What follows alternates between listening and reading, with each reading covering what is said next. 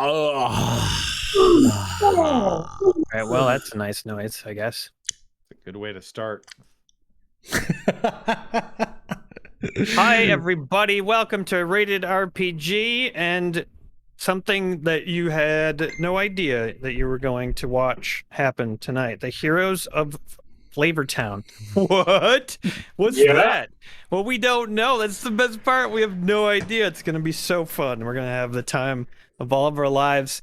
We're all going to be successful tonight. And the reason that we're doing this is because our regular campaign, we can't go on without Deon, and Deon couldn't make it tonight. And Jason's going to tell you what's going on. So Deon has been dealing with an illness in his family, and one day can be really great, and the next couple of days, things change, and so he sent me a message. He said, "Hey, I'm really sorry to do this. I really want to play, but last night was a really rough night, and so I didn't sleep, and I can't be funny today." So Deon had to bow out, and he's doing fine, but he is going through a rough patch right now. So our thoughts are with him, and we hope everything works out for the best. But it was so close to the start time of the stream, as these things sometimes happen, that we decided we gotta do something. So I was like, hey, let's do something stupid. Let's do an adventure. I'll DM, and we'll create characters like old school scrap iron style characters. Now, when I say that, like old school style, where you roll 3d6. You start with strength, dex, con, intelligence, wisdom, and charisma. Right down the line, you roll 3d6 and you get what's on the dice. You don't get to roll 4 and then get rid of the lowest one. We're going like scrap iron style. And we're going to take it even further than that by randomly rolling our race, our class, everything. I'm even going to randomly roll for my equipment if I'm even able to get any equipment. I'm basically going to AI my way through this whole campaign. It should be great. Wow. Artificial lack of intelligence. Yep. Yeah, ALI. Whew. And I would also like to say thank you to Misanthrope, who subscribed to Tier 2 for 34 months. Yeah, Misanthrope! Devil Wolf, who subscribed for 18 months. Cheers to both of you. Nice.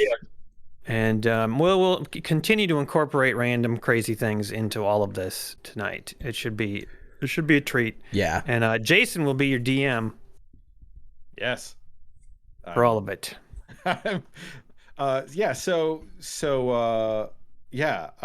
Somebody asked. I just saw it, and then I kind of lost it. Corby78 said, "Can we vote? We can vote for enemies." Well, yeah, in some respect, yeah. So I'm gonna be using the Lost Mine of Phandalin as the template for maps and combats and whatnot, right? But we're creating this thing improvised. It's not Phandalin, it's Flavortown. So yeah, that's where we're starting. So that's where the name comes from. Yeah, because we're not the heroes of Phandalin, we're the heroes of Flavortown. Right. It's a Phandelver, right? Lost Mine of Phandelver. Right. The town, I guess, is Phandalin. It's Lost Mine of Phandelver because of Phandelver's pact from the... Anyway, we're disregarding the actual story that goes with this module and making it up. Perfect. Yeah. Infernal Dante. It's important to get the... Never mind. Go ahead, Brad. I said Infernal Dante, who just subscribed at Tier 2 for 12 months, says, "Time to top last stream, fellas. Pants off." Well, I mean, we can do that because no one can see it. So I'm fine with that. I probably already had mine off. I just have shorts on right now. Mr. says, "Sorry, go ahead." I was just going to say that after last session, where all of our shirts came off, people in my life sort of came out of the woodwork who I had no idea watched my stuff, and they were like, "Why were you shirtless the other night?" Did they say it like that? Like, why were you shirtless? Why are you shirtless? It was like, why were you and 4 other men shirtless last night? various things like that. So. Like there's anything weird about that. I mean, come on. Right. Who Yeah. doesn't, take their shirt off now and then Yeah. in We front all of take a showers. crowd of 100 people? I don't understand. It was when the stream was done.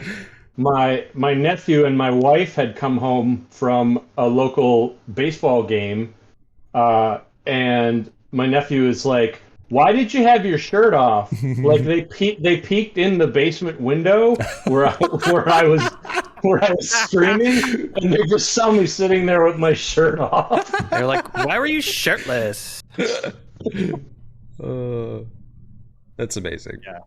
Misinterrupt says, Jason, you now being the DM is the reason why you're growing your hair, beard, and salt and pepper look now, or is that just a very happy coincidence? I heard it was a coincidence, and Jason has a plan for this look. Yeah, I'm just gonna become Gandalf. All right, that's the plan. It's a coincidence, but I'm also becoming Gandalf. Awesome. I would So, love to have a wizard friend. Well, I'd love to be your wizard friend. I want to be everybody's wizard friend. Yay! There is a Ren fair that happens in Baraboo, which is not far from here, in October. And I told Chris, I said, I want to go as a barbarian. I'll just get a pair of like fake fur breeches and just go up there with a stick as a weapon and just wander around. Awesome. I think that'll be fun. Mage sent us 1,000 bits. We got a hype train going. Horseradish Road subscribed for 20 months and says, oh boy, this crazy nonsense will be nice to have in the background as I'm driving for work. And now I can throw subs your way again. Cheers, pimps. Thank you, Horseradish Road. Thank you. Horseradish Road. And Ranger On says, older man in the basement, shirtless. Congratulations on scarring the lives of the future generations. Who's he That's talking Brad. about? Who's he talking about? Yeah, I don't know. I can't imagine. The older man. All right, so how do we show everybody what we're randomly rolling for? Emery, can you bring up character sheets? I can do that. Sure. All right. Well, I volunteered to go first. Okay. Very good. All right, so Aaron, we're going to use the character mancer that comes in roll 20. So if Yeah. you go up there, you'll be able to get to that. I already feel manced by my character. I'm going to take some notes because I'm going to have to keep track of all of y'all's shit. Mm-hmm. All right, I got I counted the races before we started. There are 41, so I'm going to roll. I already practice rolled this, as you'll see. R/D41 to find out what race I'm gonna be. What do we got? Help. Roll it. Wait. I thought it. You can actually just click in the chat and then press up on the arrow, and it should go to your latest roll. But did I type it in wrong? What happened? I don't get it. Slash R space 1D41. Slash R. Yeah, you typed R That's what I slash. Thank you. Thank you. Just press up on the keyboard while you're in the chat window, and you'll get to the correct roll. It's too late. I've already typed it. Okay, Okay. I'm number 30. Emery, we got some business. Can you read it? Ooh, Infernal Dante gifted 5 tier 1 subs to the community. Thank you so much, Infernal Dante. And that brought us to a hype train, and we've already got to level 2 on the hype train. Holy crap.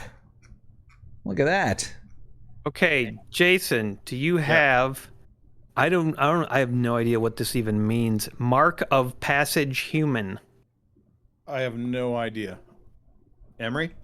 Mark of passage human? Which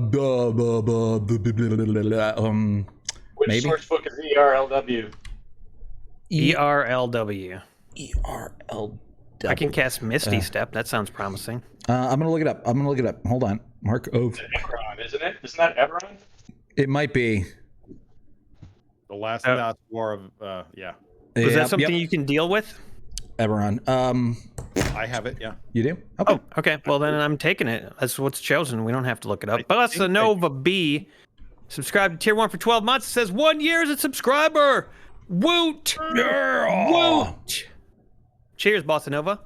Digital Dark Knight sent 400 bits. And Shane Loves Games sent 500 bits. And now we have a level 3 hype train. Woo! Our hype train So forward. is cruising on through the station at a high rate of speed. I think Hi. this is Mage cheered 1,000 bits as well. Yes. If I missed that, then yes. Thank you. That's Thank you, awesome. Mage. Thanks so much. Thank you. All right. So this Mark of Passage human, whatever that is, it's got an ability score increase of dexterity +2. No. Wait.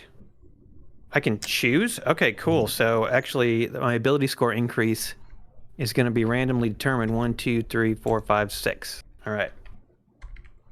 D6. I got a 6, so my ability score increase is going to be charisma. Oh, nice. I'm going to be a Mark of Passage human with high charisma. My alignment. 1, 2, 3, 4, 5, 6, 7, 8, 9. This ought to be interesting. See what we get when we're all together with different alignments. /R9.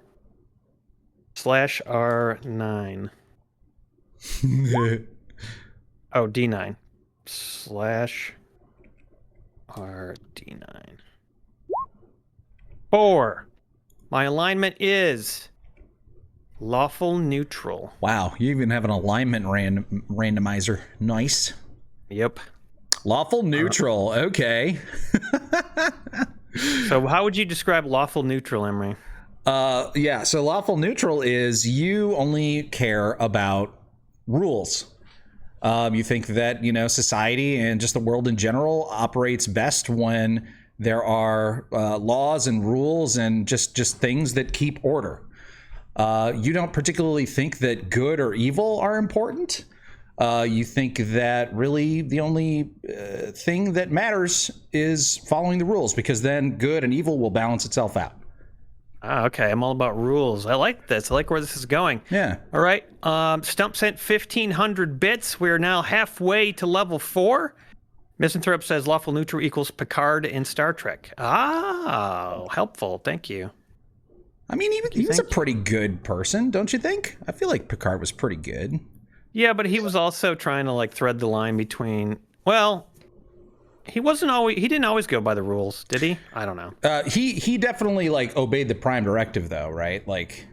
No ifs, ands, or buts about the Prime Directive, because that would be lawful neutral. If though he was put in a situation where he decided to break the Prime Directive to help out some aliens, then that would be more maybe lawful good or something.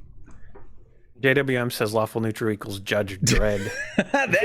It could be. Yeah, it could that is be, true, yeah. actually. All right, I'm rolling for my language proficiency. Here we go. All right. 10. 1, 2, 3, 4, 5, 6, 7, 8, 9. Goblin! Oh my god, it's the perfect language to speak for this campaign. Jason said there's going to be all kinds of goblins. Oh, I like that. Okay. All right. All right. So that is, and what can people actually see of my character sheet? Oh, you're showing all of it. Okay, cool. Oh yeah. I'm going to the next page. Here we go. Choose a class. Have you actually made any changes to your character sheet? No, he hasn't done it. You're what everybody's seeing in the stream is Emery, right? Yeah, they're saying May. Yeah, but I went to the next page, so it should be saved, right? I think so. You're probably not going to see it until it's all done. Yeah, I probably won't see it till it's all done. That's fine. Okay. All right, so now I'm choosing a class. What do we got here? 1, 2, 3, 4, 5, 6, 7, 8, 9, 10, 11, 12. 14. There's apparently 14 classes to choose from. So I'm going to roll a d14. Get a 5. Oh, what's my class? 1, 2, 3, 4. Cleric! Ew! Someone called that. Yeah. Damn it. Someone way up in the chat said, "Wait till Aaron gets a cleric and starts bitching." This is like getting tofu on my pizza. It's just tasteless. Clerics are awesome. Okay. They are. Yeah. All right. Maybe I'll come around. Maybe I'll learn tonight why clerics are awesome, according to Emery. Okay. Yeah. We made it to level 3, everybody. Thank you so much for that hype train. Always appreciate it. And we feel it. Cheers. All right. Proficiencies. 1, 2, 3, 4, 5. I'm just going to roll a d10. Okay. All right. Got number 5. Religion. Nice. That makes sense. Okay. That That's makes the some one we good sense. always needed in this campaign. I think there's more than 5 proficiencies, right? For And sure then are. there's another proficiency to choose from, so I'm gonna roll another d10. Oh, he's only got 5 choices on the cleric list. That's what it is. Yeah, Okay. religion and history. Oh, I am gonna be a fascinating character. Amazing. Yeah. Useful. You'll be useful. Aaron. I'll be so useful. Yeah. Thanks. You're already making me feel better about it. All right, I have to choose a divine domain. 1, 2, 3, 4, 5, 6, 7, 8, 9, 10, 11, 12, 13. All right. 13 All right. divine domains to choose from. And I got 2. Forge domain. Forge. Okay. I've got a minion that forges things, an ink-stained little twerp with excellent penmanship. That's the Interesting. description that Xanathar Forge gave me. domain. The gods of the forge are patrons of artisans who work with metal, from a humble blacksmith to a mighty elf artisan. All right. Forge domain is really good. Yeah. Clerics of these deities search for objects lost to the forces of darkness, liberate minds overrun by orcs. All right, well, I mean, that's appropriate, seems like, for what we're doing. Yeah, man. So, cool, this is working out. All right, we got a divine domain. Is that the end of this page? All right, on to the next page. Ability score method. Roll for stats, right? Well- yeah, roll for stats. Okay. And we're rolling 3d6, so I should actually... How do I change this? Custom? Custom, yeah. I'll do custom, and then I'm going to roll 3d6, because we're only rolling 3d6 for our abilities. And you start with strength. Like We're done old with- school, like that's really old school. That's like original D&D or AD&D. What? Yeah, It's that D&D, original D&D, so this is how you did it, 3d6. Nasty. Here we go. Pray for me. Oh, a 9. All right, strength is a 9. Good luck with that, Mr. Forge Cleric. I fully expect to not be able to really do anything as these characters. All right, I got an 8 dexterity, off to a Whoa. great start. Well, it's not very physical. Oh my Yeah, god. I'm not very physical. Exactly. I got a 9 constitution. This is just terrible. Just terrible, okay? I got a 13 intelligence. That's not the right ability to roll high for. Come on, I need this next one. I need a high roll on this next one, please, God. 13 isn't even high. 7! I Oh. got 7 wisdom. Oh no. Okay. And can I swap any of these around? No. And I got a 13 charisma. Well, you know what? My charisma is going to be dynamite. I'm Awesome. going to be able to talk my way out of everything. On it, right? It Did should you get a- automatically, yeah. I don't think do I put it on there? Do I have to put it on there? No, it'll do it for me. Okay, cool. Well, it could be worse, you guys. Let's face it. No. If I'd rolled a 3 or anything lower than like an 8, it would have been pretty bad. So- Yeah. Yeah. Hey, Tony Mayer, how's it going? Good to see you. All right, there's my horrible ability scores. Oh my god. Really I should be able bad. to see them up there now, maybe. Let me Choose a background. All right, how many of these are there? Why don't you guys talk while I count these?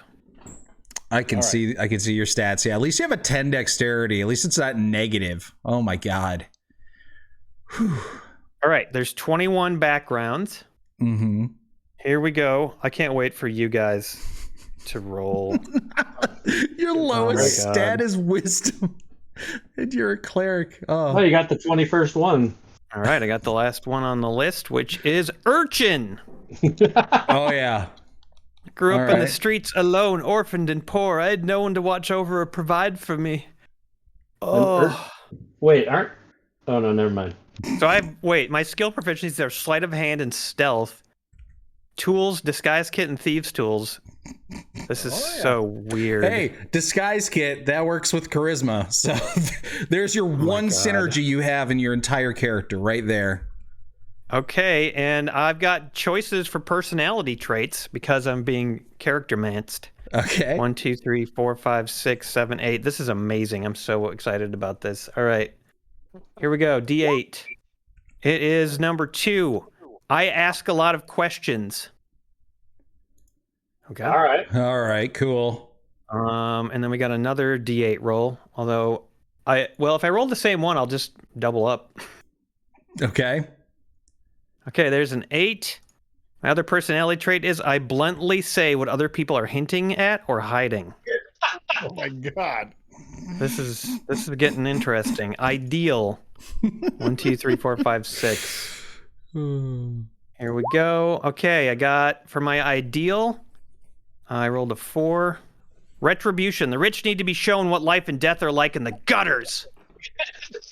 Awesome. Which is evil, which is strange because I'm lawful neutral. Oh, well. Well, I mean, just because you are lawful neutral doesn't mean you have some evil tendencies. This is like your vice. Yeah. You know what I mean?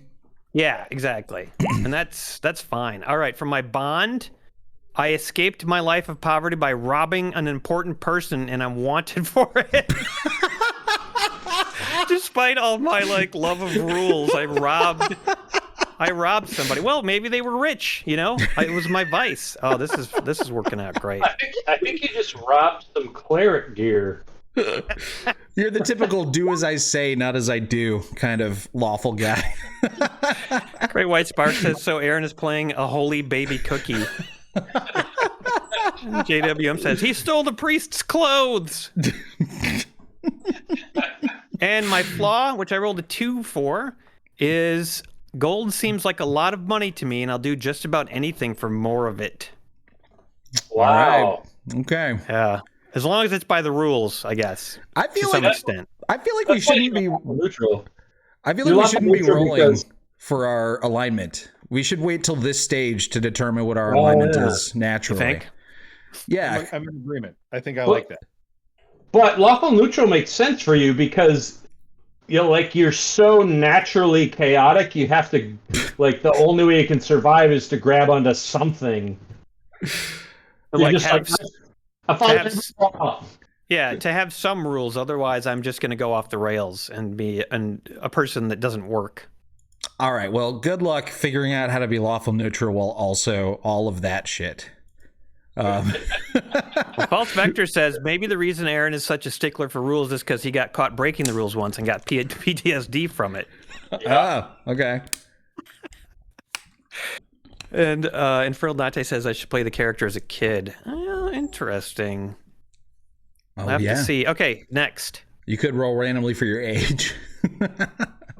Yeah, actually, I will. It's not going to be my choice. That's how I'm going to do it. All right, so I have a choice. Okay. Class equipment or starting wealth? I would honestly... I would like to roll for or you should say, you're thinking class equipment? Dude, if you rolled for your fucking equipment too, that would take forever. It would take too long. Okay. Your starting equipment's fine. I did my class equipment, and I've got... Am I proficient in Warhammer? Otherwise, I'll just have to take mace. Warhammer? I believe Forge Clerics have martial weapon proficiency. Okay, cool. Then I'm going to roll a D2. All right, I'm choosing mace. For armor, I'm choosing chainmail.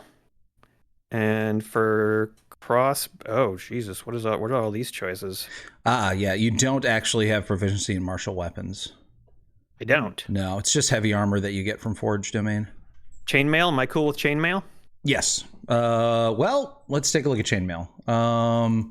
Because you only have a 9 strength. That could become a problem. Chainmail.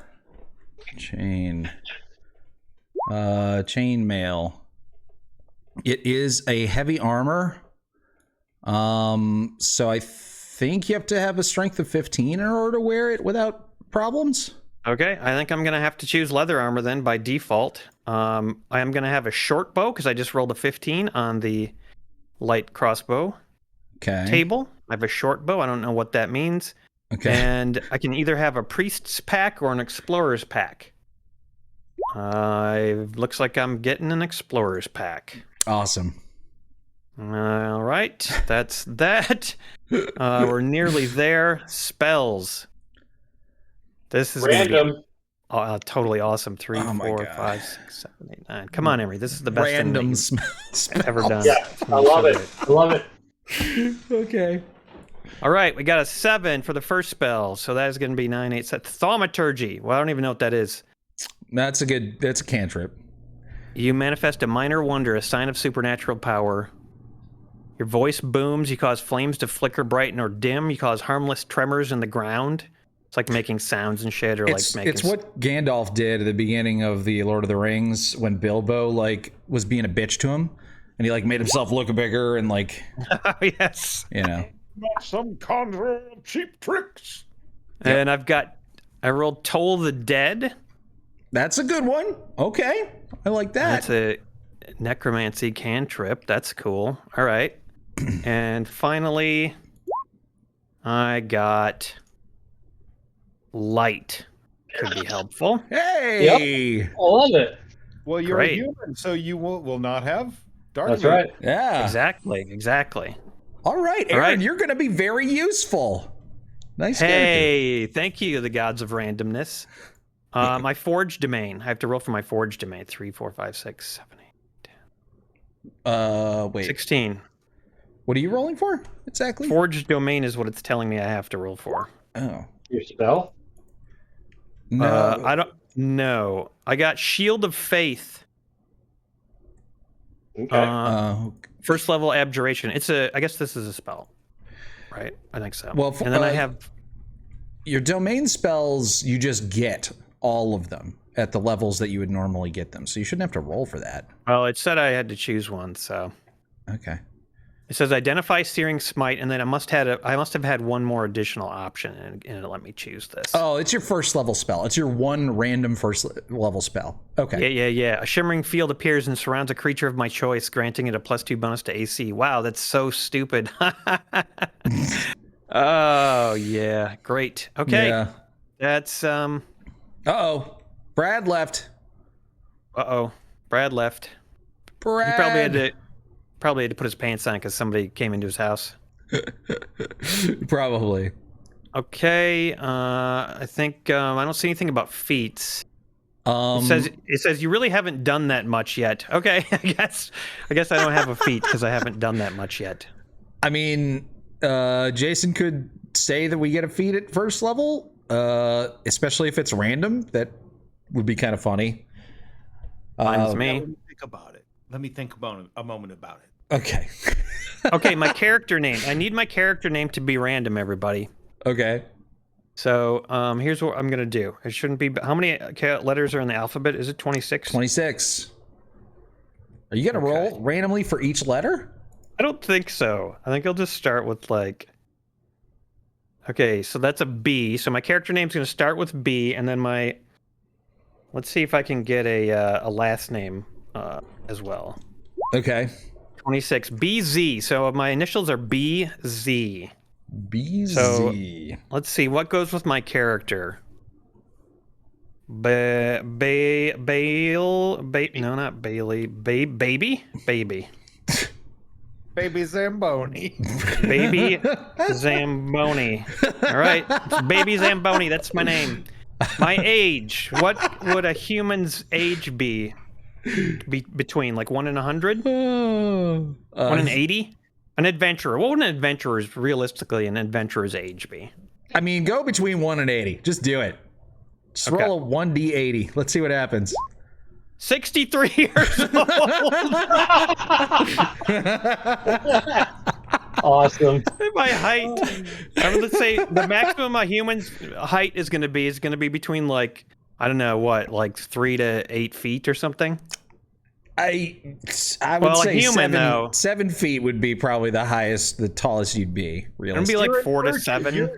Your nutrition hasn't been good enough to get you that big. So like 4 to how about like 4 to 7 feet? Okay. All right. And I'm gonna do a D6, and we'll do like in halves between that. Okay, so it's like I got a 3, so that means I'm 5.5 feet tall. Okay. Sounds good. 5.5 feet. You have all your physical stats are just atrocious, which makes sense since you're a malnourished urchin who's 63 years old. My weight, 63-year-old human, could be anywhere between like 80 pounds to like 200. Okay. Yeah. All right. So why don't you roll a D120 and we'll add that on to 80. Perfect. All right, I'm 112 pounds. Yeah. And my eyes are let's see. Let's say there's like 6 colors for eyes. I don't know what they are. I'll just Oh, well, we can roll. There's random color generators. Oh, there are? Okay, Yeah. roll a random color generator for my eye color. Oh, this is great. I love this. Random color generator. This might end up being like this might be like we roll up our random characters tonight and like have one scene with them, and then in a future adventure when somebody drops out, we'll play this adventure again. Yeah, totally. Good. Yeah. Random color generator. Meanwhile, I'm gonna. Oh, and I need it for my. Rolling by itself is just entertaining alone. Yeah, exactly. Like to me, this is the most fun part. We all know that making the character is the most fun part. So, Aaron, I got raspberry red. Okay, give me a hair and skin color as well. Okay. My hair is raspberry red. My eyes are raspberry red. My hair is cement gray. So that makes a lot of sense. That makes a fuckload of sense. And then skin color? Yeah. Your eyes are just constant. Green blue. Yeah. All right. You're diseased. You got bloodshot eyes. Blue. That's from growing up on the streets. I had my entire body tattooed. That's the only explanation why I'm green blue. All right. It's crazy. All right, so just to sum up, my character name is Baby Zamboni. I'm 63 years old. I'm 5.5 feet tall, weigh 112 pounds. My eyes are raspberry red, my hair is cement gray, and my skin is green blue. Somebody immediately start drawing that, please. I'd like to see a sketch by the end of this. Amazing. Okay, I think that's it.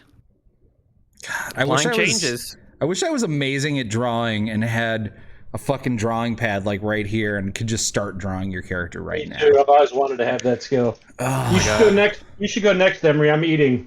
Okay, I will be next then. You're all 100% finished, right, Aaron? That's it, Baby Zamboni. It says Dungeons and Dragons, and it says Baby Zamboni. This is really making me happy. Oh. Hey, my roll 20 appears to be like frozen or something. I'm gonna reload it. It's having problems. Do it. Oh, Shane says that I have that disease that silver miners used to get that turns your pigment blue from silver poisoning. I like that. Yeah, I like that. You were scrounging around in an old silver In an mine. old mine. Yeah, that's probably where I lived, and that's why I'm blue-green. Okay, I love that. That's fantastic. All right. What's on Brad's shirt? I have no idea. What is on Brad's shirt? Scorpion on a bicycle. Is that it? Saw it when he came in. Whoa. Oh, nice. I love that. Mackinac Island. That's cool. Wait, are there scorpions on Mackinac Island? Apparently. Okay. Now there are. Now there are. Character Mancer. First time using the Character Mancer. I'm excited. Okay, choose a race. So how did you count all this so quickly? Aaron. I just counted it. I'm fucking fast, man. How the okay. Oh my god. There's 41 of those. If you're 41. the same, if you're doing the same as me, there's 41. Well, he has 4 source books, so he'll probably have more. I might have more than you. But yeah. I that's can't annoying. hear Brad very well, especially that last little bit. Because we're going to turn this into the podcast too. Sorry, I've been turning my mic on and off. Okay. Oh god. You know, Brad, Discord mutes like chewing and shit, so you can actually, you don't have to mute yourself. It shouldn't come through if you're chewing. Discord mutes when you fart and when you shit your pants and when you're eating and when you cough, all that stuff. Wow. Emery's tested all of it. Shit. Okay, now I have to actually count. I just rolled a D100 hoping to get a kind of a lower number. Now I'm going to have to actually count how many there are. Yep, this is how it works, man. This is how we do it. Bork, bork, bork, bork, bork.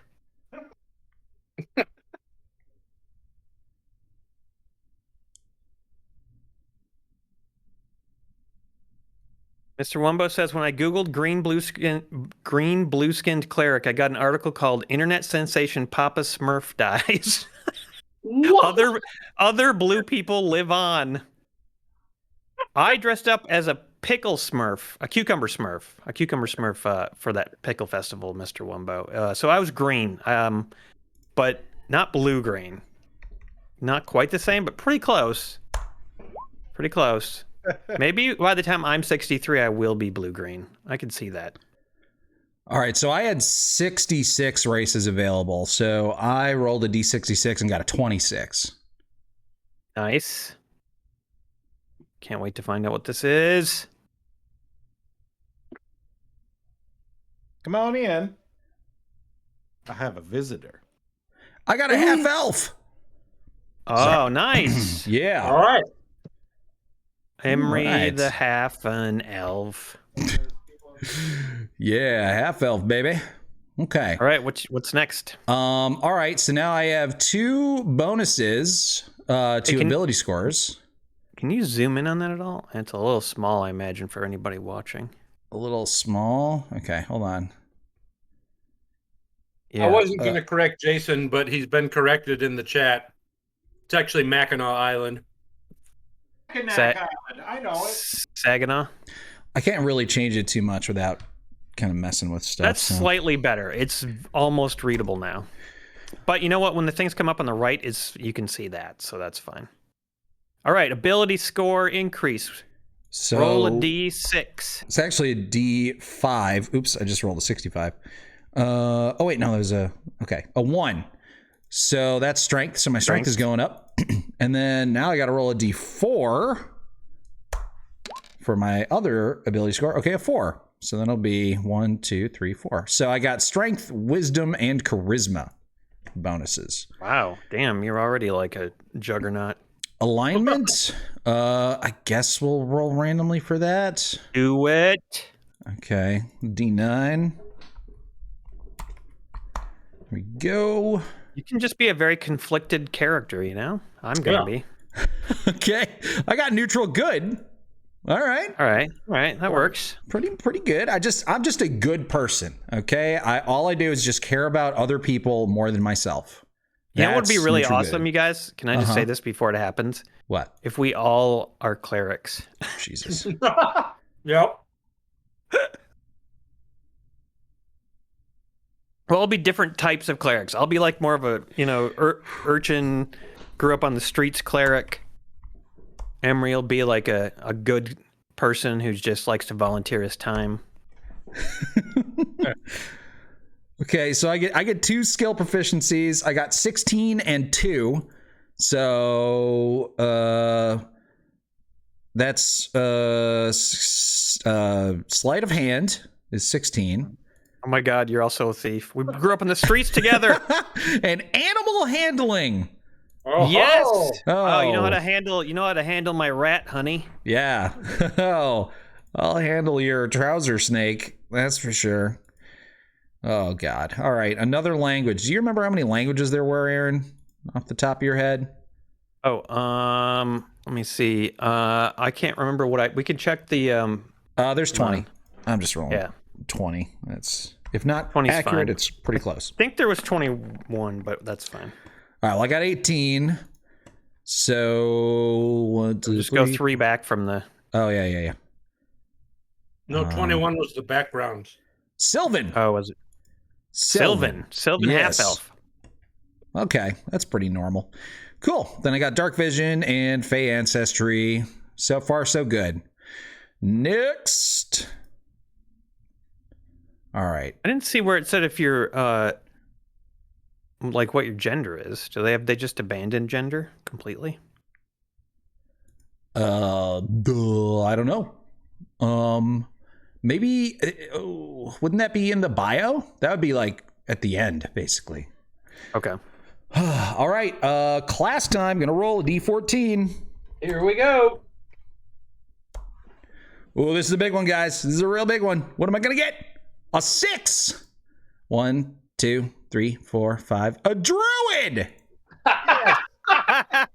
Oh no! Oh. Dang. I can't wait till you roll your ability scores. This is going to be amazing. I mean, I got animal handling, so, you know, druid. That makes way more sense than you could have imagined. All right, skill proficiencies. 1, 2, 3, 4, 5. I can't really imagine Emery playing a druid. This is strange. I know. This is like the last class I would ever want to play. Not exactly. That's why this is going to be so great. I hope there are divine powers in this world. All right, so for my class skills, I got Arcana and Survival. Okay. Nice. And then let's see here. Nothing else here. Don't use armor or anything made of metal. Okay. In case you guys joined late, we are doing a randomly rolled campaign right now. Because Deon couldn't make it, he had some stuff going on. He had some big stuff going on. So, and I'm sure he'll tell us all about it when he's back. But yeah, so we're doing this instead, and then we're just gleefully rolling up all the random stuff, and we're doing it extremely old school. Yeah. Right now, Emery's about to roll 3d6, and he has to take the ability scores no matter what he rolls. This is where everything goes wrong for me. Absolutely. I got lucky. I actually now realize I got really lucky. I rolled 2 13s and got nothing lower than an 8. I guarantee you Emery is not going to do that. He's dead. Okay, here goes everybody's strength. I got a 15. Wow. Oh, nice. Oh, damn. Okay. Congrats on that roll. Wow. All right. You can just type 15, bro. And because of my +1 strength from my Rachel, I actually got a strength of 16. That's crazy. Wow. Okay. Nice. Nice The job. tank of the group. No, that doesn't have anything to do with tanking, man. Right. I guarantee he's going to roll a 3 at some point. There's no way he's going to keep rolling this well. All right, 12 dex, not too shabby. well, he's going to be all physical. 11 for Constitution. Okay, 11? well you're rolling better than me right now. Good job. I'm doing pretty good. 11 con. All right. See, that's where the tanky idea sort of starts to fall apart. Yep. Intelligence, this is a dump stat. I'm okay with a 10. I'm okay with a 10. What is the phrase? What is the slang term for the character whose strength is the highest then? Shithead. Big dumb fighter. Big stupid fighter. Big. Okay. A big stinky doo-doo head. All right. This is an important roll because this is wisdom. This is my key stat as a druid. Oh my god, you're so screwed. You better be high. You better get high. Come on, man. Come on. A 13. Oh, nice. Nice. Okay. Wow. All right. And it turns to a 14 because oh my god, I'm getting so lucky here, guys. That's incredible. Well, Emery's going to do everything for our party. There goes 5 charisma. Yeah, there it is. There's the low roll I was expecting. All right. Nice. That was a good place for it. He's been out in the woods for his whole life. Yeah. Doesn't deal well with people. Yeah, and I've got the charisma because I've been on the street, you know, like chatting people up all the time, trying to make money, and because I'm so obsessed with gold. So yeah. This is making a lot of sense. Okay, choose a background. 1, 2, 3, 4. Randeron says Mdolf. Gandry.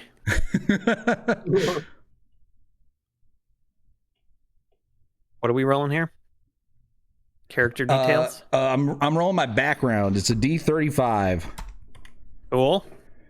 Whew, okay. I got a 21.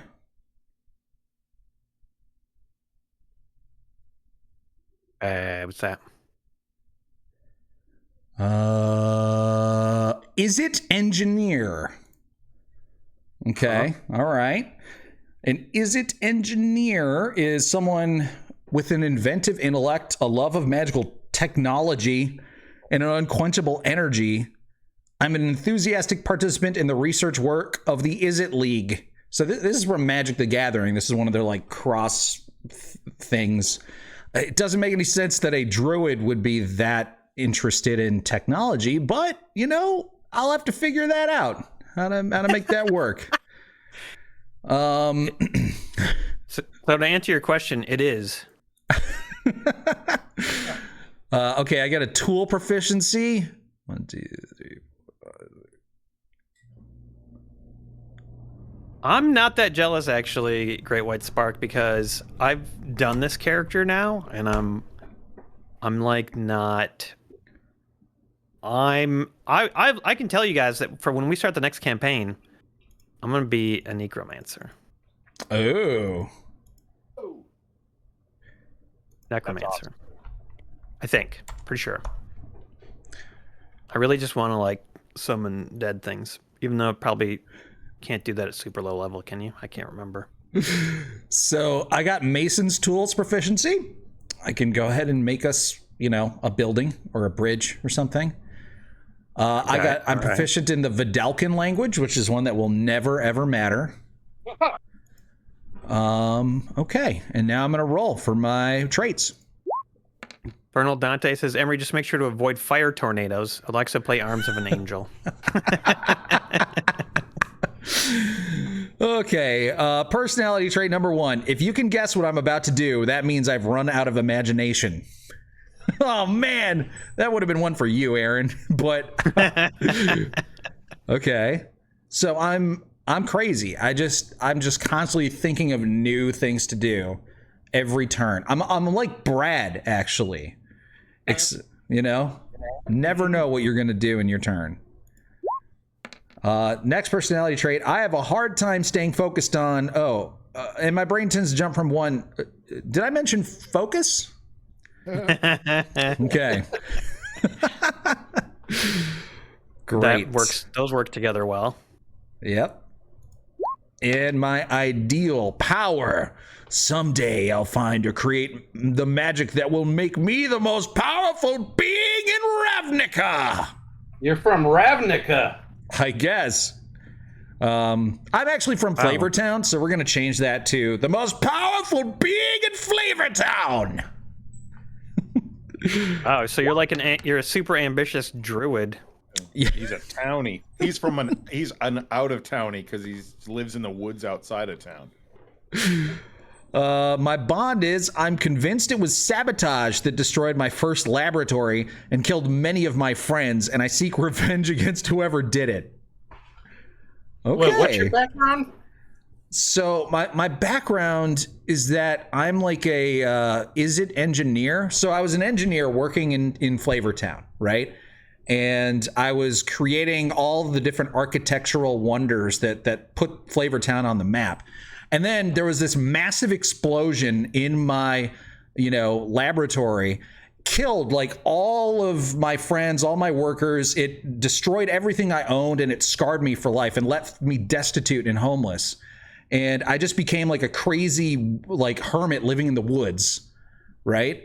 And sworn revenge on all the people who got killed. And I need power to accomplish that goal. And then my flaw, I get bored easily, and if nothing is happening, I'll make something happen. Oh my God. Well, there you go. That's Emery in a nutshell. All right. Good times. Equipment, I'm just going to go with class equipment. All right. Randomly for that stuff. I think there's 2 choices for all those, probably, so... 15. Okay, it's like the same. Let's see. Everyone is trying to guess what I'm going to roll now. I can't wait to find out. I love that we still have 2 characters left, too. 1. Oh my God, guys. I'm starting with a dart. One. A fucking what? Dart. A dart, Aaron. A dart. Oh, wait, I'm sorry. What? A dart. You just have a dart? It's... Holy shit, that's amazing. Oh man. Is it like an old Dodge dart?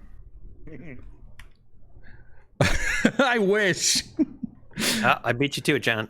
And then I got 3 on this. 1, 2, 3. A dart and a great club. All right. Like the most opposite you can get. Oh my God, that's so weird. Can you imagine like the drawing of you with a great club and a dart in the other hand? Like, it's so weird. Oh, that's ridiculous. Okay. Druid cantrips. Oh boy. That looks like, let's go with 20. I think that's 20.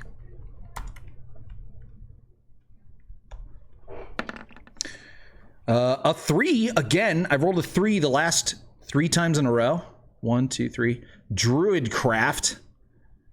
All right. Very generic cantrip there. And then a 9. 1, 2, 5, 6, 7, 8, 9. Magic Stone. Fantastic. Druid level 1. I get 3 level 1 spells. 1, 2, 3. Oh boy. I think that's about 25. I'm just gonna roll D25. I'll go with the 26. D26. 14.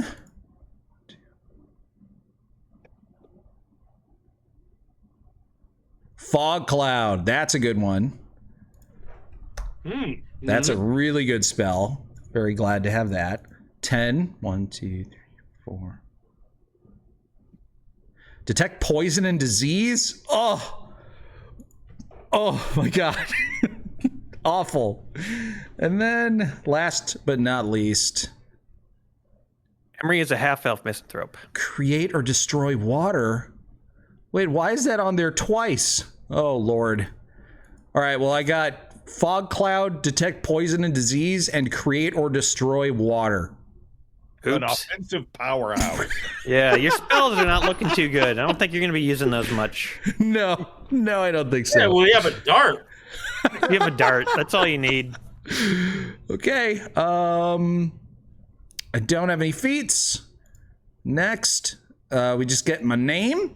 So I'm gonna roll 2 D26s. First name starts with, Y? Yeah.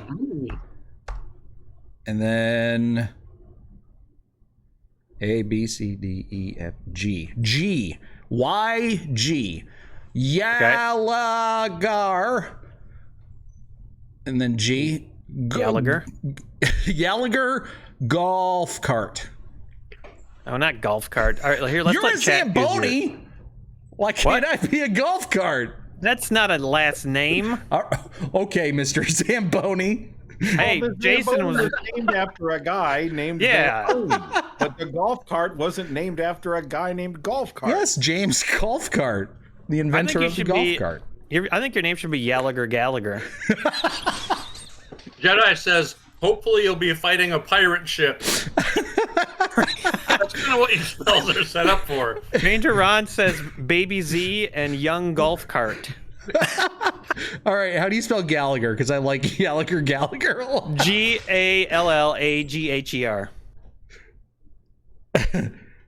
This is disrespectful to Lord James Golf Cart.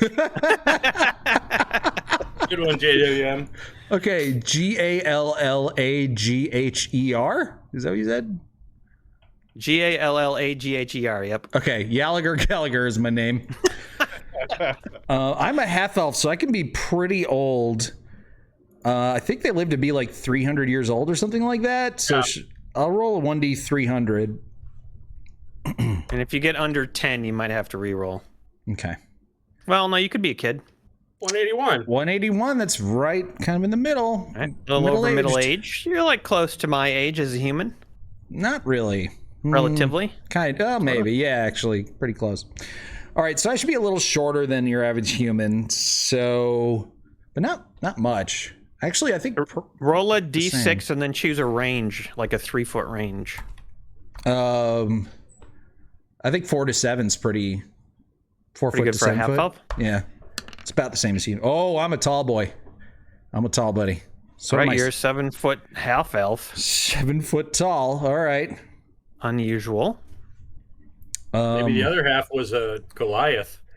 Yeah. Half Goliath. And then let's see. Weight. You did 80. So let's go for like 70 to 190. How about that? 7 feet tall. I think you might. Well, you're an elf. That works. Infernal Dante says, "No, please, Mr. Gallagher was my father. Call me Gallagher." Oh shit. Okay. Oh wait, I rolled a d20. I need to roll 120. Sorry. 83. All right, 83 plus 70 is 153 153 pounds. That's respectable. 153 pounds and 7 feet tall, like total beanpole. Yeah, totally. You can Great still White lift. says he plays for the Flavortown Bulls. Can really easily lift me up though, and reach high places. Yeah, with a 16 strength. Yeah. Okay, so I rolled my first color for my eyes. I got granite gray. Very nice. And then let's see, hair. I got sun yellow. Look at that. Nice. Nice. Yeah. Nice. Very elfy. And then finally, my skin is going to be luminous red. You have a permanent sunburn. Okay.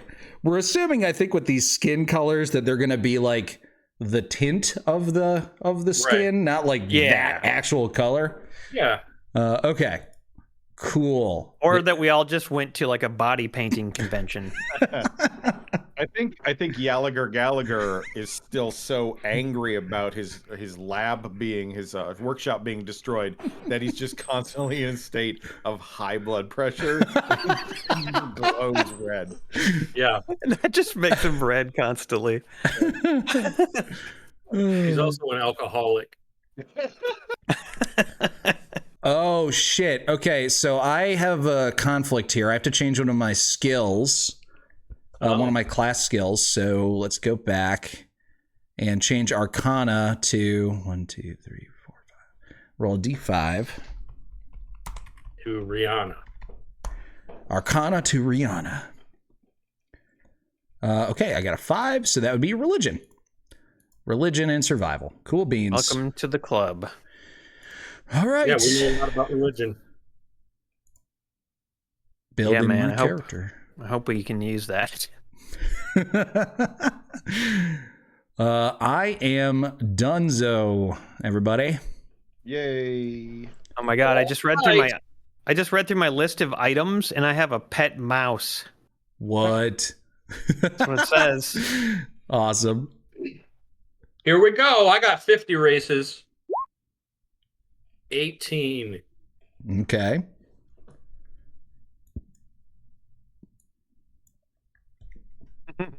Mr. Wumbo says, are these VeggieTale characters? I am a half aquatic elf. Oh my Awesome. god, that's gonna be... Does that mean you have to like be carried around inside of a fish tank? That's gonna get awkward. We're gonna need a big wagon or something. Oh, and we're randomly choosing which stats are raised, right? Yes. Mm-hmm. All these things are randomized. Okay. You're looking at Brad's yet, Emery? Oops. I can't really look at his. I'm just trying to like look at my spell. I get a +1 to Constitution.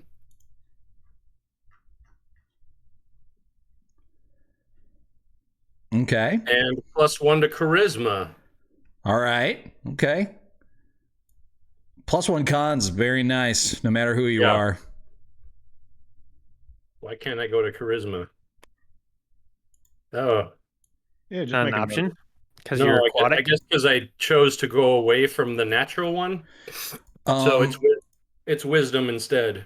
Okay, well, yeah, there's one that your race just gives you, and then the other one you can roll randomly, but the one that's always there you can't change. Okay. Gallagher. Right, so you're an aquatic half-elf. What's next? Give us the lowdown. I have good wisdom and constitution, and now I'm going to do my alignment. Okay. 1. I'm lawful good. Ooh. All right. That more or less works. Yeah, we got a good party so far. We got lawful, neutral, Yeah. lawful good, and neutral good. Cool. Right. I get to choose a variant skill for my race. Okay. Okay, how many options? 3. Roll it up. 3. I have a swim speed of 30. Hey, there you go. Okay, that makes sense. That'll be useful when we're down in goblin caves fighting goblins. Oh, there could be an underground pool, though. Maybe Yeah. Jason will make you useful. Jason's probably over there thinking of like, how can I make all their useless abilities actually matter? He's scheming. 1, 2, 3, 4, 5, 6. Wait, 1, 2, 3, 4. I know giant.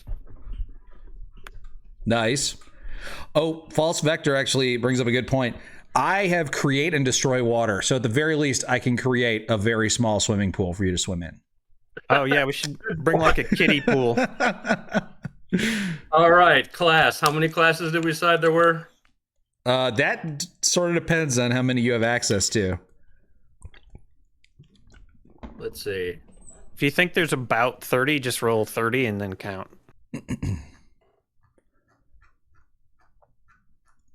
I think for me it was like 60. 60 it was 66 for me. Classes? Yeah. Right? No, you're talking. That was races. That's right. Classes was 14. 14 classes. And the aquatic half-elf, unfortunately, can only breathe air if they have the amphibious special quality. Otherwise, Brad's character would have to hold his breath outside of the water for 2 rounds per point of constitution. After that, he would begin to suffocate. So Brad's character also is amphibious. I'm really excited about this. I have no idea I how am that. also a druid. Really?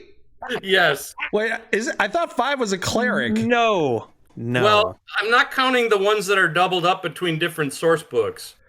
Oh. Okay. I think I didn't do Artificer, that. barbarian, bard, cleric, druid. Okay, All so right. we have 2 druids and a cleric in this party, and one of them can't breathe right now. What? We have yet to see whether he can breathe or not, because he's supposed to have to take a special ability. He is amphibious. I'm going to go ahead and grant that. Because Okay. that feels so game-breaking if he doesn't have that. No, dude, I don't think you should do that. You I can don't just think have you a should do that. fishbowl on his head. Yeah, he's just going to have to, he's going to have to figure out a way. All right. I'm proficient in medicine.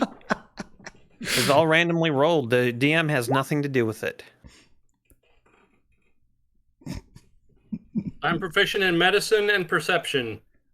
All right, perception. That's okay. Finally, we got somebody with perception.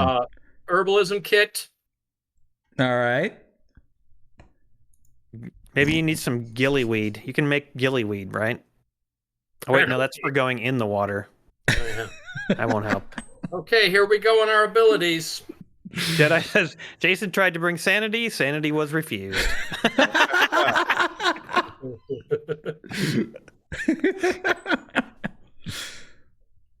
Who wants sanity? I mean, it's great because I have create and destroy water. This gives me a reason to use that spell every day to refresh his fishbowl he has to wear on his head all the time. So Yeah, that he absolutely. doesn't, suffocate. Strength is 10. Okay. Ooh, you're already onto the stats. Oh my god. Lungy weed. Strength is 10, you said? Yes. Okay. Okay. All right, ability scores, yeah. That's really great. So is dexterity. Oh, Okay. good. You gonna roll all 10s? How You a tenor? average of you. A 10 man? Going to be a tenor. Constitution of Oh. 14. That's Plus good. add one Hey! to- That will allow you to breathe without your helmet for a few seconds longer. Yes. Intelligence. 9. 9. All right. That's okay. You don't need that. What you Comes need the right big one. here is the big Come the 18. 8! Oh! It will be a 9 because of my race, but You're terrible. You've I chosen really the am. wrong. You've chosen the wrong. and a 12 charisma. Great. Well, Oh my god. You and I can be very friendly. Not a very good druid. Nope. How did I get so fucking lucky with my rolls? That was just I have no crazy. idea. Whew. You just did. I just did. I'm gonna have to carry the party, I guess. I am an acolyte. Ooh. All right. An extra religious druid. Lawful good too. Yeah, he's gonna be fun. What kind of laws do you half fish people want the rest of the world to follow? Kill all the goblins. Yeah. They're polluting the local water supply, which is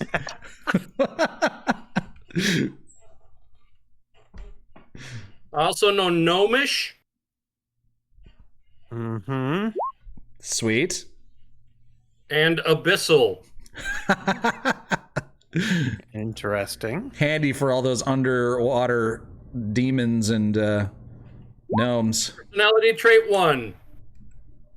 I am tolerant or intolerant of other faiths and respects, or condemn the worship of other gods. I guess I'll be tolerant. Yeah. Okay. I've spent so long in the temple that I have little practical experience dealing with people in the outside world. And my temple has been underwater, by the way. Of course. Ideal. Change. We must help bring about the changes the gods are constantly working in the world. And yet I'm lawful good. I owe my life to the priest who took me in when my parents died. Oh. That is my bond and my flaw. I judge others harshly and myself even more severely. Oh. Oh, I have a book up my ass. Stuck up my ass. All right. Moving on. How would I like to choose my equipment? Class equipment. 1, 2, 3, 4, 5, 6, 7, 8, 9, 10, 11, 12, 13, 14, 15. All right, rolling for my first weapon. All right. Don't get a dart.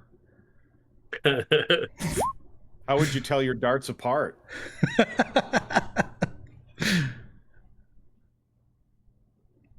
have a quarterstaff.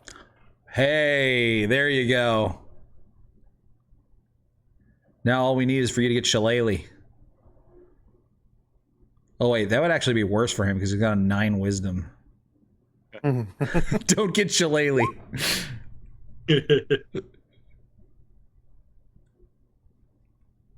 Ranger Ron says, "Good Lord, Brad is Kevin Costner from Waterworld." I have a quarterstaff and a sickle. Oh, a sickle is so useful underwater. He uses it to harvest, seaweed, I guess. Oh, sure. Yeah. Like quarterstaff would constantly be floating up to the surface. He's gonna have trouble with that. He's gonna struggle. I have a prayer wheel. A prayer wheel. Prayer wheel? Yeah. Okay, underwater prayer wheel. What? A water wheel. It's an underwater prayer water wheel. Oh, yeah, Infernal Dante, my dart will be dart lean. Yes, great idea. Oh man, I know exactly what my character is gonna sound like. You guys, I figured it out. Okay. I'm excited. Brad's character is going to sound like... How the hell is he gonna talk to us? I have the cantrip of resistance. He's gonna have to scream or something. There's no way we're gonna understand him. And produce flame. Produce Why flame. Produce flame. Oh my god, why? Wait, it's not letting me take it. That's hilarious. You can't take produced flame? Oh, I see what it did. Never mind. I can. So wait, what are your spells again? Produce flame and resistance are my cantrips. Okay. So I always make myself resistant to fire and then produce it.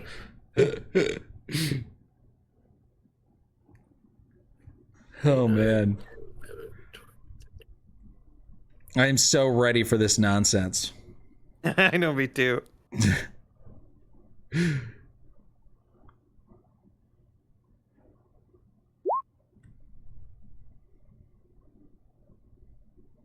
I also have create or destroy water.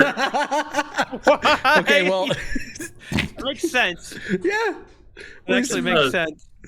So now you can really create a lot of extra water for you. Like if you develop a hole in your fishbowl. I just want to point out, it's a party entirely of divine spellcasters, and none of us have a single healing spell. Yes, it is true. There's a reason this is a one-off, okay? Every damage we take is going to be permanent until we go to sleep. Oh, brother. Oh, speaking of that, how many hit points do I have? 7? Holy shit. Yeah. I'm 74 years old. Well, I hope all the goblins we're fighting are babies. Even baby goblins might kill us, man. It's true.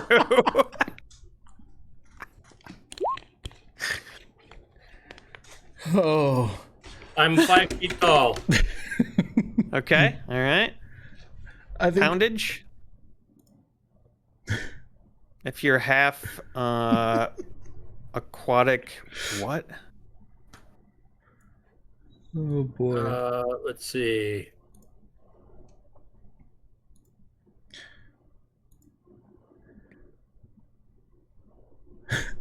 Baby Zamboni has an AC of 13. Do you have a shield? Is that how you have an AC of 13? I don't even know where you're getting that AC from, but good job with that. I weigh 214 pounds.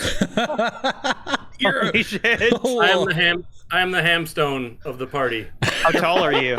5 feet tall. 5 feet tall. Oh my god. You're like the reflection in a car door. Did you do age yet? Yes, I'm 74. Oh, but you're also a half aquatic elf, so All right, you got your color randomizer? it's actually young. Oh yeah. All right. His So eyes. first color, you got violet blue. Nice. Yeah. Normal colored eyes. Hair. Hair. Telegray 4.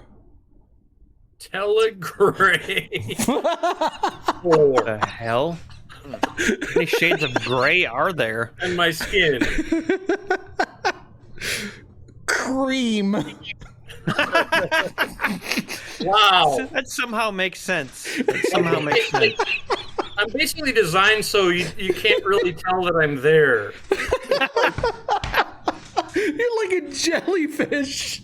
Yeah, I'm the color of sperm. Wait, was cream his hair or his skin? Skin. His skin is cream. Oh, that's so strange. Okay, so half aquatic elf. I have a 30-foot swim speed. I'm a druid. I come from an acolyte background. Spells are produce flame resistance, create or destroy water. My name. I got to change my name. Oh yeah, roll D26. Oh my god. He's a sperm. All right. First letter is X.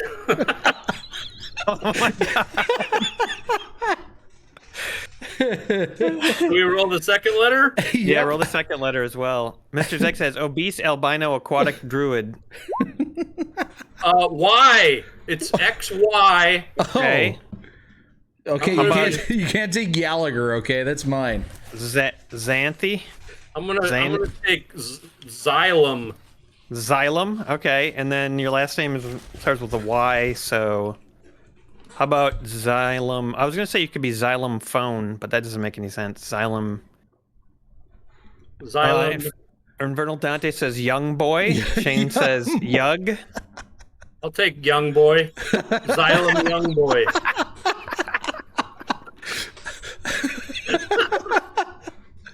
Xylem Xylem young boy. Ray White Sparks says you're going to have about 5 minutes of DMing before they'll be re-rolling new characters. All right, there we go. Oh my god. I am 74 years old. Height is 5 feet. I weigh 214. Eyes, colors violet blue. My hair is Telegray 4, and my skin is cream. Woo! That's right. That's right, you guys. Our last names are Zamboni, Gallagher, and Youngboy.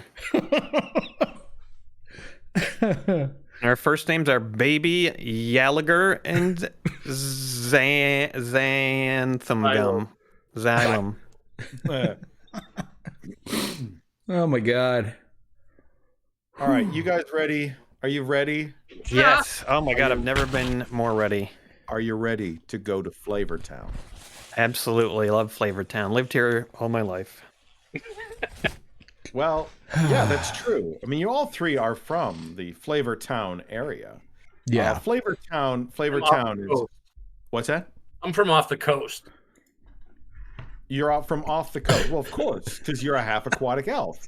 You have to live where the water is. So you've been living off the Sword Coast, off the high road, hanging out in the shallows, eating all the shrimp that you want, all the crab boils, because you boil the water for the crab boils with your magical fire fingers.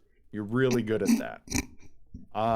But you know, being a connoisseur of shellfish and shellfish boils, you've heard of a chef who lives in Flavor Town, and his name is Grog Fietti. He's a half orc, and he's made quite a name for himself in Flavor Town, creating delicious dishes. And your people, your village, your small underwater village that you live in, they've been exporting crabs and shrimp and octopi and different other sea delicacies to him, and he's been cooking them up. But lately, Xylem, you have heard that he has stopped ordering the shellfish.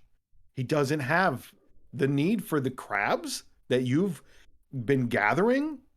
This is your favorite thing to do, is gather up the crabs. That's your one job for your people. Now, Son of a bitch. excuse me? Son of a bitch. I thought he said it's a trap, but I guess I was wrong.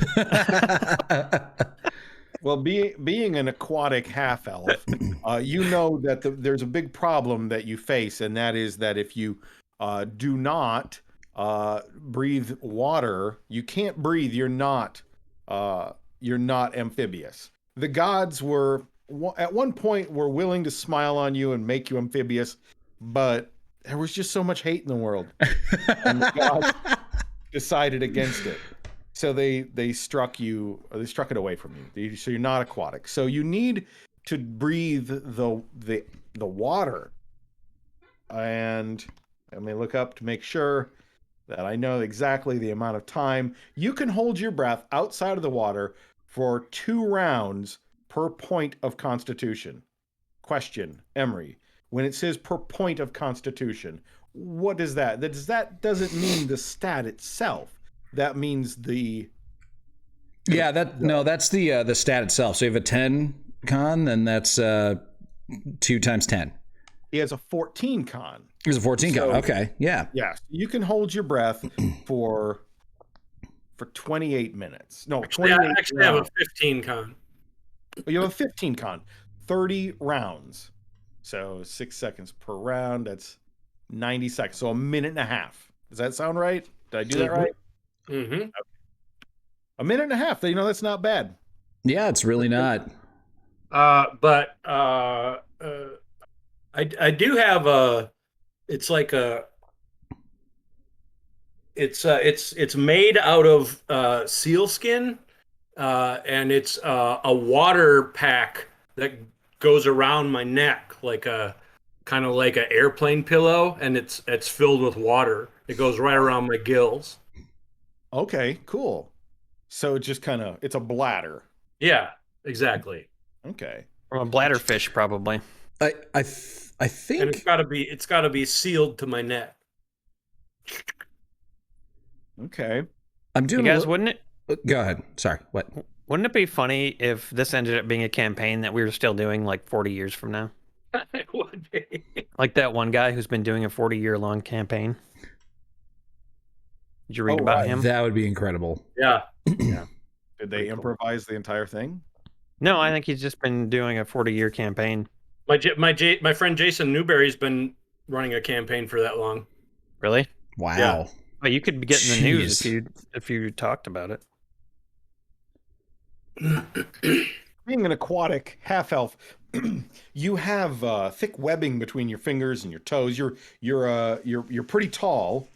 No, you're not tall. The other aquatic half elves are tall. You are 5 feet tall. They make fun of you about this because they're really good swimmers, and you're not as fast as them. You're a great swimmer.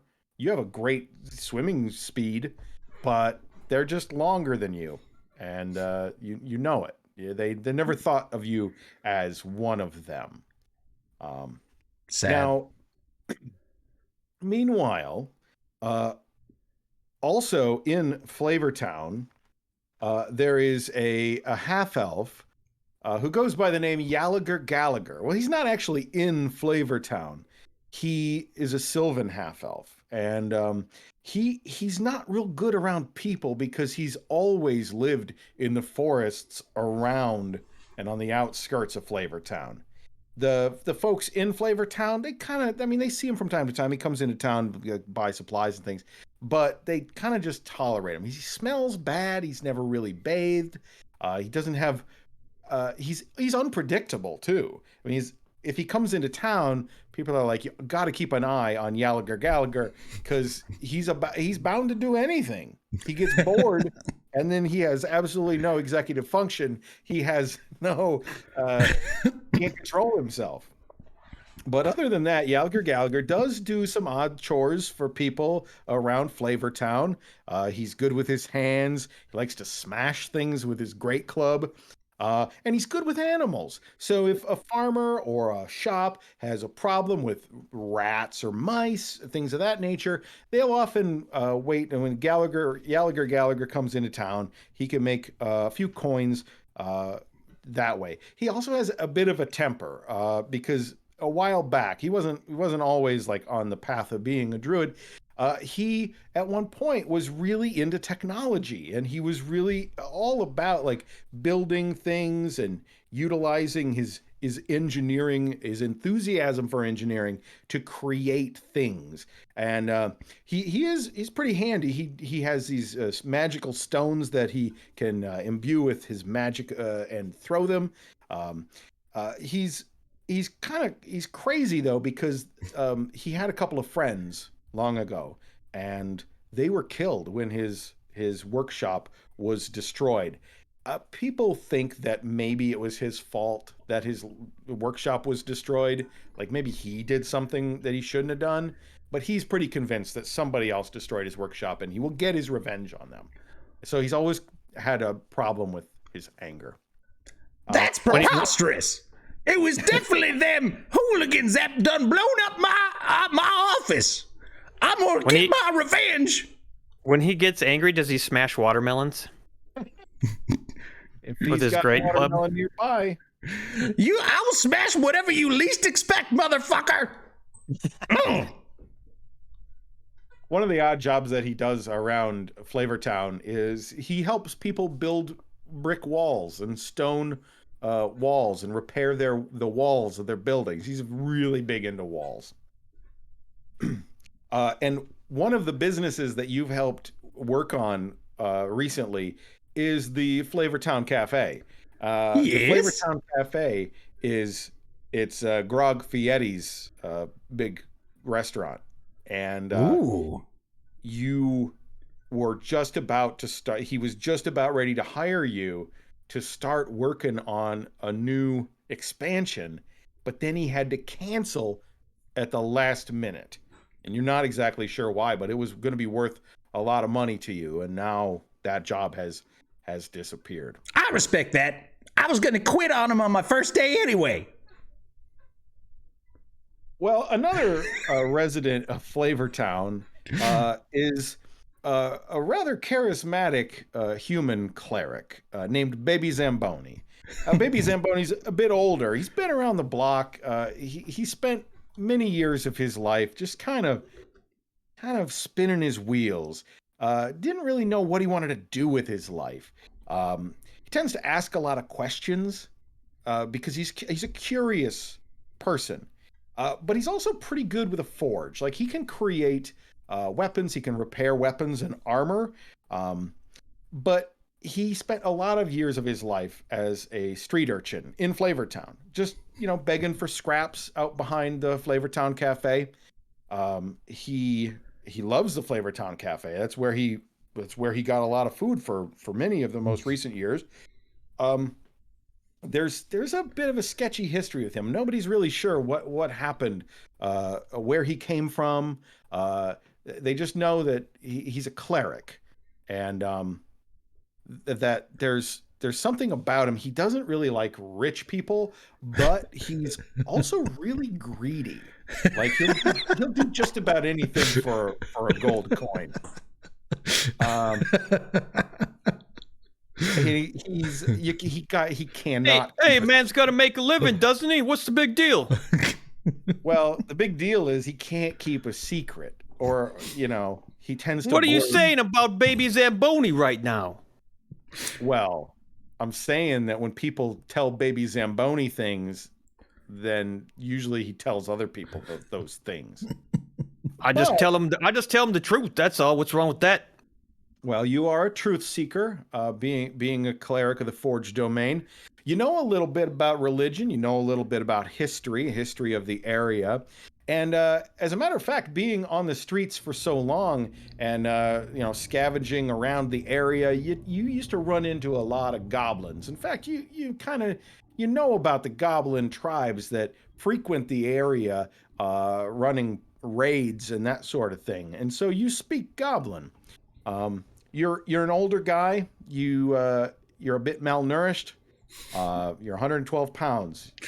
You're kind of you're weak, really, is what it amounts to. And your looks kind of sickly. Your skin is that kind of it looks like you're about to throw up. Your skin is like bluish green tint because you were crawling around in old silver mines years ago, and you got into something in those.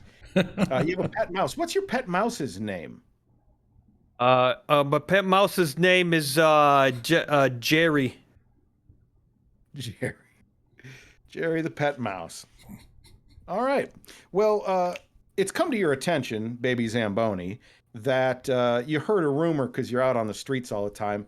You heard a rumor that the Flavortown Cafe might have to close. And, you get some of the tastiest victuals out of their dumpster. So that could put you in a real pinch. I mean, you're like always perpetually a day away from starvation. I'm already starving. I'm not gonna have nothing to eat after this. I'll have to eat Jerry the rat. I thought he was a mouse. Yeah, but I call him Jerry the rat. It's because you ratted out your other mouse. Got him thrown in jail. I don't get into mouse politics, okay? So you guys are hanging around. I'm gonna move you over to the Fandolin map. This is not Fandolin. This is Flavortown. Yep. And Flavortown is a great little town. They have wonderful farms around the area. There's an orchard. There's businesses that trade in goods and services. It's your typical metropolitan town, well off the Sword Coast. But in the case of Xylem, your people, they took a vote. The tribal elders took a vote, and they had to figure out who was going to go to Flavortown, figure out what's going on in Flavortown. And they don't like you very much. So they all just voted for you. They just bullied me. They bullied me to come. They bullied you. Yeah. They're a bunch of assholes.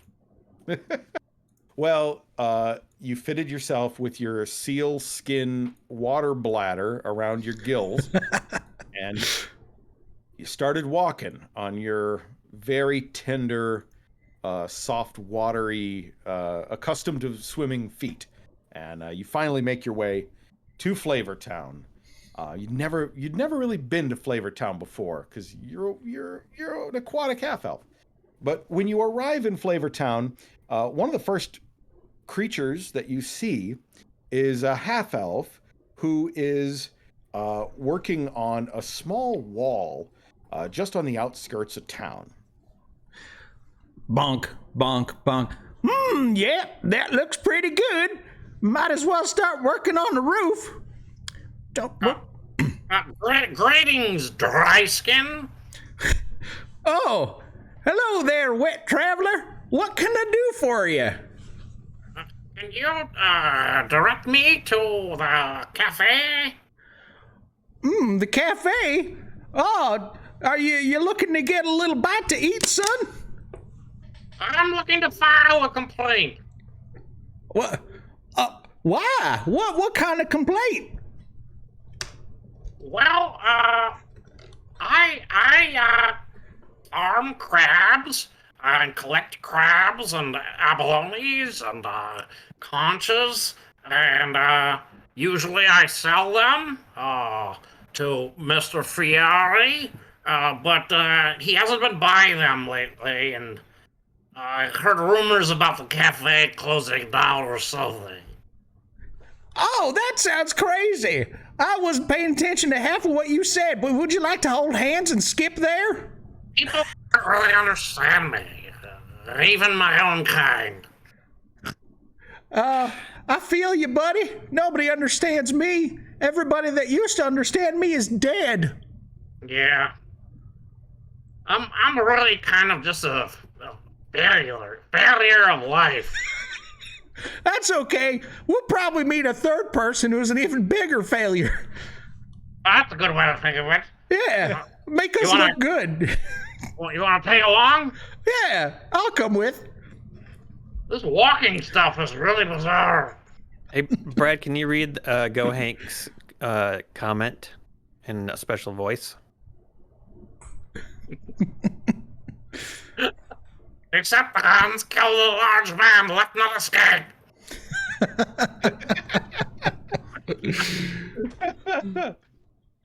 All right, as you guys walk down the road, I'm trying to get this map up here so that you can see where you're going. And I'm not sure. Oh, I know why. Because you don't have vision. Now I gave one of you vision. I got to give the other one a vision. A vision? No, just vision. Did that Vision. work? Yes. Okay, so now the map. Everybody can see the map. No, Brad can see the map. I see it. I see it. I saw it for a second. Okay, not in the. And then I tried to zoom in and it disappeared. I may only be able to see it because Brad can see it, Okay. but I don't know. Yeah. Okay. Well. Wait, yeah, I see it. I got it. It's up. Okay. Let's see. So we got. Which one is human again? Yaliger Gallagher has night vision. I'm human. Got it. Okay, wonderful. Okay, and By the way, my name's Yaliger Gallagher. What's yours, fella? I'm Salem Young Boy. Xylem Young Boy? Wow, Yeah. that's a fantastic name. This is gonna work great on the podcast. As long as everybody repeats everything you say after you say it, so that they can understand. so Xylem, young boy, the aquatic half elf, and Yaliger Gallagher, the half elf, are walking down the path. You go past it. There's a shop on your left, and there's a blacksmith shop on your right.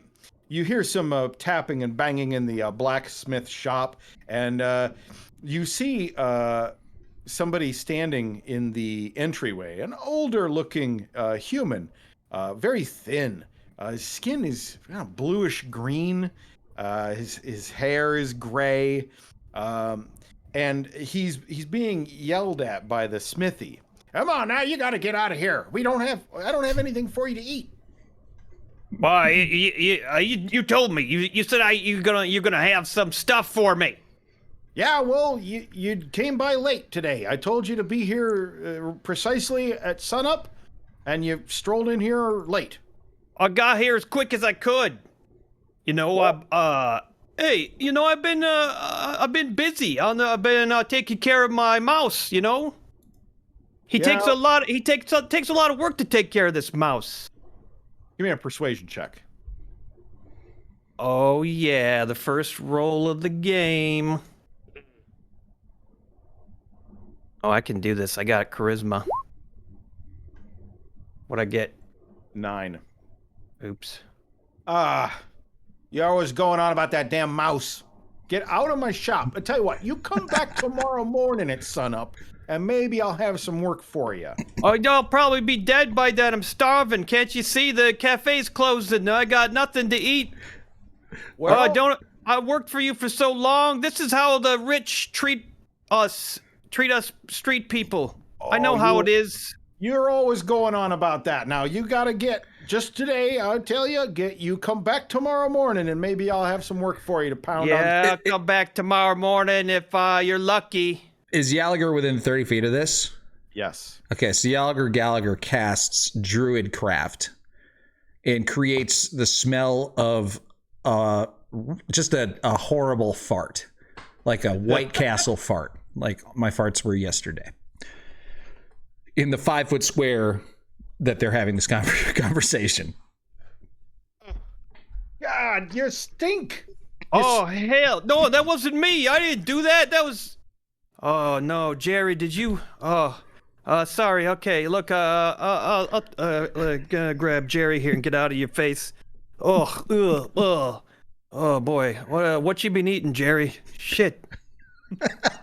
So you turn around, and you see coming down the road, about 30 feet away from you, a little closer than 30 feet, you see 2 half-elves. Now, one of them you kind of know Gallagher, because he's around town all the time. He's a mason, and he helps build walls and things like that. And so you guys occasionally bump into one another. The other one you've never seen before. Oh, hey, water boy. I never seen you before in town. Welcome to Flavor Town. You ever been here? I've been here in person. Oh, Yeah, what? I don't understand what you're saying. Hey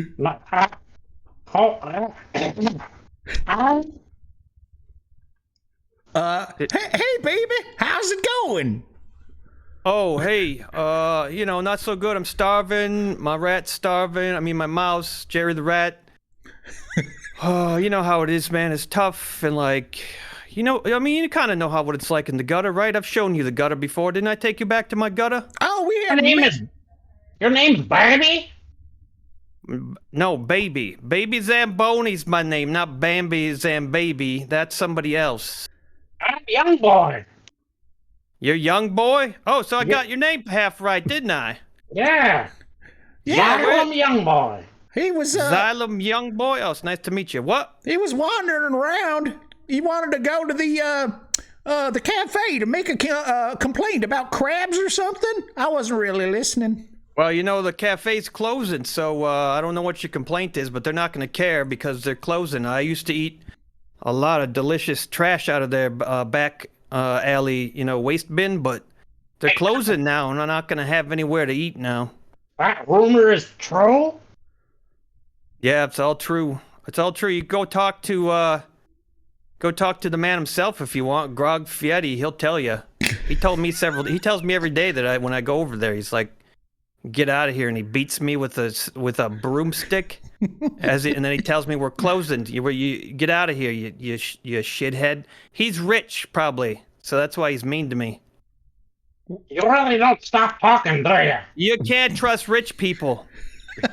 Well, you know, if they're closing, it might be a good time to stop by. Maybe they're giving some stuff away. Let's get in there. That's a good point. Let's go over that. That's a really good point. Yeah, I like the way you think. What was your name now? I forgot because we haven't seen each other for a while. My name's Gallagher. Oh, right, of course. How could I forget Gallagher? I You don't know, know. it's the hunger pains. You know, it makes you lose your mind with hunger. Right, yeah, your hunger is really boring me. Would you like to play a game of rock, paper, scissors? I guess is it for food? Sure. If you win, I'll give you food. If I win, you give me Jerry. Give you my rat for food? No. That's not a good deal. That's not a good deal. What are you, a con artist? Well, you're not hungry enough yet. All right, let's go to the cafe. All right. So you guys walk down the road. You make it past the big town hall. You make it past the inn, and you arrive at the Flavor Town Cafe. And you see those of you who know the man, Grog Fietti. He's out front and he's pounding boards over the windows. He's nailing boards up over the front windows. And he looks kind of sad. Good morning, Grog. Hey, Gallagher, how's it going? Can't complain. Got a new friend. His name is Xylem Youngboy. I pointed at Xylem. Howdy, fellas. Look, I don't got nothing to feed you today. Gotta close down the cafe. Why, I can bring you plenty of crabs. Well, yeah, but then I can't cook them. All my secret ingredients, all the ingredients I use from my chop suey shrimp pow and my fire dancer egg rolls and my slap your grandma potato salad. All of my special ingredients have been stolen. Grog, don't say that kind of stuff in front of baby Zamboni over here. He's starving. Oh my God. Oh, I know baby Zamboni. Always coming around trying to root around in my dumpsters out back. Well, guess what? No more dumpster diving for you, friend, because I got no more food here. Yeah, you already told me that when you was beating me earlier. Yeah, I gotta make a living, okay? Yeah, So- what about this fish guy? He doesn't have any. He doesn't have a job now either. You done screwed us all over. Look, it ain't my fault, man. I got a big problem. First of all, some goblins. They got into my pantry and my larder. I saw the print. Shit. Goblin footprints on the ground. Goblins. What are goblins? What are goblins? You are from the ocean. They're like little dudes, and they anyway. Have your friends explain goblins to you. I gotta finish putting these boards on the windows. Well, hold on there. I have an idea. So we got goblins who stole your things, and then we got a hungry guy right here. I say we go find them goblins and get your shit back. And then you can make us some food. Oh man, that doesn't sound like a bad idea. I tell you what, you go talk to those goblins, or kill them. Talk to. I don't care what you fucking do. Just they got some crates with all my special seasonings and ingredients in them. You got to give me those crates, and then I'll make you a feast. That sounds pretty good to me. That sounds promising. It sounds like maybe something to eat. So yeah, I'd be down for that. Young boy. Goblins. What are the laws of this place? That's a good question. Well, the laws are like don't steal stuff, don't kill nobody unless they got it coming. So we're going to kill these goblin things? Well, Yeah, they broke law number 1, which is don't steal stuff. So then you can kill? Yeah, they got it coming. Wow. Brian is messed up. Well, Harry or whatever. Do they got? You think these goblins got any gold by chance?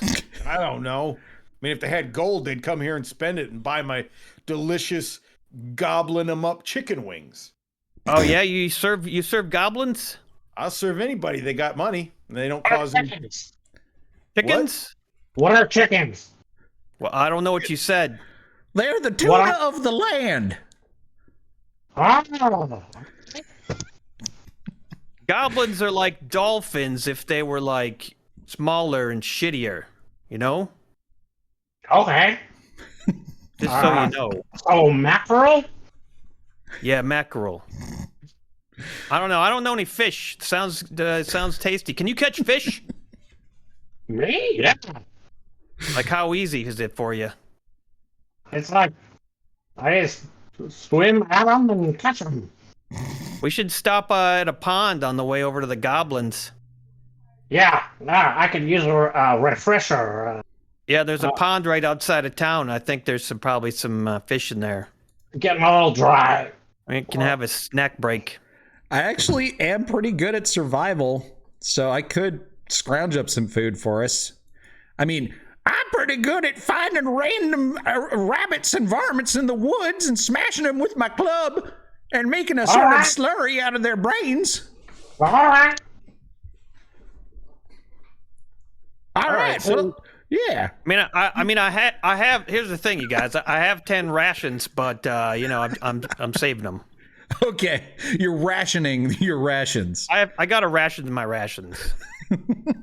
so your rations are like you see you have 10, so it's like 10 crumbs. Right? All right. So and they don't taste very good either. I mean, I can't even eat them. I've been eating them all my life. They're gross. So you leave town. He tells you, Grog Fietti tells you where he believes the goblins live. They live in a cave in the forest, and he just kind of angrily points north. And you guys know that there is a pond between here and there. So finding some fish in the pond is maybe a good idea. Let me get you moved around here a little bit. See if I can. For some reason, this is not working. Anyway, it doesn't matter. So you get to this little pond, and what is your aquatic half-elf young boy, Xylem young boy? 30. What's that? I have a 30 swim speed. 30 swim speed. So give me a dexterity check.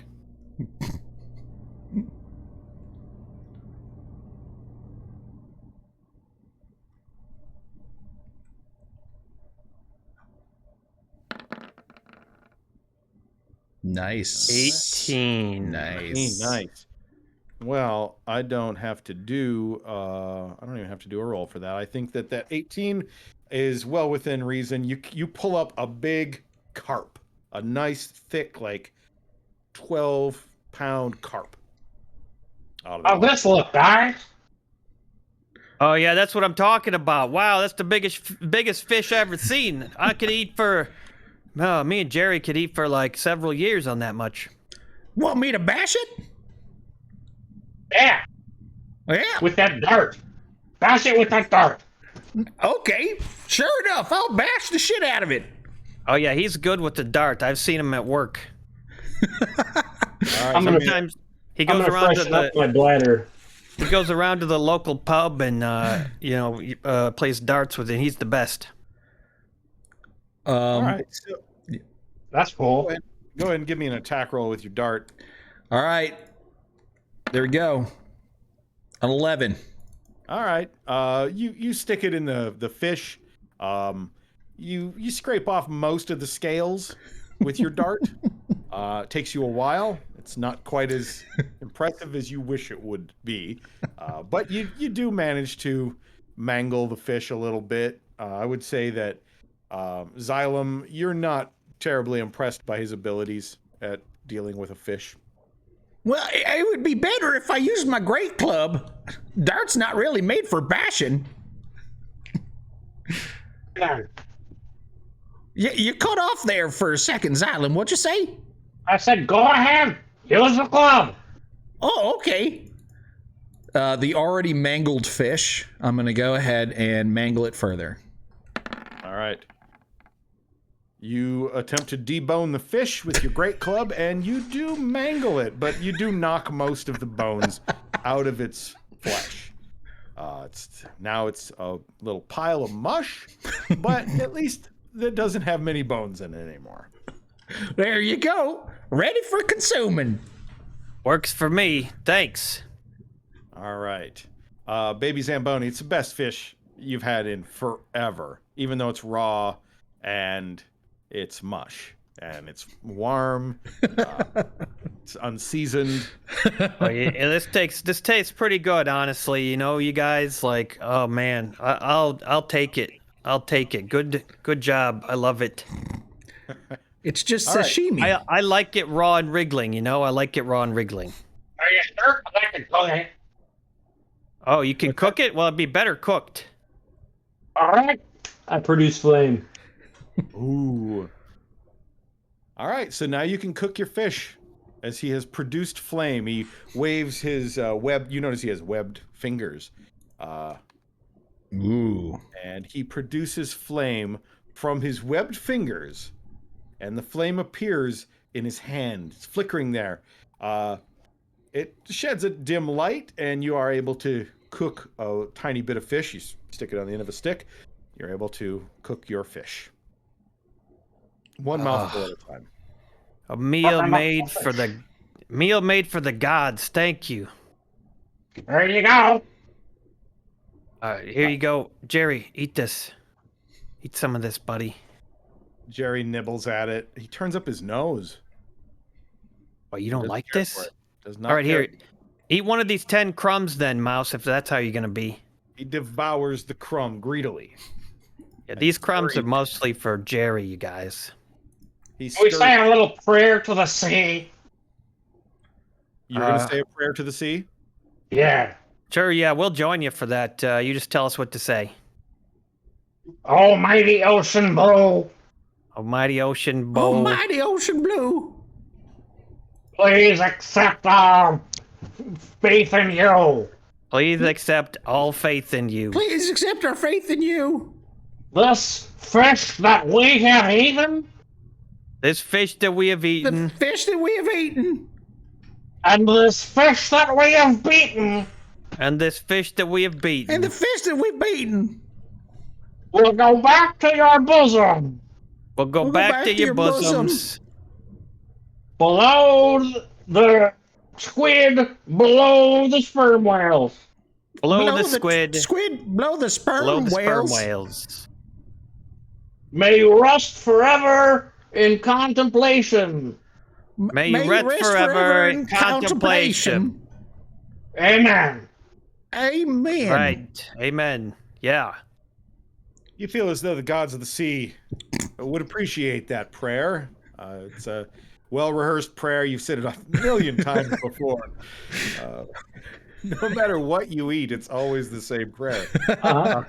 Hey, maybe we should say that prayer again, you know, just to, you know, make sure that they know that we're thankful. You want to just run back through that quick? Yeah. Okay, go ahead. We won't repeat it. You just go ahead. Oh God of the ocean blue, thank you for this fish.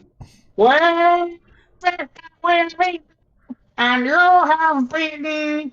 Well, return soul to your bosom beneath the squid and beneath the sperm whales.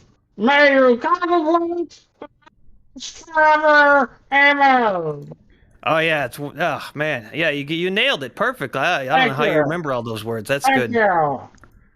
You think maybe he has a snail or something caught in one of his gills or something. He's a little difficult to hear and understand on that last one. Yeah. But yeah, he did a good job. So I'm going to roll a D100 because there is a chance. It was mentioned. Great White Spark said, and they all die from parasites. You know, there is a chance that you get parasites from this fish that you did not cook before you tasted it the first time. So we'll roll a D100, and I think you have about a 25% chance of getting a parasite. So y'all ate the fish when it was still raw, right? Sure. Yeah, All right. definitely. I started eating it immediately. Yeah, baby Zamboni, let's see how you do here. 75 and up is you get the parasite. Okay, I'm fine. no I got a tough stomach, you know. Grew up on the street. All right, Xylem young boy. Let's see how you do. 75 and up, you get a parasite. No parasite for you. And Gallagher, no parasite for you. You guys avoided getting a nasty parasite from the raw fish. I've already got all the parasites. Mm-hmm. What I've heard. Jerry didn't eat the fish, so he doesn't have to make a roll. You just ate the crumbs. So you guys know that this cave, according to Grog Fietti, the cave where the goblins hang out is up ahead about a quarter mile. Ooh. So everybody give me a stealth check. Let's see how you do on this. All We'll do a right. group stealth, so only 2 of you need to pass. Well, before we do that, I'm going to cast Druidcraft to determine what the weather's going to be like for the next 24 hours. Oh, awesome. So I do that. You close your eyes, you move your hands in a familiar pattern, and you utter the druidic phrase. Robbly bobbly, show me the lottery of the weather, the skies, the ground, and the fries. Very nice. And you realize that it's going to be cloudy today. Ooh. Overcast. Well, that could make absolutely no effect on us whatsoever, guys. Or, what do you think? Should we wait until it's foggy and like rainy before we go to the cave? That maybe could help our cover. That's a good point. I mean, as long as we don't run out of fish here in the pond, I guess I'm fine with just hanging out here as long as is required. Yeah. If we could make it foggy somehow. I can create fog.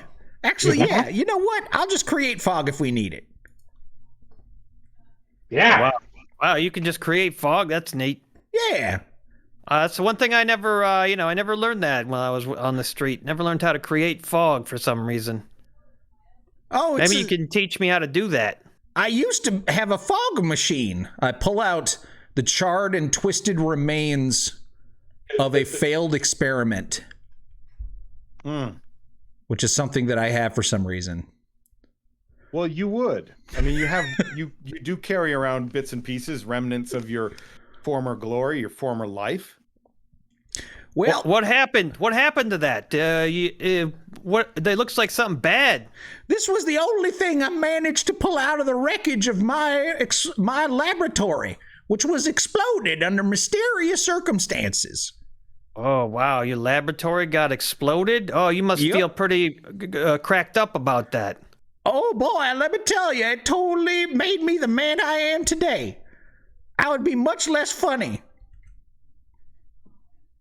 All right, everybody give me a perception check. As you're carrying on loudly about... You guys, I don't really see or hear much going on right now, do you? I'm just relaxing, enjoying the feel of this fish in my belly. I'm gonna close my eyes for a second. I'm gonna close my eyes. Xylem, young boy, you detect something in the bushes nearby. I'm going to move you guys to a different map here. One moment, please. Okay. A map where we can have some engaging fun times. Wouldn't you like that? I'd like to get engaged. Oh, do you have your heart set on anyone in particular? Or? There's a nice looking cuttlefish. A cuttlefish to cuddle with. That's right. What's your you know what, you guys are just kind of standing around. There's no real marching order to what you're doing right now. You're just hanging out, and let me just see what we can do for you here. I like to please the folks in the chat, and somebody suggested something in the chat. It made a lot of sense to me, so we're just going to go ahead and do that. That sounds good. Am I able to use some it? wolves. Am I able to use a second level spell? No, we're level 1. I know it's just on my character sheet, which is weird. Oh, right. That's probably a racial spell, and those will unlock as you level up. Has a level up, right? Okay. Yeah. Gallagher, what's your armor class? Gallagher's armor class is 12. Nice. I mean, okay. Yeah.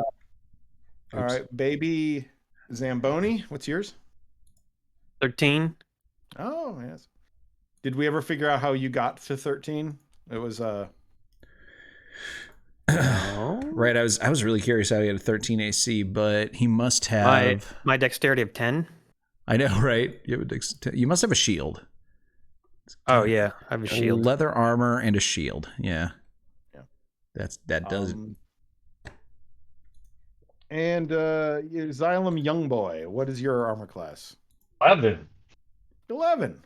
Brilliant. Okay, great. Yeah. So you guys are talking. Xylem, you hear something in the bushes nearby, and I'm going to move you over to this map where you can roll initiative.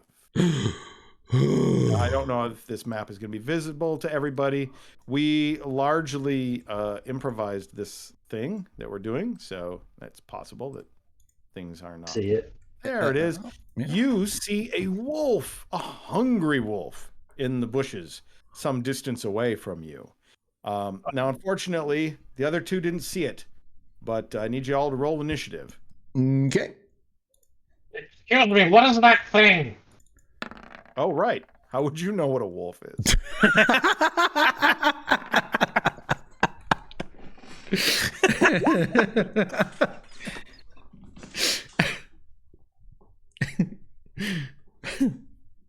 All right. Everybody's surprised we've even made it this far. They expect a TPK in the first fight. We could have died to the parasites, but we were lucky. Wolf will probably kill us. All right. I apparently have to add you all into the turn order. Weird. Okay. Yeah. That's right. And don't forget, you have to have your token selected when you roll the initiative. Add the wolf in too. Oops, sorry. Could everyone just go ahead and roll initiative again so I can get you all in the turn order without having to manually type everybody's name and all that shit? But my good roll though. I'll put you good rolling. Oh, okay. I thought I had everything set so that I rolled a 19. okay, a 19. Brad got a Do I have to select a token? Is that what I did wrong? I got a 10. Yeah, you have to have your token selected and then roll initiative. Okay, well, I don't see my token. Is that me? Yeah. That's the one me. with your Says picture Aaron. on it. Okay. There it is. Now give me a 19. Yeah. Yeah. Right, and the wolf does not have a 20. The wolf has an 8.15. Are we in all darkness right now? Because that's what it looks like for me. Okay, let me see what I can do for you about that. It might be because there's no lighting, because I can see 60 feet out because I have dark vision. Oh, maybe that's it. Maybe I gotta get some light going. Oh, Well, Is it dark? It's an No, it's daytime. It's a daytime. So I should be able to see. There it is. Now I see it. Whoa, some dead horses. Yeah, the wolf must have killed some horses with arrows. Um, awesome. I would like to make an insight check to see if I can understand what this wolf's intentions are, because I've never seen this thing Oh before. yeah, Emery, can you handle this animal? I might be able to, yeah. You think it could be a new friend? All right. Is there a surprise round or no? Yes, there is a surprise round. So let me just drop this. So I get to go, right? In order. Let's see. Yeah, you should be able to go because you You spotted it. first. Yep. Okay. Well. Hello there. I'm just gonna walk over to it. All right. My name is Adam Youngboy. Inspiration. What a bold move. Gotta do something. The inspiration for that. The wolf growls at you. Let's see. It's what you're doing is not intimidating, but it's strange to the wolf. Give me an animal handling check. Aminal Hammling. You're really bad. Like you're clapping your hand, like Yeah. and reaching for it. Like I don't understand you. and you're like smiling really big. Making direct eye contact with it. Yes. Becoming as small as you can. Rolling over, exposing your belly. As I said, my name is Young Boy. You think you're just on the verge of thinking maybe you're making a breakthrough when it bites you, and you take 9 points of piercing damage, and you have to make a DC 11 Strength saving throw. Shit, he's dead. No, he's at 1 hit point, I think. Oh my god, why do you have so Well, many hit points? It says 9 + 3 though. Yeah, but that's with the critical. Okay. Yeah. It could- Oh, right. Yep. Strength save. Didn't the wolf have advantage because it was surprise? No, he no, went first. Xylem was not surprised as well. Okay, that's good. I made it. It's Miller time. Okay, Nice. you made the strength saving throw, so you're not knocked prone. But boy, this strange creature has really sharp teeth. As you bleed profusely from your leg wound. What now? Hey, Xylem, that's a wolf. That'll kill you. That'll kill you. All right. Son of a bitch. FYI. It is Baby Zamboni's turn. Okay, well, my new friend, wow, he's really struggling here. Is there anything I can do? Well, you have, Doesn't look good. you have that spell Shield of Faith, right? Yeah, I could give him +2 to his AC. I'm sure that won't help at all. So, how far away is this wolf? From you, the wolf is 35 feet. Right. Can either try to shoot it with my short bow, or I can cast a spell. Oh boy. I mean, I don't think giving him a shield right now is really going to help, is it? I don't know. Depends on, whether you are Depends on, good like, at how hard actually it is. hurting things. How hard it is to kill the actual wolf. Yeah. Just go with your gut, buddy. Go with your gut. Okay. I'm gonna try to protect my friend who just caught me a fish and treated me right. I'm going to cast Shield of Faith on my new friend Xylem. Not the naive water Young fowl. boy. Young boy. He just got off the turnip truck. Oh, dude, this is also a bonus action. So you can, in the same turn, cast Toll of the Dead as well. Yeah, that's what I like to hear. I didn't even realize that was a bonus action. All right, so he gets a +2 to his AC, and a shimmering field appears and surrounds him. Ooh. Yeah. So And then you have your bit of parchment that you pull out with the little scrawlings of holy text written on it. Well, somebody else wrote the holy text on it, the person you stole the priest's garb from. But anyway, semantics. Yeah, I'm wanted for that, but what are you gonna do? Sometimes you get desperate. I got desperate once. I made a mistake. Forgive me for shit's sake. The All right, priest I'm had gonna a sandwich in his pocket, so you just stole his whole outfit. The fact is that priest was stealing from his flock, and he was loaded beyond belief. I didn't do anything bad. Is your character Lenny Bruce or what? No, my name's Baby Zamboni. I live on the streets. All right. That's how you talk. Now I cast Toll the Dead on the wolf. All right. You cast Toll the Dead. Can Bam. Click it, do a thing with it at all? No. That guy do. The sound of a Dolores bell fills the air. Dolores Bell? That's right. She's one of the waitresses. Dolores Bell is one of the waitresses at the Flavortown Cafe. This is the sound of Dolores's bell, bitch. Make a wisdom saving throw, Wolf. Okay. Wolfie's gonna make a wisdom save. Get over to him.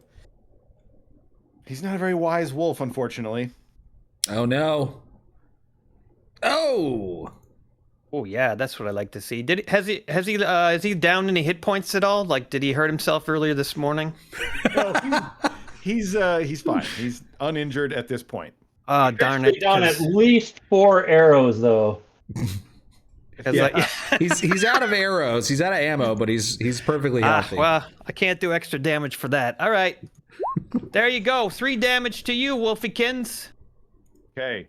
The wolf yelps as it takes 3 points of necrotic damage. It's by the way, Xylem, you notice some tufts of fur fall out of the neck area of the wolf, and he gets these little pustules that pop out of his neck as he's still like biting your leg.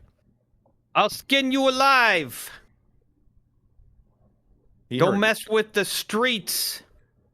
All right. Anything else you're gonna do there, baby? No, I did my bonus action. I did my best. All right, Xylem, it's your turn. You're bleeding, but you're not dead. You're not unconscious, and this wolf is injured. Infernal Dante says, "Use Dart Lean, Yaliger." I will once I have a goddamn turn. Well, I think I'm kind of realizing now that this is like a barracuda of the land. So I will smash it off my leg with my quarterstaff. All right. Get out of here! Nice. Ooh. Hit. Plus, okay, so you had an 18 plus 2. All right, so you hit the wolf, and how much damage do you do? 1d6. All right, go ahead and roll that. Oh yeah, this sucker's dead. 2 points of damage. Okay. Your hands are slick with your own blood as you swing the quarterstaff down on top of the wolf's head. It lets out a small yelp, but you guys smell like delicious fish, and this wolf pretty hungry, so he's not going to be deterred quite yet. He wants... Smack him harder, Xylem. Damn it. Well, the wolf is going to try to bite you again, Xylem. He does not. No chance. You got my protection. He's under my protection, shit. Okay. Finally, after watching this transpire now for a few moments, Gallagher finally gets a chance. Finally decides Slowest man on earth. Yeah, he sets down his fish like really slowly, and he's like, "I guess I'll go help." What's going on down here? Oh, it's one of those There's a land wolf. barracudas. Well, Dart Lean, time to shine. Yaliger whips out Dart Lean and throws it with incredible accuracy and strength. Getting a 12. All right. Well, not quite enough to get through to penetrate the thick hide of this wolf. Oh, dang it. Dart Lean. The dart falls to the ground next to the wolf. Thought you were better at darts. I hit it, didn't I? It just bounced right off. All right. Are you going to do anything else? That's a move and an action, so I can't do nothing else. All right. I could yell, "Get!" All right. You yell, "Get!" Give me an intimidation check. Give me a shot at that. I get a 1. Oh my god. It makes it hungrier. wolf licks its lips and looks at you. It's like you're gonna be especially tasty, dumb one. All right, baby Zamboni. You notice that that your new friend, even though he's got your protection, he is not looking well.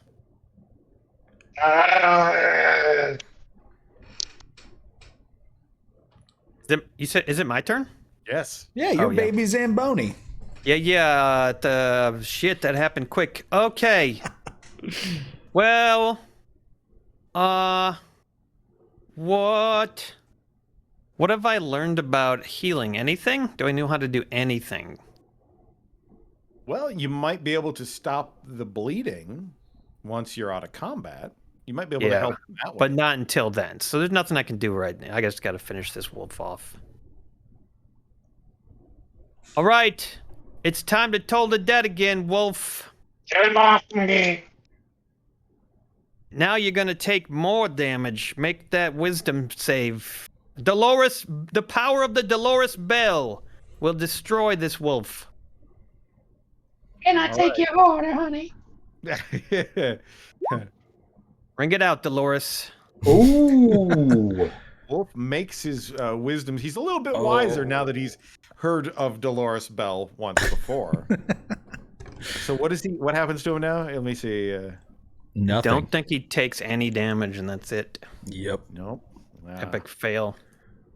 All right. So the wolf avoids the Dolores Bell damage. Let me see if there's any bonus actions. Oh, that's not gonna help. Okay, I guess as a bonus action, I will cast Searing Smite on my mace. Oh, if you cast that, though, I think you lose Shield of Faith on your buddy. Oh, do I? Concentration. Yeah. Oh, is that how that works? Okay, I guess I'm gonna do that then. I'm just gonna move up closer to the wolf and try to distract. Oh god, if he bites me, I'll be dead instantly. Oh, whatever. I'm trying to save my fish friend. Let's do it. Yeah, come on, it's a one-off. What's a one-off? Tonight, maybe. This is the new campaign, Brad. Yeah. What's 35 feet? Can I get up there? What's 35 feet? Yeah. Distance between you and that wolf. To get Yeah, to there. man. You can. And then I'm gonna scream like a crazy man and try to scare him away from my fish friend. Can I do that while I'm running? Oh, if there's anything Baby Zamboni can do, is scream like a crazy. That's right. I scream with all the powers that growing up hungry on the streets allows me. All right. I'm very charismatic. I'd say that was fairly intimidating, but not intimidating enough to scare away the wolf. Oh, it made me feel better knowing that I'm a man. Xylem, young boy, your blood is pouring out of this leg wound all over the ground, all over you. And he's gonna try to bite you again. You just know it. I have learned in the moment that on the land, I can disengage from a foe. I just learned that now. I mean, So that's what I'm doing. you could do that in the water too, but I like that you just realized you could do it now. All right, so you disengage from the wolf, avoiding its snapping jaws as you deftly move out of its reach. And the wolf now looking hungrily at Baby Zamboni, even though there's not much to Baby Zamboni. I have no meat on me. a little snack pack. He's gonna try to bite you, and that is a hit. Oh, looks like I'm dead. A wolf bites. You're not dead though. You have 1 hit point left, and you have to succeed on a DC 11 Strength save or be knocked prone. Strength. I did it. Oh. Nope. Whoops. Unfortunately, you've been knocked prone, my friend. On the Oh, ground, bleeding from your arm. Xylem, run forward. Just leave me. You I can't couldn't understand what you were saying. No! All right. Gallagher, you see what this wolf is doing to your friends. Whoa there, doggy. I said get. Don't make me bust out the club. I pull out my great club, and without giving the wolf a chance, I bash it. Come on.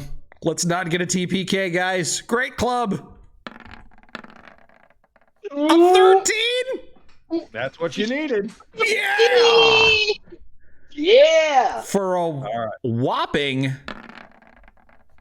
wait, where's the damage?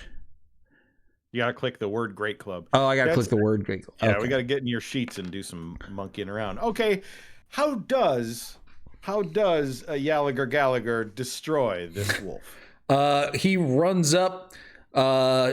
He vaults. He actually steps on baby Zamboni's bleeding body, leaps into the air with the great club in both hands, and brings it down onto the top of the head of the wolf, which causes the whole wolf to like flip over and up into the air, and just like cartwheels of blood just go spinning as the corpse cartwheels into the air. All right. Blood spatter sprays all over you, all over baby Zamboni, and the wolf lies twitching, dying, dead on the ground at your feet. Congratulations, guys. You did it. You survived. Barely. Wow, what a fight. That was great, Gallagher. Look, thank you. You saved us both. Oh, ain't nothing. No problem. If I do my quick prayer to the sea over the body of the wolf. Okay. And how does that go? Great ocean of blue, please take the meat of this land barracuda into your bosom. We give it to thee, below the squid, below the sperm whale, to your eternal contemplation. Amen. Amen. All right. You feel like the sea gods would be quite pleased with this land barracuda sacrifice. I'm going to give inspiration to Gallagher Yeah. for striking the death blow. And I'll give inspiration to baby Zamboni for not just coming to the rescue of the fish boy, young boy. But also casting a spell to protect him, because had you not done that, he could certainly be dead right this very moment. Yeah. You guys work together as a team very, very well. Now, what are you going to do? You got the carcass of this wolf. You do notice there's some horses over here that look like they have arrows sticking out of them. Well, I say we skin the beast, and one of us can dress up as a wolf. Anybody proficient in disguise? Look who you're talking to. Of course I am. Oh, also you're nice and thin and bony. We could probably cram you into this thing's skin, no problem. My limbs are about the same size as the wolf, actually. So my hands are a little bigger, but I can make this work. Go eat someone's grandma. We're gonna eat the wolf flesh too for a little extra meal. I'll try it. You can cook it up, and he's gonna make the wolf costume, and then I'm gonna get dressed up. Wait, why am I getting disguised as a wolf? Why not? That way nobody will know that you're who you say you are. Right. Good idea. Those things over there look remarkably like horses. Are they some kind of land horse? Those are dead, it looks like, but nope, people can ride those, We have horses in the sea, but those look like land versions of horses. Right, they're land seahorses. That's exactly Oh, right. How did you know? All right. Huh. Oh, hey, be careful there, young boy. Them their horses got killed by arrows, which might mean that someone with a bow is nearby. Yeah, I think we should, gut this wolf and try to heal our wounds a little bit. Okay. All right. So you guys are able to gut the wolf and get the tender bits of meat off of it. And you're able to, let's see, is there a check for disguise? What would that be on? That's a dexterity check, isn't it? It's definitely a skill, right? Performance? Oh no, you're right. It's a tool. So disguise, I think, is normally charisma, but I could be wrong. Yeah, people. That would make sense. Yeah. Deception. So You want to make a charisma check?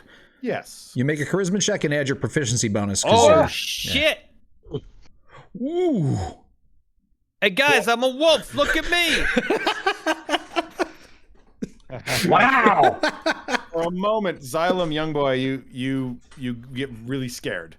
Your came back to life. Hey, no, I was just kidding. It's me. It's just me, Xylem. Relax. Scared man. Yeah, I know, right? I'm pretty convincing, but, you have to be. I used to dress up like a dog on the street. And people would sometimes give me better scraps than I got when I was a person. Because, people like animals better than they like people. So I get way more to eat when I was a dog, A what? like a Dogfish? like a water dogfish. A land dogfish. Yeah, Okay. land Got dogfish. it. Yeah. Got it. All right. Well, now that you're disguised as a wolf, maybe we should take a little bit of a rest so you can recover some of your injuries. Yeah, that sounds Excellent. great. I'm tired. I'm All gonna right. I'm going to pop into your character sheets, kind of one at a time. Mhm. I want to look at a setting that's in here.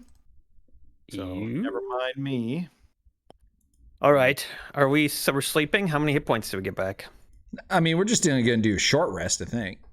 Short rest? How many Yeah. hit points do we get back? You gotta roll your hit die. Yeah, you could spend your one hit die to roll to determine how many hit points you get back. Okay. What's that? A D? It's a D8. I think all of us are D8. Yep, Yep. D8. Once Brad rolls his, I'm going to change something else. 5. That's pretty good.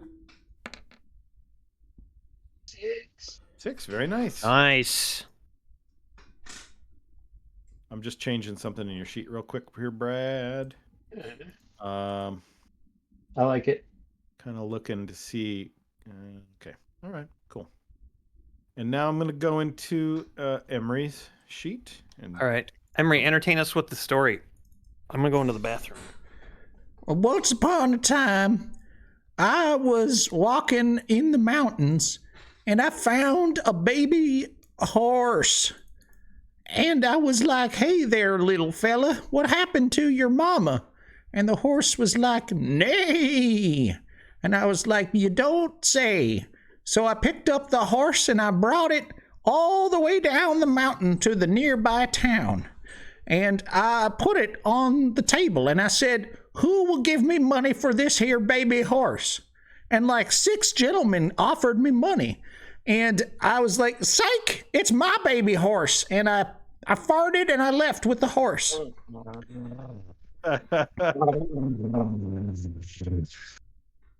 Silence, snoring. What? You didn't like my story? I heard like a couple words and then I fell asleep. Oh. Well, what kind of stories do you like, young boy? I like stories about fish making it back up to their cradle homeland up the creeks. One time I was swimming up a creek when a fish swam up to me and said, I need to go home to my homeland. So I took it and I kissed it and then I threw it out into the grass.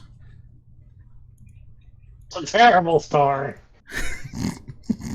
Well, apparently nobody knows what I'm about to do. You know, that's my thing. I'm very unpredictable. So whenever you think I'm going to do one thing, I do a different thing. Well, that's great. We should obey laws but spread chaos.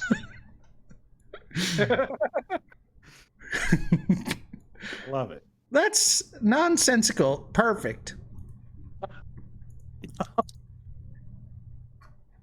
Awesome. Okay, got that working now. Ooh, Corb is baking cookies. Ooh, awesome. All right. Whew. All right. Cool. I activated an API that I thought I had activated before, but now it's working, so we can see how injured you are based on the color of the ring around you. Oh, nice. Oh, neato. All right. Any shots that we have to do? Oh, Nothing has come in. okay. Okay. Cool. We have to play this game harder, guys. I mean, I had how many shots this week? Like 20-something shots this week? You know, at least, yeah. yeah. So I am okay if I go a But night you've without you've shots. almost reached your quota. Is that what you're saying? Almost. Almost? I did buy a brand new bottle of whiskey for tonight. So. Oh, and what kind? Yeah, it's more of the peanut butter whiskey. That's been my favorite. Oh. Yeah, love it. It's good stuff. Well, we want you to be healthy and safe tonight. Because there's business to take care of in Flavortown. All right, so you guys have rested for a bit. About an hour has passed. The wolf skin has been... you've created a nice wolf costume, a very realistic wolf costume from the wolf pelt. You're small enough, and so like the wolf was bigger than you were, so you just get down on all fours, and you look identical to a wolf. So what are you guys gonna do now? Well, I say we check out them there land seahorses and see what done killed them. Yeah, Oh. it definitely looks like something went down over there. Where did Xylem young boy go? Oh, he fell asleep, I think. Probably fell down in the pond. Maybe he's in the pond. We should go fish him out of the pond. All right. Well, the pond is nearby, and you walk over there, and yeah, you see that he's just swimming around in the pond. He's under the water. He's blissfully regenerating his body with the delightful nature moisture of the pond water. How much water is in the pond? Let's see. I'm gonna roll and see. It's 42,000 gallons. 42,000 gallons. Well, I can destroy up to 10 gallons of water. That's a cantrip, right? Nope, that's a first level spell. Bold move. I don't think I'm going to do it. I'm not very smart, but even I can tell that that's too much water. All right. Well, do you guys want to take a little bit of a break while we wait for Brad? Sure, let's do that. I kind of have to pee anyways. All right. All right. All right, it's break time. Everybody in chat, throw some information at us, and we'll wrap with you. And you will only be able to see half of Jason until Brad returns to Discord. Yeah. I'm eating some M&Ms. I just ran out of the peanut butter ones and the peanut ones. And all I have left is regular ones, and I don't really like those. So I don't really want to eat them. I guess somebody has to. I mean, you have them, right? Brad says his laptop may have just bit the dust. Oh man.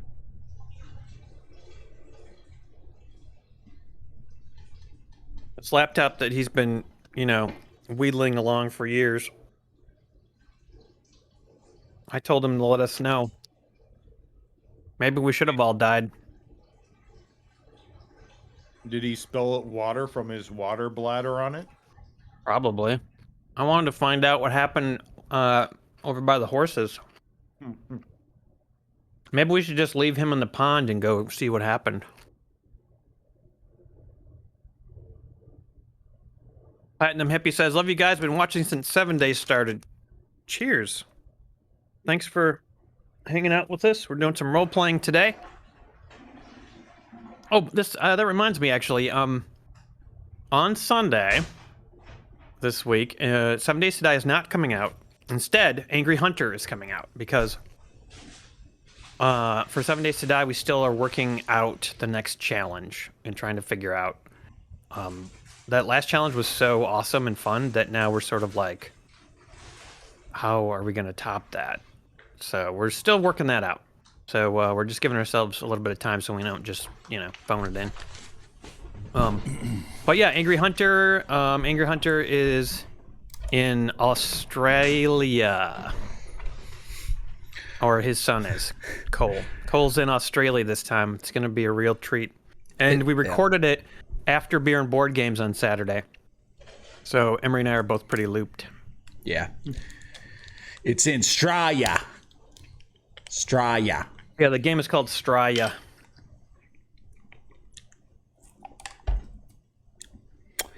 Yeah, that was an interesting recording session. I remember time flew by, So it was actually kind of a fun game. I think it'll be a good video. Yeah, it was. It wasn't bad. So if I heard you correctly, it's possible that Brad won't be coming back because his computer is broken? Yeah, it depends on whether he can get his laptop going again. Wow. Apparently he's been on the fritz for a long time. But you know what? If he has to get a new one or something, maybe his audio will be many times better. Oh my God, his audio is just atrocious. Wouldn't that be great? Holy shit. Yeah, I don't. I honestly don't know if I'll be able to use a lot of audio. Yeah. Yeah, no, it's the podcast. It was like that's why doing it in out. person. Doing it in person is way better. Yeah. Yeah, I think it was like clipping and then it would like cut out when it was clipping, Yeah, he was, if he's in person, you'd be able to understand what he was saying, but yeah, it was cutting out a lot too. Yeah. Yeah. It's because Discord, I think, thought that the noises he was making were not the noises, not speech. Yeah. But it might be possible that he just needs to turn down his sensitivity in Discord. Yeah. He just needs a better mic. That would do it. Yeah, that would help. Yeah. Corb says half hearing him kind of helps the character. I mean, in some ways, it actually was kind of like... It did kind of feel like he was just burbling to himself and we couldn't understand a lot of what he was saying, so... Yeah, it was kind of perfect in a way. For role-playing, it was kind of appropriate.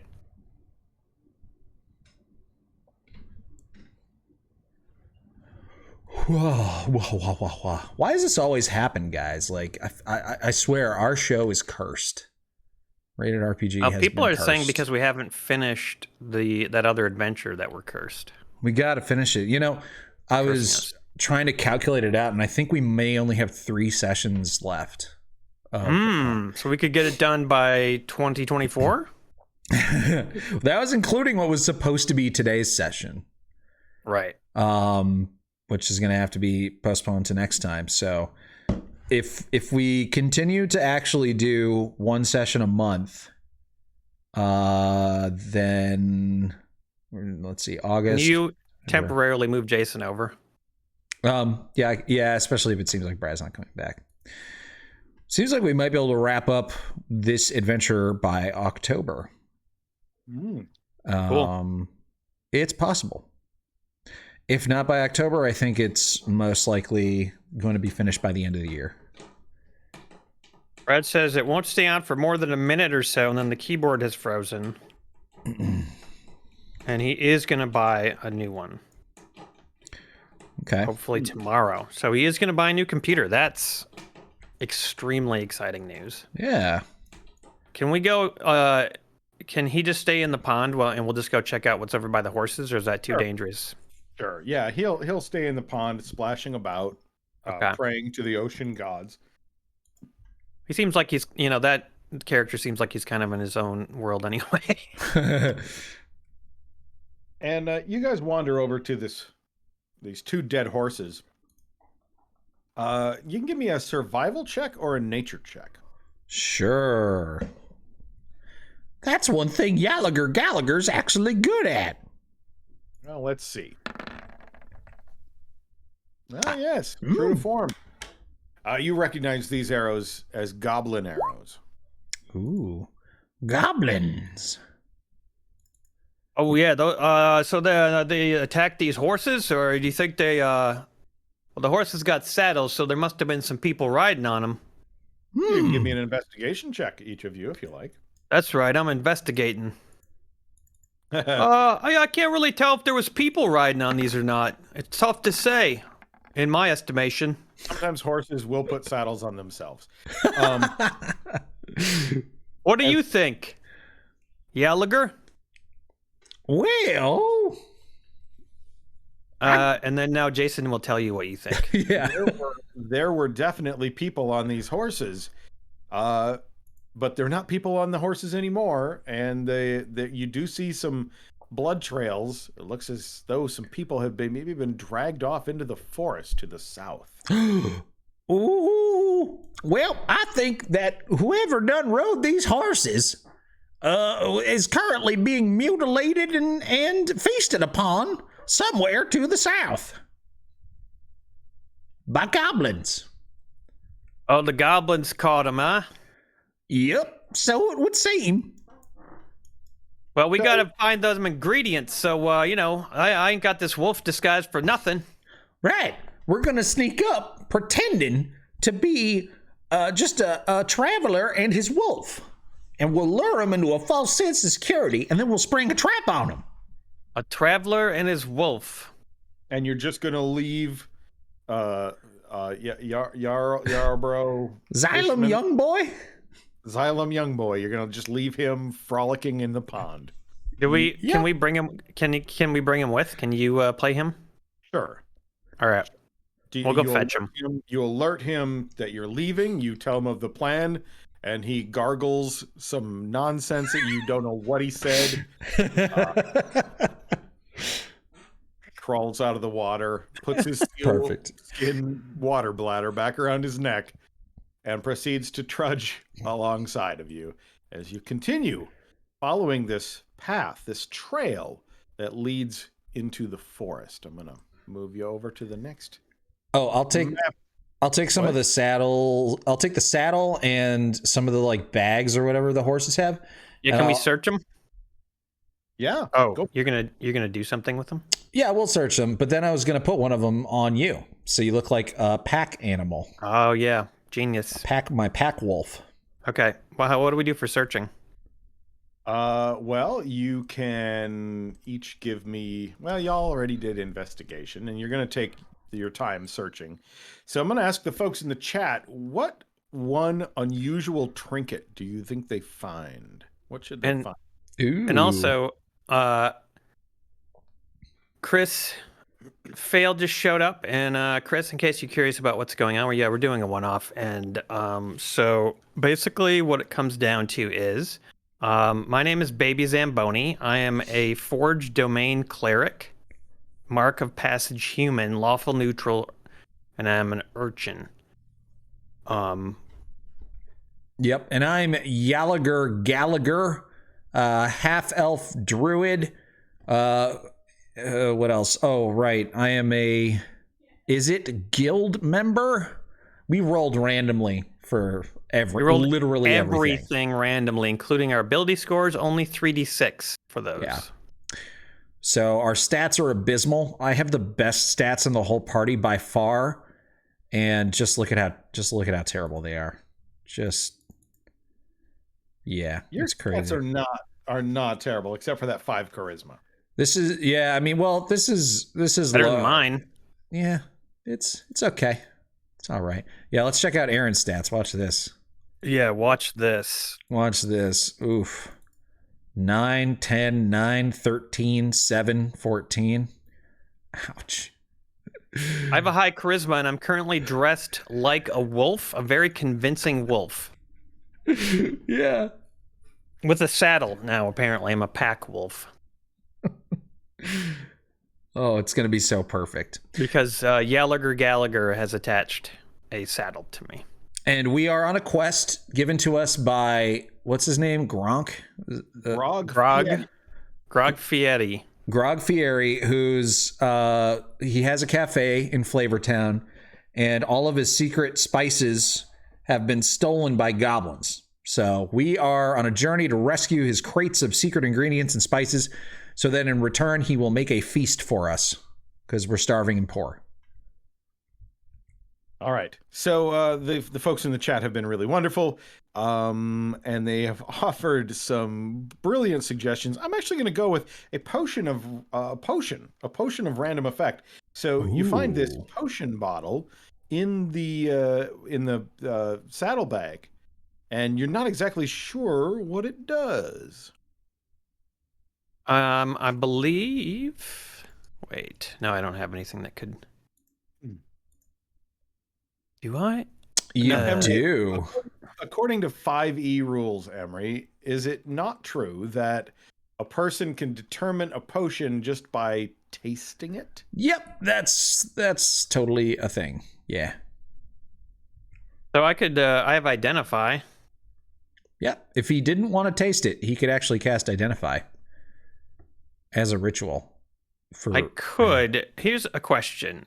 Are they serious when they say that you need a pearl worth at least 100 gold to cast this fucking spell? Because then there's no way in a million years I'd ever be able to cast it. Yeah, unfortunately, you're right. It does have a material component, but it doesn't consume it. So once you get that pearl, you then will be able to cast a spell any number of times. Right.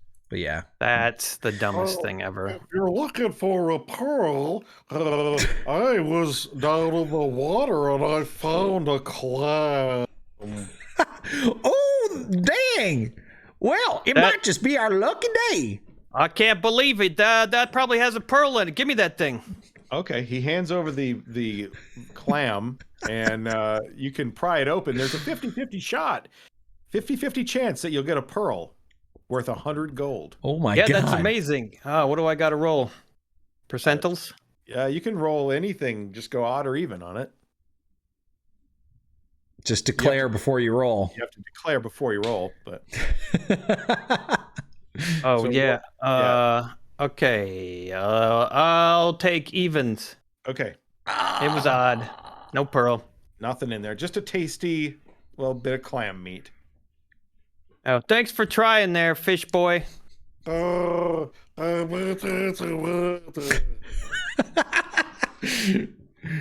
were actually able to recreate that pretty convincingly, because Discord started to freak out when you talked like that. Yeah. It was just like, oh, you're doing it too now.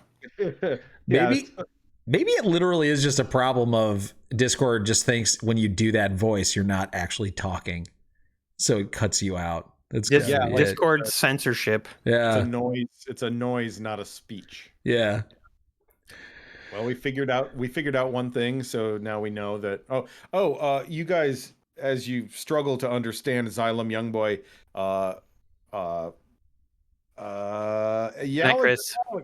Gallagher, because of your engineering background, you think that there could be something you can do to this seal bladder around his gills to help him. So you monkey around with it a little bit, and you're able to give him some space. His vocal cords now don't have to be drenched in water every moment. So now he can speak to you like this, and it'll be just fine.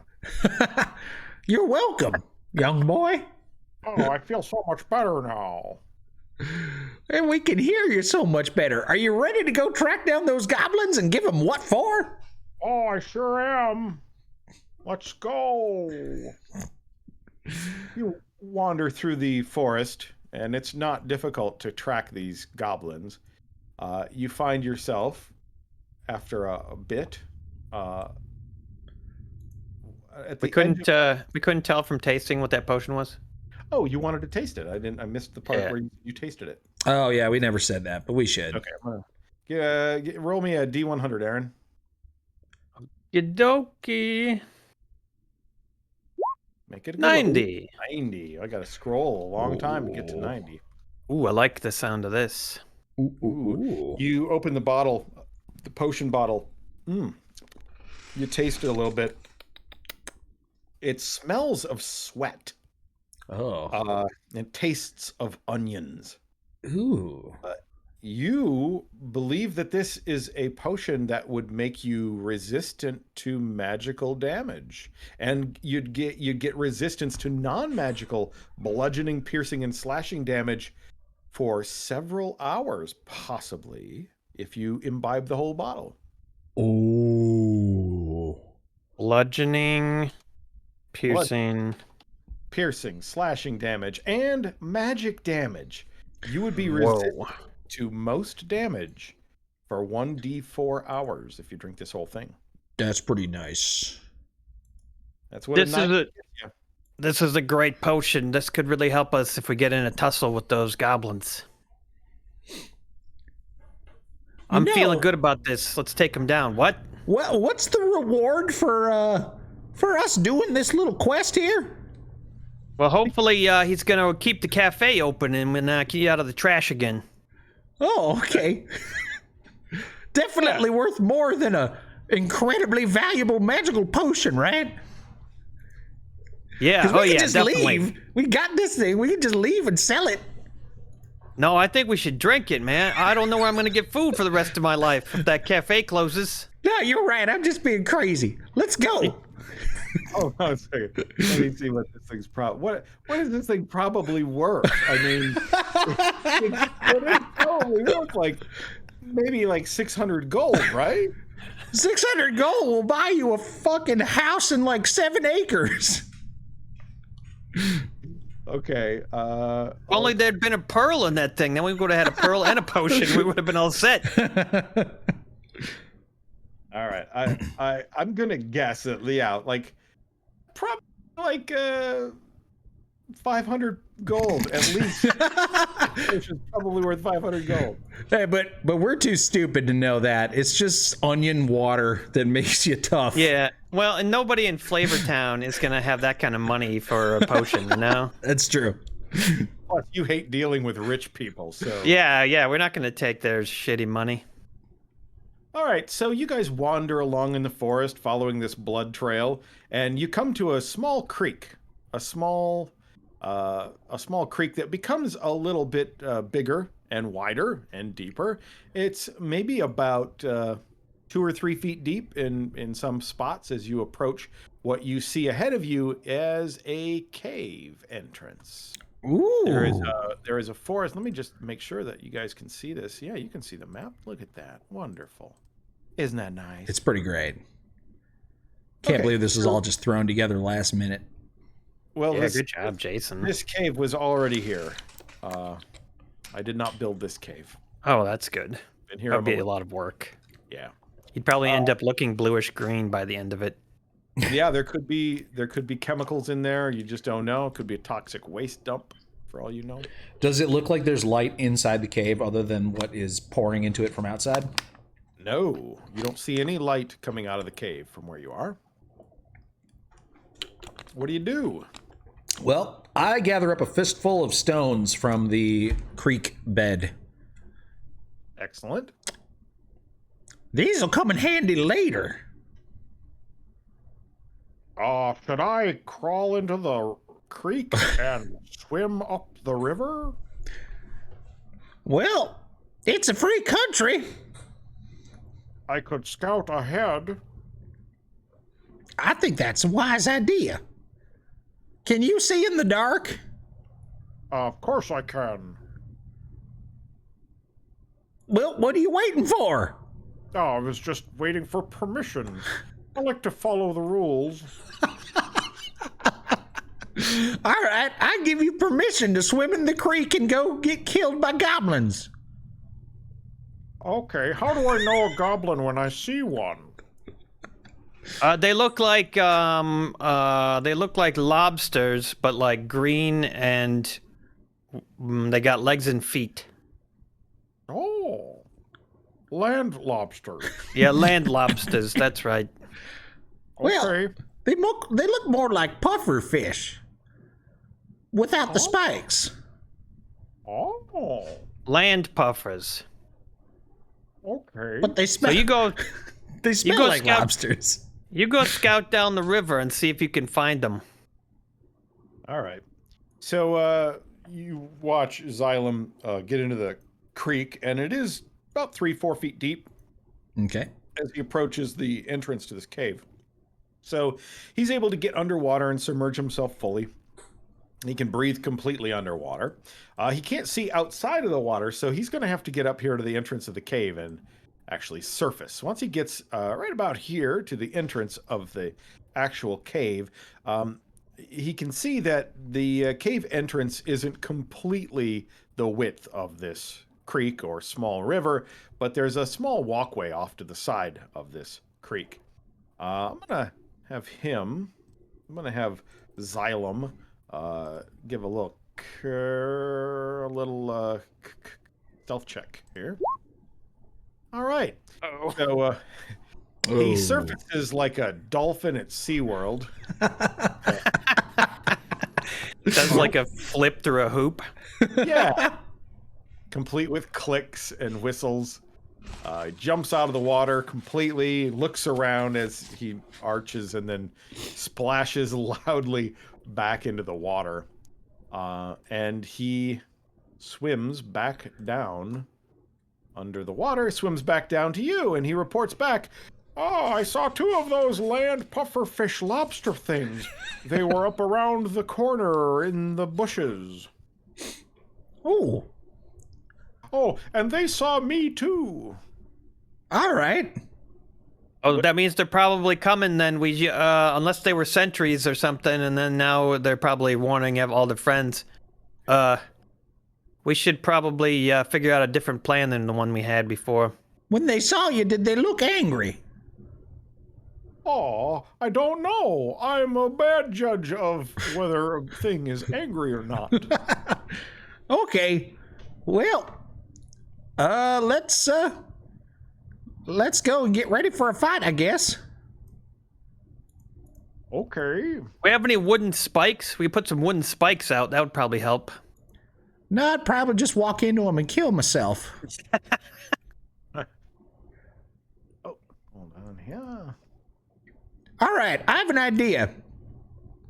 I am going to try to sneak into the bushes on the other side of the creek. So, Okay. Stealth check. Yes. Okay. I could, yeah, I mean, actually, Squidlips has a good suggestion, and I was thinking along those same lines. Like, I could run in as a wolf and try to scare them, but if there's a lot of them, they'll probably just attack me. Well, I have a really great idea. Just watch. I rolled an 18 for my stealth. All right. Okay. So that is going to be good enough to get into those bushes over there and hide. Okay. And what I want to do is I want to sort of sneak through until I see them. And then I'm going to cast Druidcraft and make really stinky fart smells near them. Okay. Uh-huh. Yeah, Okay. that's right. And great. Okay, wonderful. Alrighty then. So you cross the river. How tall are you again? I'm 7 feet tall. Okay, so the water comes up to, you're almost to your nuts, and not quite. And then you're able to get out of the water. You get in the bushes. You hunker down. You don't hear the goblins on the other side. Xylem told you that there were 2 of them. So I sneak through the bushes and I see just an empty clearing where Xylem said there were supposed to be goblins. No, you do see. Let me move this into the token layer. I guess you can't see it from where you are. So are you trying to sneak all the way through the bushes? I want to sneak to the point where I can see them so that I could All right, there you go. make the stinky smell. Okay. So there's these two goblins and they're hunkered down. You can tell that they're trying to hide. Ah, I see. Okay. Perfect. And it looks like they haven't spotted me. They have not spotted you. Okay. They rolled abysmally on their perceptions. All right. Let me see if Druidcraft requires line of sight. If not, I'm going to sneak back and cast it from the other side of the bush. 30 feet. Okay, you create one of the following effects within range. You create an instantaneous. Okay, so yeah, it doesn't say that you require line of sight. So knowing where they are, I'm gonna sneak back. Right. And then just cast Druidcraft right sort of in between them, and it's gonna be the smell of a horrific, the nastiest fart you've ever smelled. All right. You cast this cantrip. It's cantrip, right? Druidcraft. And you do hear this faint sound of coughing, gasping, and you hear one of them say something to the other one, but only baby Zamboni understands what they said. Can I hear him from this far away or no? Yeah, he really shouts. He says, "Why you do that? You have stinky butt."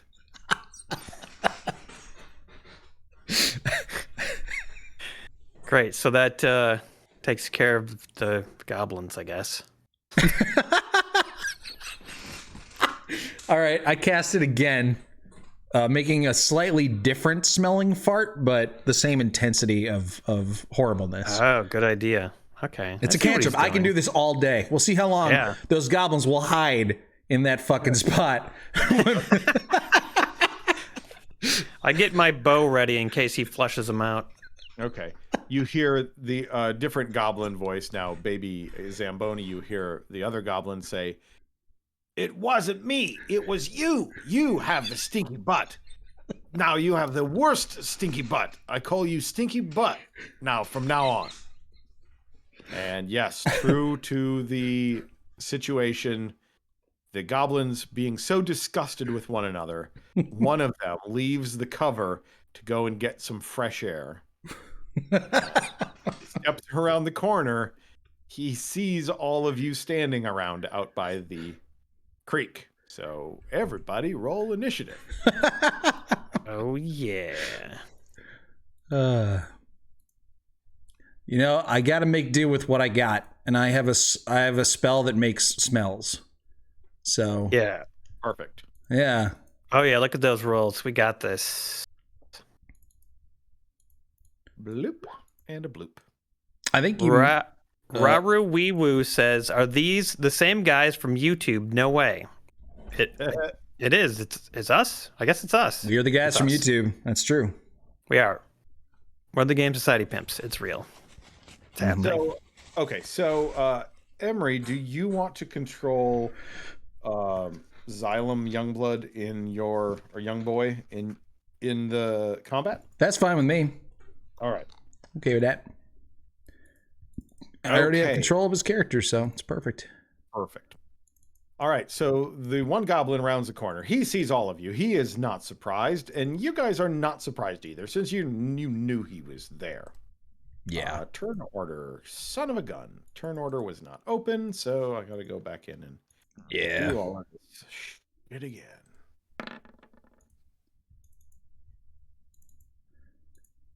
Yep. There we go. Nice. Oh wow. Okay, so they still got the same. No, 6 and a 12. Gallagher's not good at initiative. And I can see No, that. apparently not. Yeah, baby Zamboni, you're not in the turn order. Can you go ahead and roll your initiative again? Oh, yeah, I can redo it. You're still going to get the 2.1, but Darn it. Thank you, Bossa Nova B. Said that's some inspired role playing. Yeah. 2.1 for you. It's pure power gaming move right there, using Druidcraft to make farts that break up ambushes. All right. Well, the first person in the turn order is Xylem Youngboy. Okay.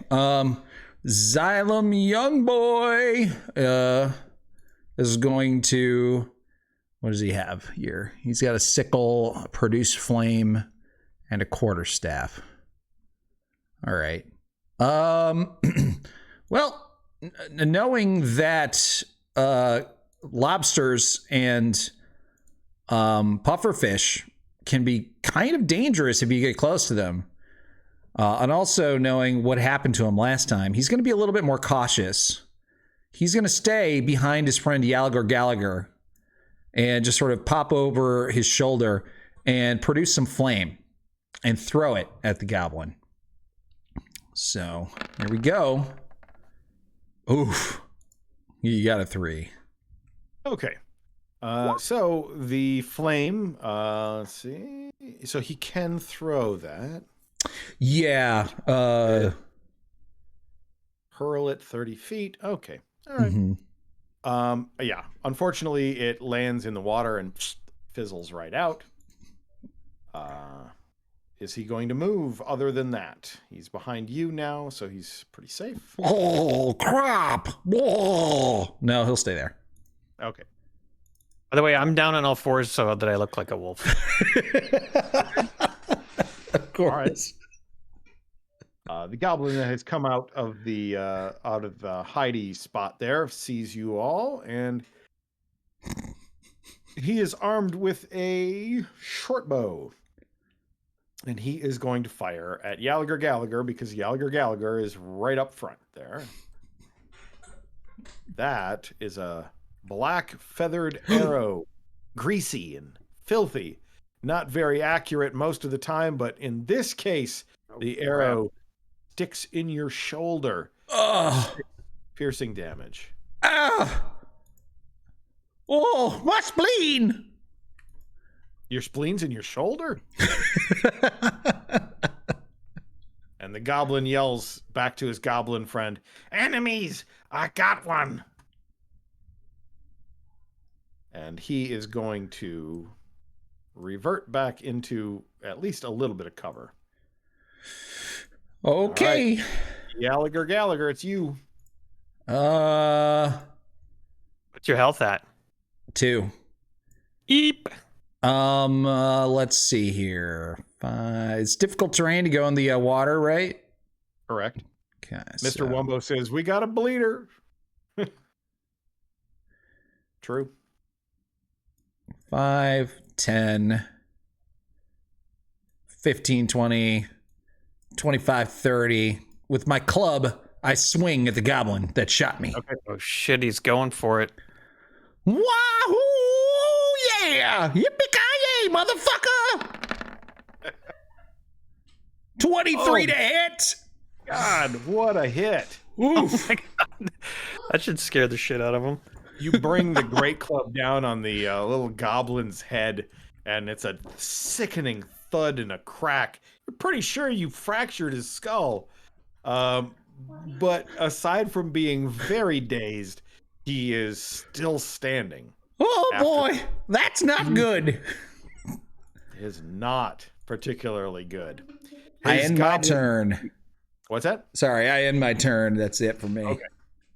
His goblin buddy, seeing the abuse that he just took at your hand, he's going to step forward. He has a short sword, and he is not afraid of you. Uh-oh. He's going to try, he's a scimitar actually, he's going to try to draw some blood. Nope. You deftly move out of the way as he swings wildly. That was close. He is gonna let's see, 5.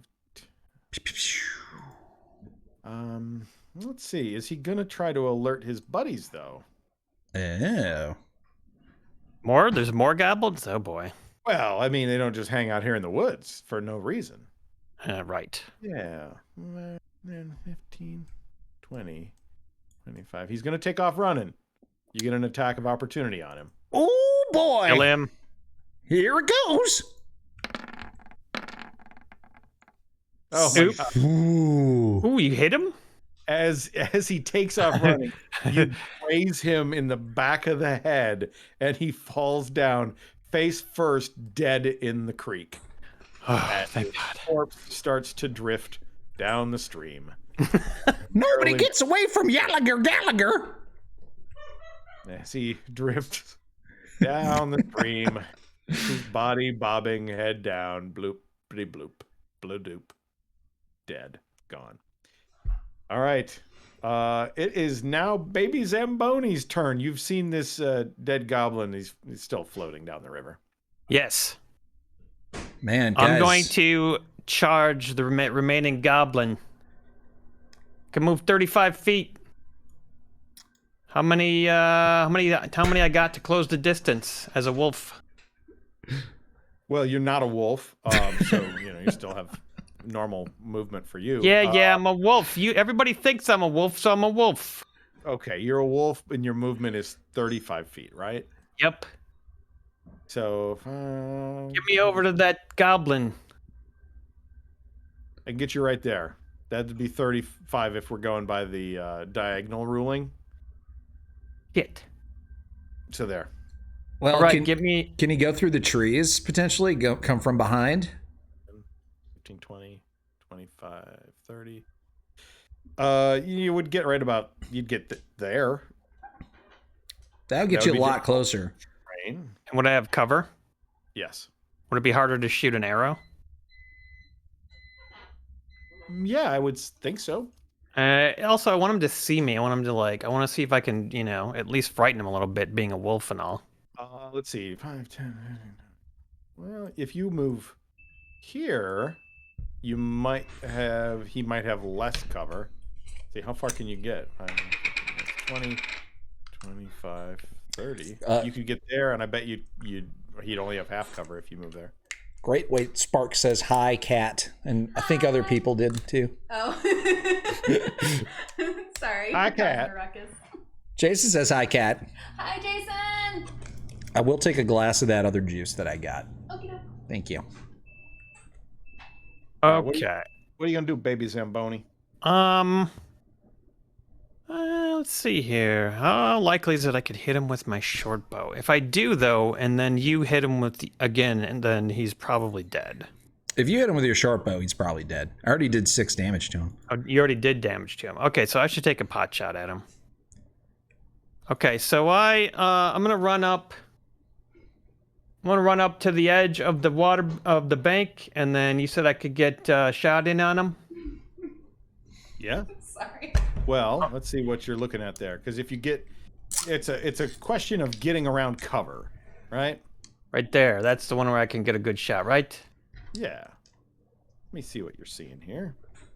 Yes. Yeah, he does. He's got hardly any cover at all. So I'm gonna say I howl like a wolf as I run up to the bank, and then I stand up and shoot a short bow at him.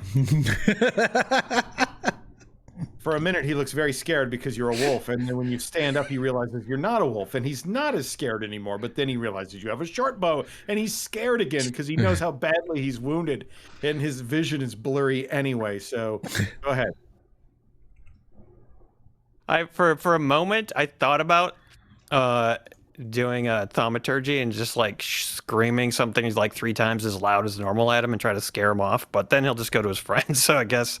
It's short bow time, and I'm going to use my inspiration. Yeah, that's right. You heard it. You heard it here first, folks. He's using inspiration. Good Ready? call, buddy. Here we go. Do it. Short bow! Oh, my God. Wow, what a roll. I got him. 8 and a 5. Unfortunately, you didn't get him, as the arrow zings well over his head. Okay. Difficult to shoot a short bow wearing a wolf skin as a disguise. Can I, as a bonus action, can I put Searing Smite on my mace You sure that I can. got on my hip? Okay, great. Like to do that? Sure. Doing it. Okay. Xylem Youngboy is up now in the turn order. Okay. Xylem, young boy, is going to 5, Hey, mage. 10, 15. He's got a swim speed, right? So this water isn't difficult terrain for him? Correct. Nice. Okay. 20, 25. Oh, I think he just barely can't, because that would be 40 feet to get there. Wait, he or can't sorry, get in 35 feet to get there. That little bit of like woods there, isn't there enough room to stand? Yeah, could he potentially end up here and still attack? Looks Okay. like there's enough banks. All right, so he deftly swims through the water for like 3 feet and then dolphins up onto the land again and charges through the bushes, hoping to catch this goblin by surprise. And his weapon is a sickle. All right. 1d4 / oh no, the quarterstaff is better. You know what? Could he dual wield them? Could he have one in each hand? I don't know. I feel like you could, but I don't remember if there's like a feat you have to take or something for that. So I'm just gonna swing the quarterstaff. Fuck it. There is a dual wielding feat. Platinum Hippie says, hardest working fish elf in the biz. Didn't work. He's gonna two-hand this quarterstaff.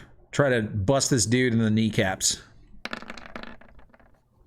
Come on. Oh, Swings low. The goblin, blurry-eyed from his massive concussion, is still able to jump over the quarterstaff as Xylem Youngboy's swing is just not accurate enough. Dang it.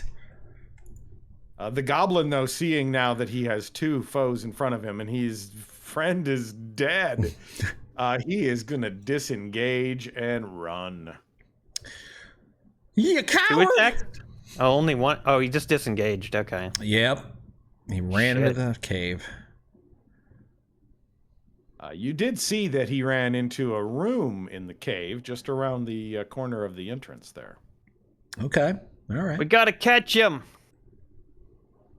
That's All probably right. where they got all the spices in that cave. All right, Gallagher, it's you, buddy. Where are you going, you coward? 5. Yeah, you can go here for 10. You don't have to. You can make your way in there. Oh, Holy shit! There's 2 wolves, and the goblin has untied them from their chains. Uh-oh. What the fuck did you just enter into, Gallagher? Welp. Do these wolves look particularly well treated? They do. I mean, for wolves that are chained up in a cave presumably with goblins as their people, they do look like they have been fed. There's tons of animal bones and various things scattered around the room. Gallagher, what do you see in there? Nothing good. Yeah, what specifically? Multiple wolves. Oh, wolves, you say? Yup. Okay, maybe you should get out of there. Well, it's your turn, baby Zamboni. Well, no, I still have my turn. Oh, right. Your movement was just the only thing that you did there. Yeah. Get your ass back here. Well, I'm somewhat good with animals, so I was thinking about trying to convince this one to be my friend. So yeah, I'm gonna try to. Do I have to be? I think I have to be close to it to do it. So I'm gonna try to handle animal on this buddy. Okay. Yeah. Here we go. The last thing you're ever gonna do. Well, you never know, man. You never know. I'm proficient in it after all. I'm using my die, my special die. You're going to use your... Inspiration? Yeah, inspiration. Oh, I only got a 13. I didn't need it. Yeah, didn't need it. Let me see if that's enough. 13. I kind of.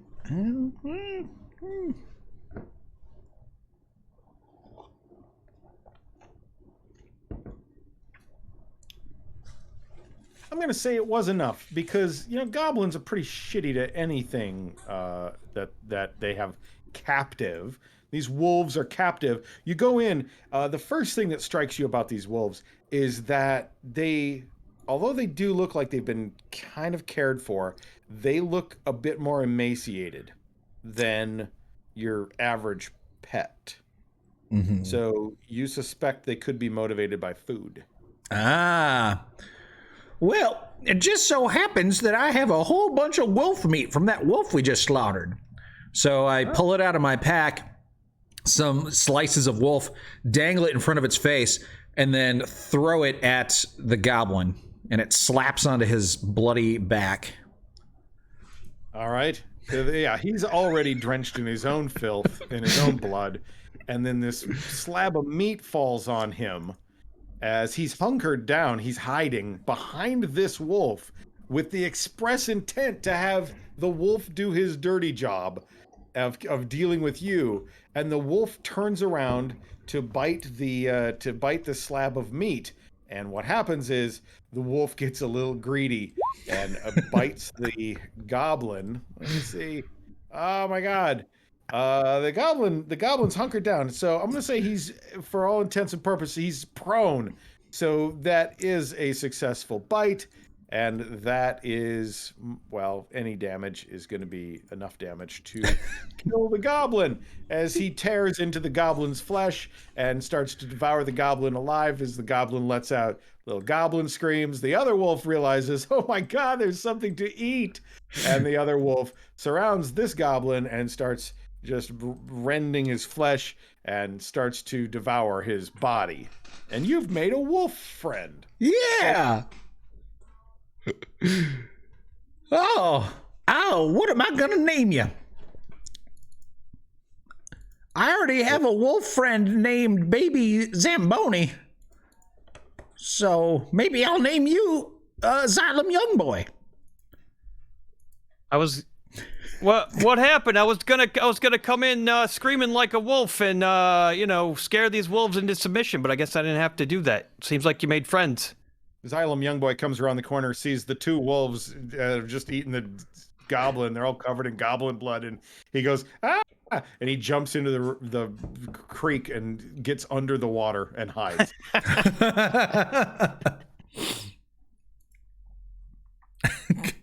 Well, I think we should probably leave these wolves be before they finish eating. Okay. You don't see any spices or nothing in here? You do notice that at the back of this little cave, little hidey hole in this cave, you notice two things. You notice that there's this large pillar of stone. Let me change my color so it's a little more vibrant. There we go. You notice this pillar of stone right here. It runs from the floor 30 feet up to the ceiling, and that's where the chains were wrapped around the necks of these wolves. The goblin unchained the wolves, so they are no longer captive in here. The second thing that you notice, aside from all of the animal bones strewn around down here, is that there is a steep embankment of loose rock that leads up to a small opening up here. 30 feet or so up. Okay. I see. Yeah, this looks like the entrance. This is probably where the spices are. We should go back here.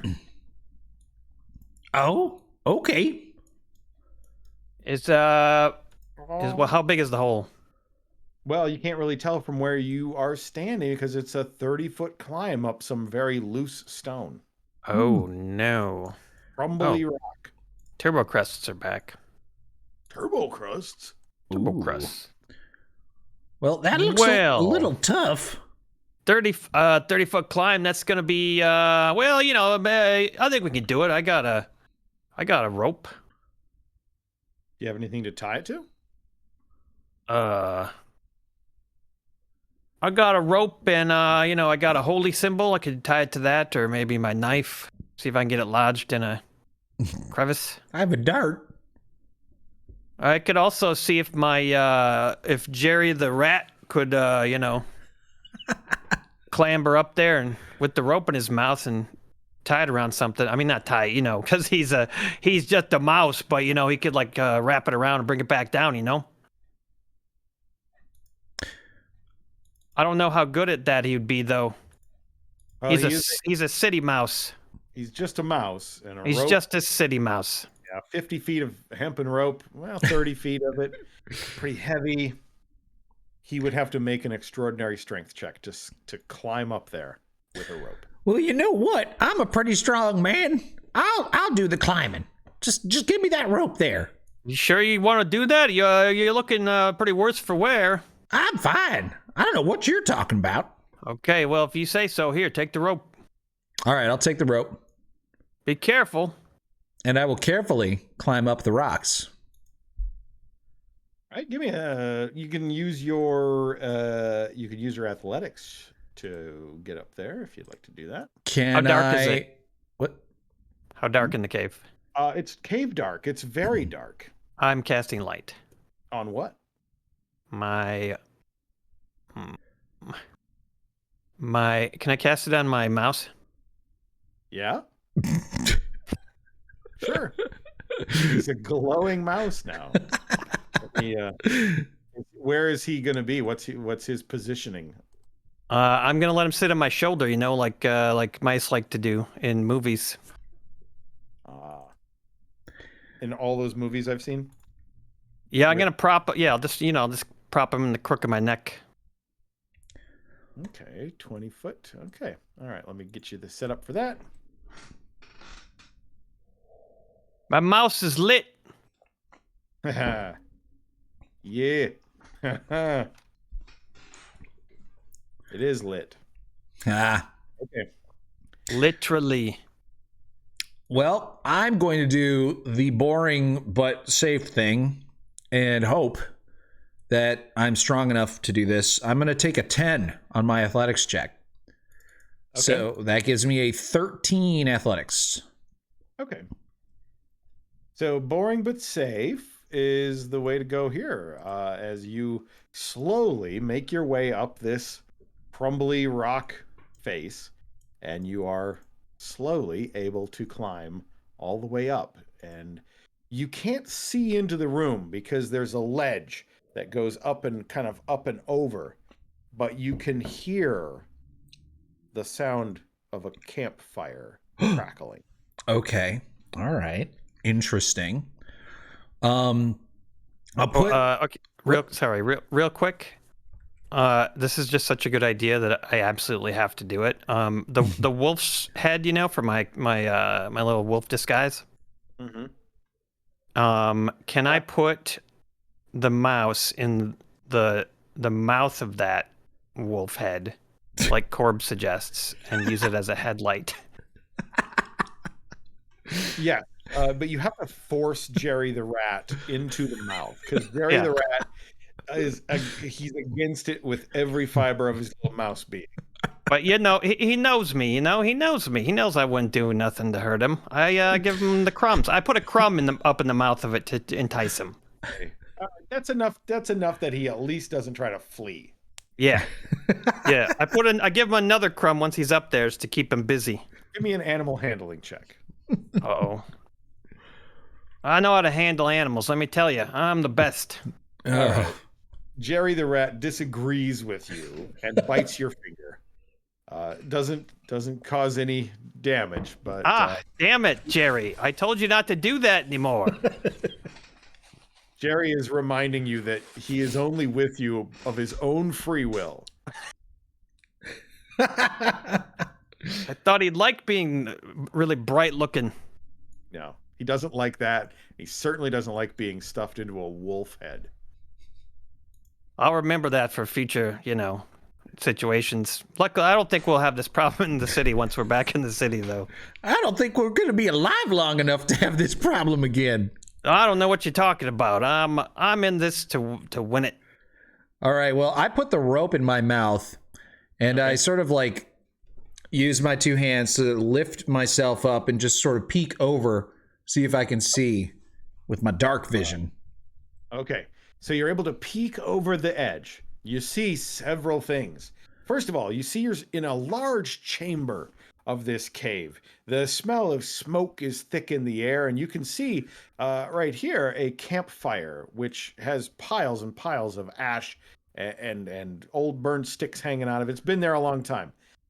You also see a sleeping wolf right here. Oh And you boy. see some big figure snoring away, sleeping in a bed right here.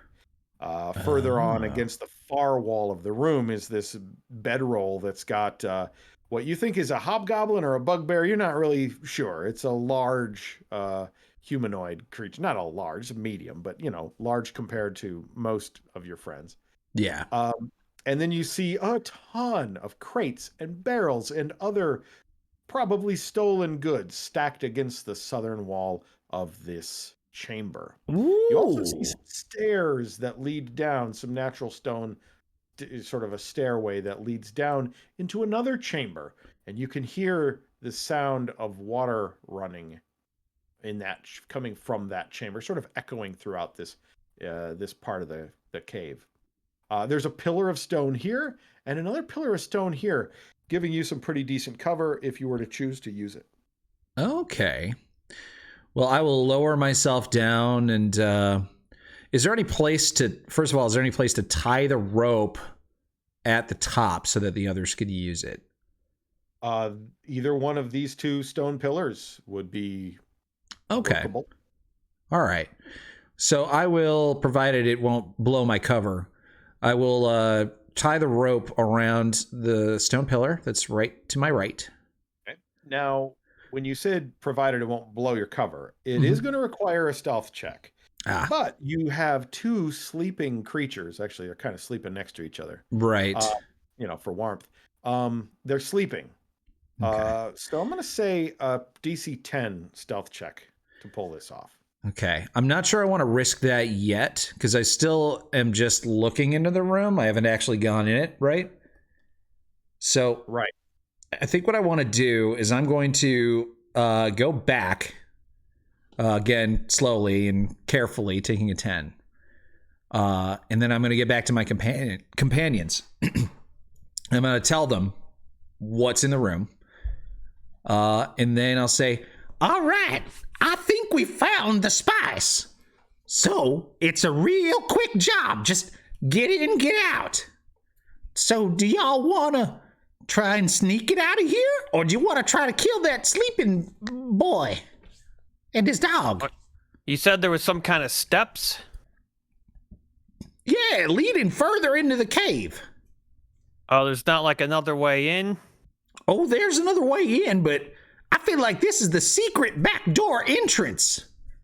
Yeah, that makes sense, but I don't know how likely it's going to be for me to, unless you can like pull me up this cliff.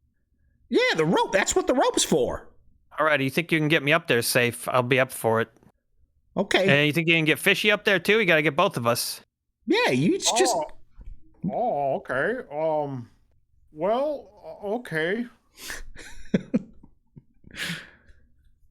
What about those wolf friends of yours? You think they'll come?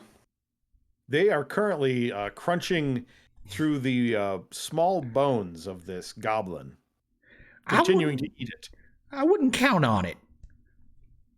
Yeah, we'll just have to go in ourselves then. I could run in. I could run in. I could make a really loud wolf sound, try to scare him out of there or something. Maybe scare the wolf away. Like I got a glowing wolf head. They might think I'm some sort of super wolf. Maybe. I say that, we have the element of surprise. If we can sneak up to them and bash them while they're sleeping, that's the way to go. If is the key word, Yeah.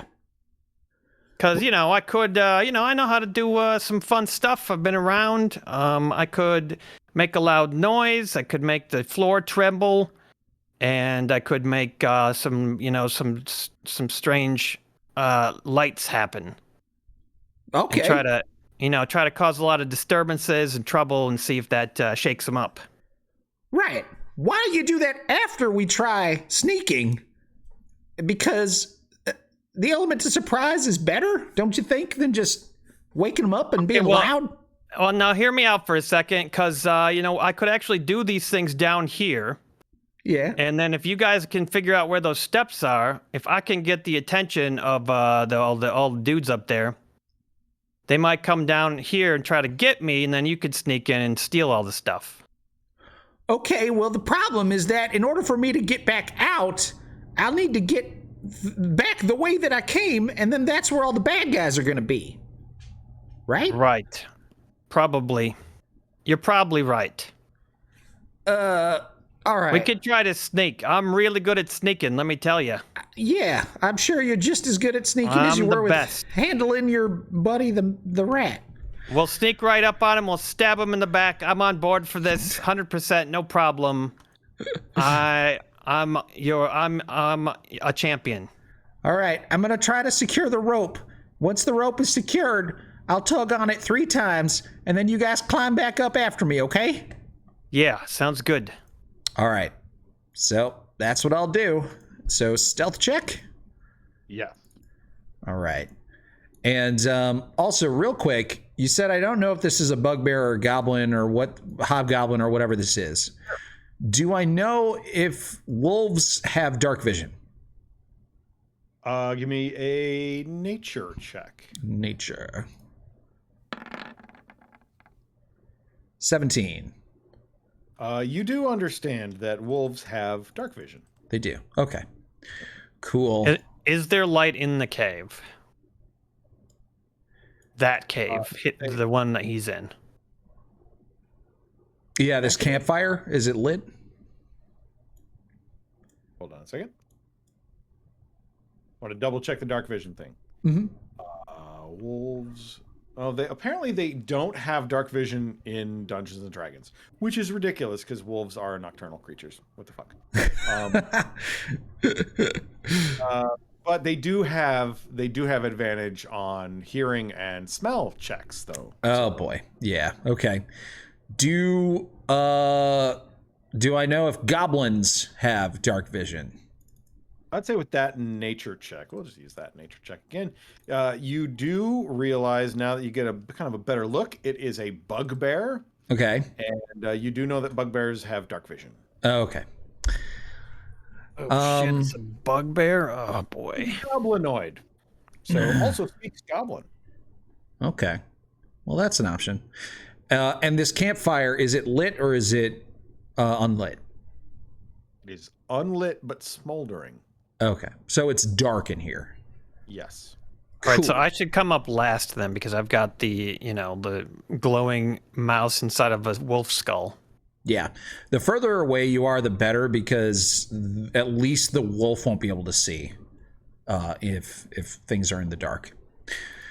Okay. Here goes my stealth check. Trying to sneak up and tie the rope. Stealth. Where are you? There we go. Ooh.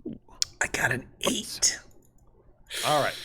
So as you're tying the rope around the pillar, you incidentally kick a tiny bone, a chicken bone, and it skitters across the floor, titink, titink, titink, titink, titink, down this little stone stairs. Ooh. And the bugbear doesn't stir or wake up, but the wolf does. Oh, okay. So give me another stealth check to see if you can hide. Okay. But at least it can't see me, even if it can hear me and smell me. Okay, here's another stealth check. Okay.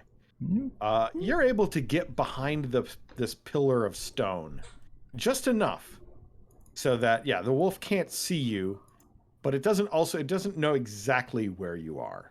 But I can see it like sniffing the air. Sniffing the air, and it was laying down, and now it gets up to a standing. More fart smells.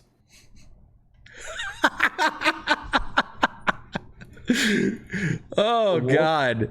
The wolf starts moving about. Okay. Might wake up Clark, but get rid of their sense of smell. You're gonna save us all. Yeah, so Druidcraft does have a verbal and somatic component, so I'll have to say something. Can't you whisper it? Sniffing the air still. Hurry up, dude. Fucking do the fart blast. All right. Do the fart blast. I will cast Druidcraft. No, wait. I'll just bash it. I'll just fuck. It can't see me, right? Nope. It gets to right here. I'll next bash to it. You. Get it.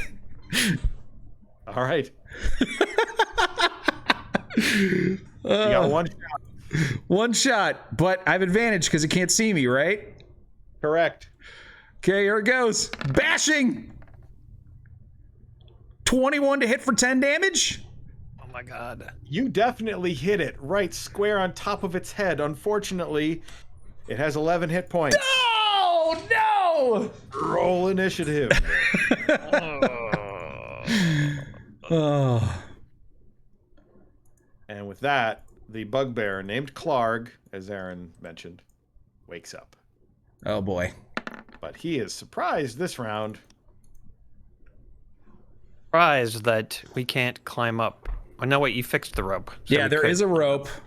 I didn't tug it 3 times like I said I was going to, but you do hear me go, wah! And then a bonk, and then a wolf go, meow. Yep, that's good enough for me. So, did you roll initiative for Xylem Youngboy? Oh, I keep forgetting to do that. Nope, my bad. Let me roll. I got it. 19. There we go. 20. Good initiative, Aaron. Thank you. Natural 20 on that. That's nice. Wow. It won't Okay. happen again, I promise. Okay, well, speaking of Baby Zamboni, Baby Zamboni gets to go first. Okay, I gotta get up there. I gotta get up there and get into the thick of it. This is what my whole life has been waiting for. I'm 63, and now's my chance to shine. Yes. Baby Zamboni climbing up the rope. What do I dex? Yeah, it's well, athletics check. I suppose you could you use acrobatics instead of athletics? I mean, in some cases, if you think that he could, there's a way he could use balance as opposed to just like strength and whatnot. Yeah, I think either one of those would suffice. You can either try to muscle your way up this crevice, or you could try to use dexterity to bounce from one wall to the other. They're only a few feet apart. Yeah, I'll bounce around. You know, I'm light. I'm light as a feather. All right. There we go.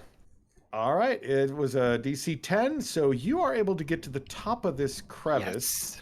Yes. Your ally is right in the way of the opening, but you can move through him, and you can put yourself here if you'd like.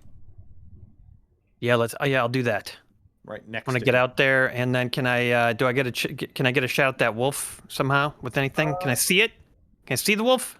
Well, you have your light emitting mouse. Oh, Yeah, no. but like I got line of sight. Once you get up here, yeah. You need All me to right. put you up here? Yeah, get me up there with line of sight, please. All right, there you go. Now you have line of sight. That's right. Go All right, badly- wolf.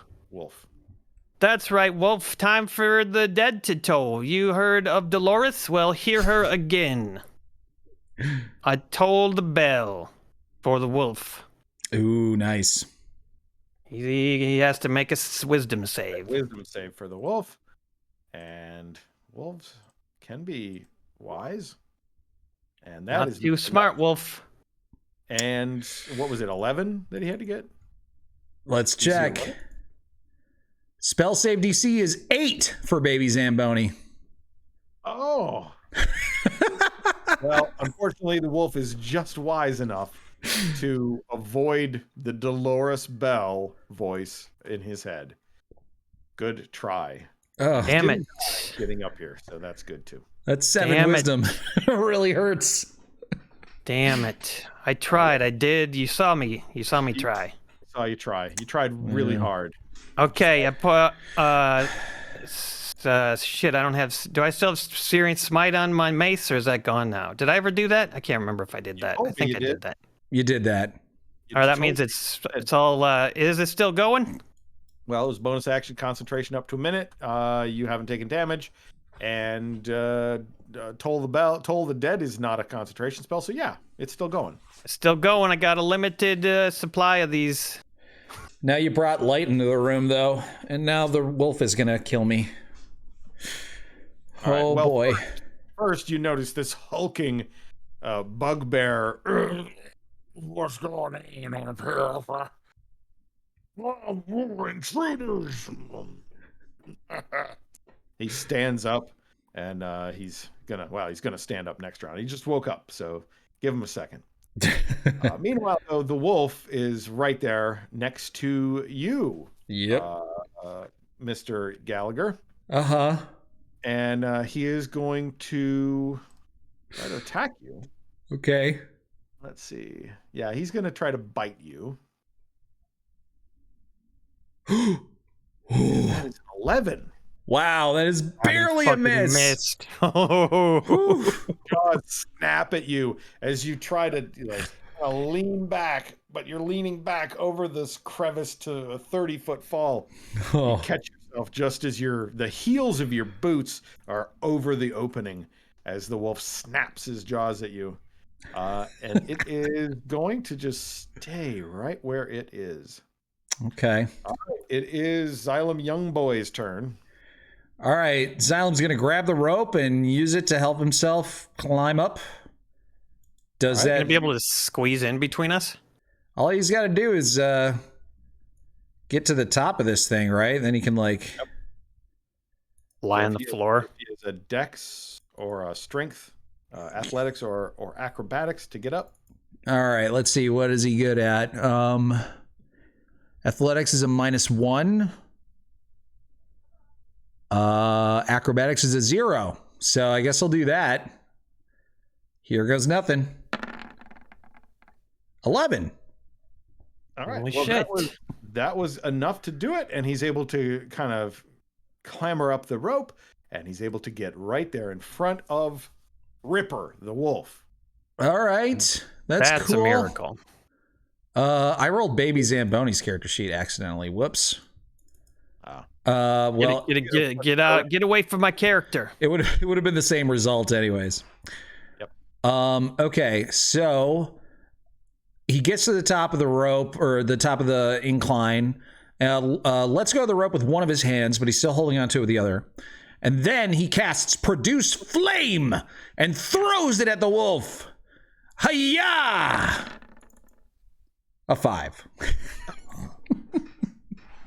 A miserable failure to hit the wolf, but let's see. Maybe he lights something else on fire. Let's see. We'll make this campfire. We'll make that a 1-2. We'll make the crates. Yeah. Light the campfire.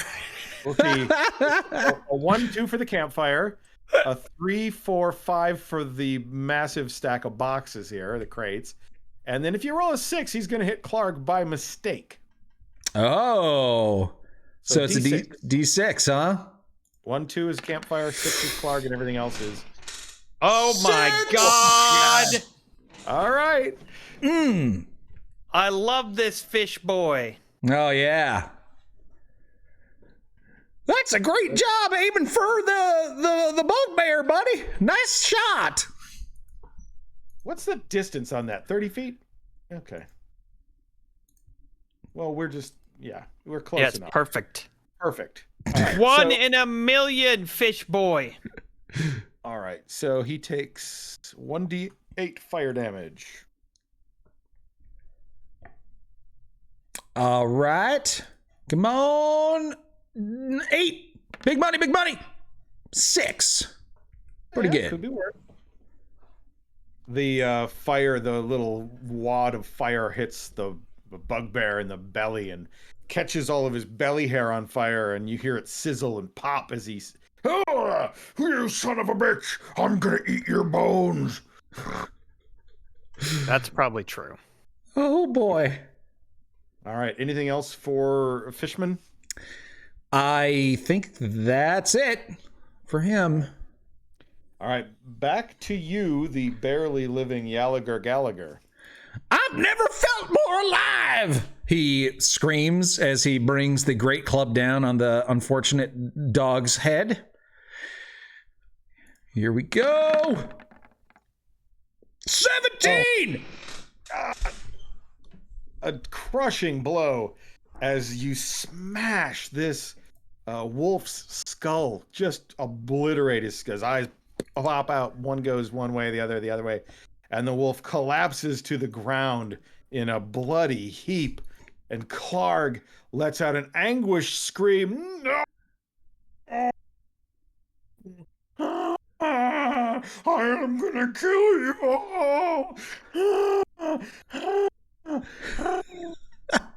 Anything else? Yeah, I'm gonna say, well, one of you boys better drink that potion, and then I'll go into this corner. All right. I was gonna force feed it into your mouth. Don't you want it? I have 2 hit points. So it won't help you, eh? Somebody does 4 damage to me, I'm dead. No matter what. I don't know what that means, but sounds good. I drink it right up. Guys, I have to say I'm so happy that in my first experience playing D&D as a player with you guys, I got to kill a dog. Oh, man, yeah. It was gonna be you, wasn't it? You know, well, you said that if somebody does 4 hit points to you, it kills you. But isn't that it has to exceed your maximum? Yeah, so I won't die. I'll be knocked unconscious. But for all intents and purposes, I will be dead because we don't have any healing in the fight. You know? So True. It makes so much more sense for somebody with more hit points to take the potion because it gives resistance to damage, you know? Yeah. So. All right, baby Right, I drink it. You drink the potion. Now you are resistant to almost all damage. That's right. Roll a d4, please. D4. 4. For 4 hours. Damn! Oh, I am invincible. I feel invincible. Not invincible. You're not invincible. I'm invincible. All right. All right. It's a potion of invincibility. I never felt better in my life. My belly's full of food. I got an invincible potion. All right. And So that's your free action. Yeah. Now I'm ready to smack some bugbear ass. All right. Although I don't know if I can get to him. Can you move your character? Yeah, I mean, like, is he within my range right now? Not melee. You could ranged attack him. You could tull with Dolores. Ooh, yeah, that's what I'll do. You might, yeah. Your movement 30. 35 actually. You can get right there. You can get I can get there and hit him. Yeah, actually, you could make it all the way to him with melee and hit him with melee. Yeah, because you're 35 feet. Doing it. All right, get yourself up there. Okay. These spices belong to us, big boy. Get ready to go back to hell or wherever you're from. The forest. Where are you from? Oh, whoa, fuck you. You see there's snot bubbles coming out of his nose and his eyes are just welling with tears. Why? Because he was burning? No, because you killed his wolf. Oh, that's why he's sad. Yeah. Yeah. And I'm wearing a wolf skin. Does he notice this? Yeah. Yeah. Did you know this wolf, bitch?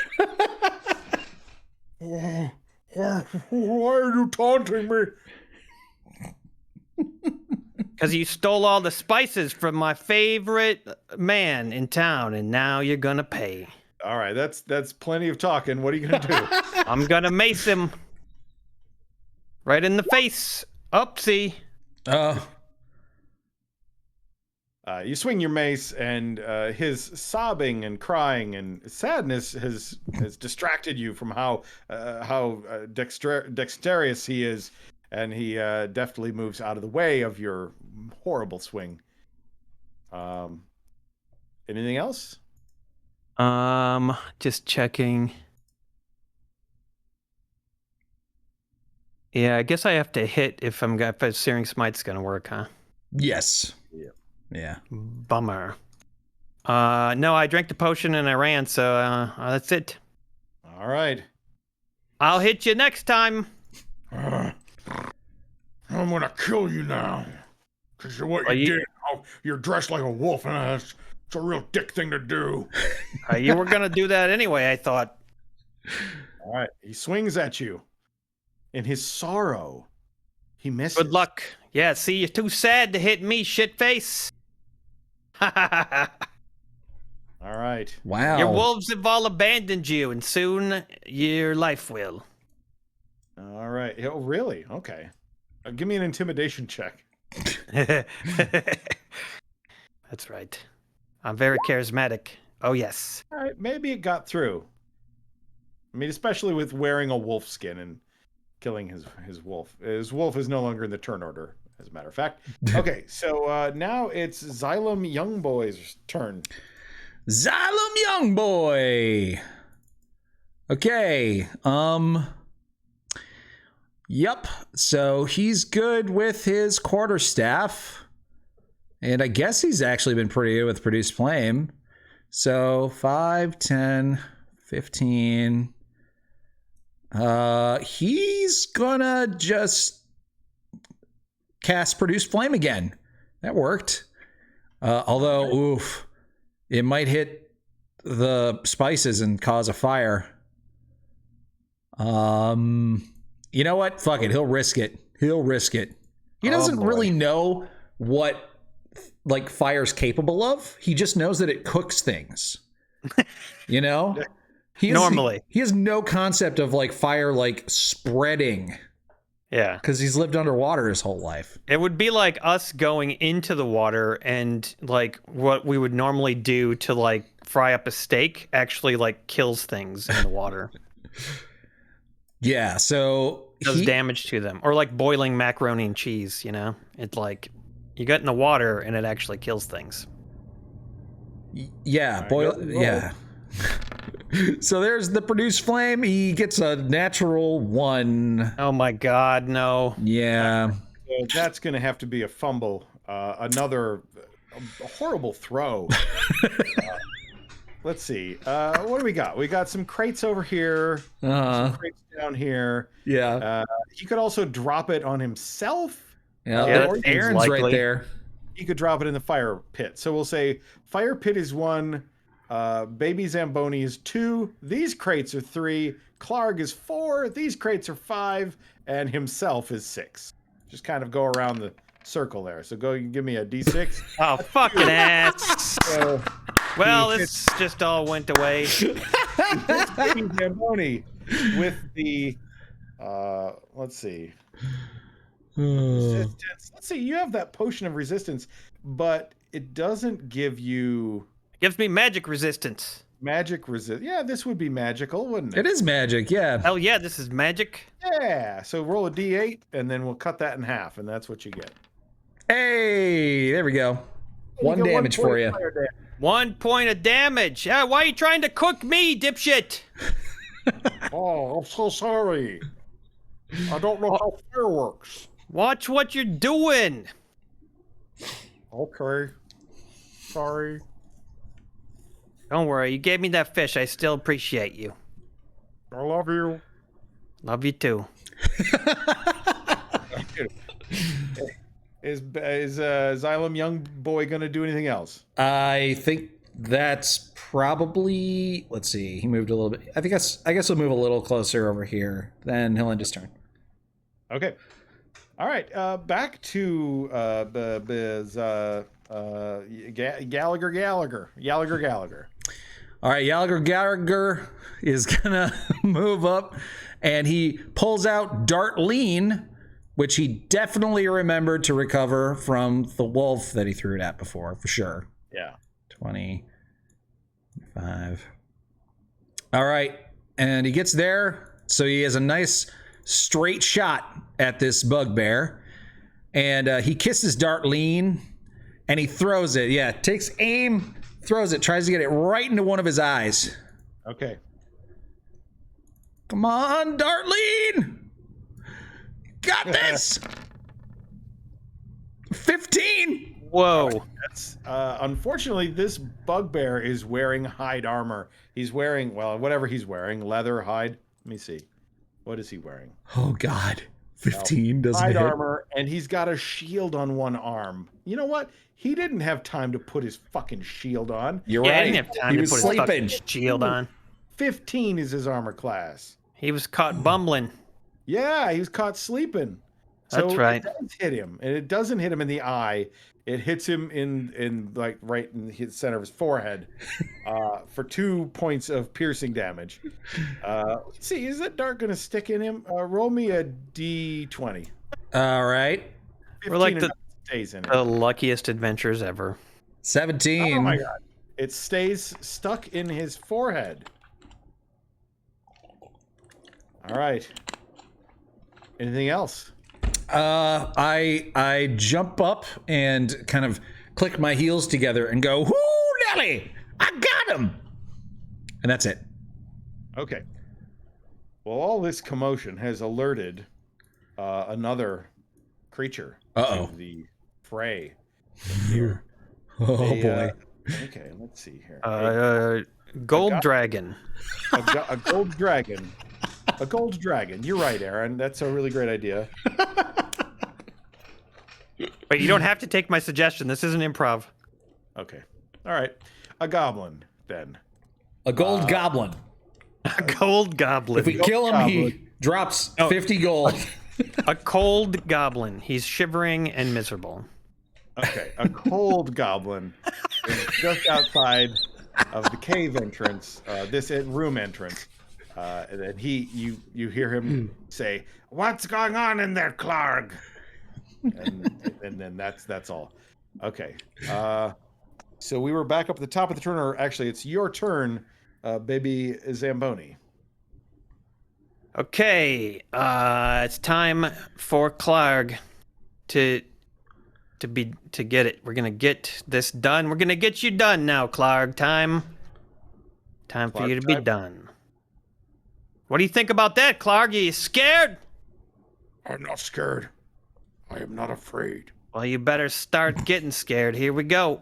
I'm coming for you. What are you doing? Nothing. Just gonna sit here and giggle. You're really bad with that mace. It's the first time I ever used it before. I bought it at a sale, and I never really tried using it, and it doesn't seem to work too good. Give me a deception check. That story is bullshit. Yeah, you stole that mace. I know you. You found No, I didn't. Well, if I stole it was from somebody who deserved it, and it was the right thing to do. So you can't tell me that the people that had it needed it. They didn't need it. All right. So what are you doing, baby Zamboni? You For missed. my bonus, fuck. Gonna do I can't do nothing. I'll just I'm gonna cast light. Wait a minute. You had Searing Smite going. Oh yeah, I mean this is a cantrip. Can I cast cantrips? Well, isn't light a con? No. I mean, light's not a con- it's an action, already- so You already have light on the. Oh wait, map. that's not a bonus action. I can't do anything. Okay. yeah. I could right. try to move around in a different position, but I don't think there's any point. So I'll just well, if the goblin comes in. Well, you don't want to provoke an attack of opportunity, so you can't really go too many places here. No, I mean I would only go over by the other side of him. Yeah. That, maybe. All right. Just so I don't get sneak attacked by the goblin if it comes in. But if anyone's going to get sneak attacked by it, it probably should be me anyway. So I'll just stay there. And is he still standing by his bed? Yes. Like I can't, as a movement action, I couldn't like run into him, could I? No, there would be you could shove him, but that's going to be like your attack. That's an action. Yeah. I couldn't just move into him and try to like push him down on the bed. No. No, you already tried to hit him. Okay. All Too right. late then. Hanging out. right. So he grips his morning star tighter and steadies himself. He's really gonna hit you for real this time. Yeah, that's what I'm worried about. No, he swings with all of his might and maybe it's seeing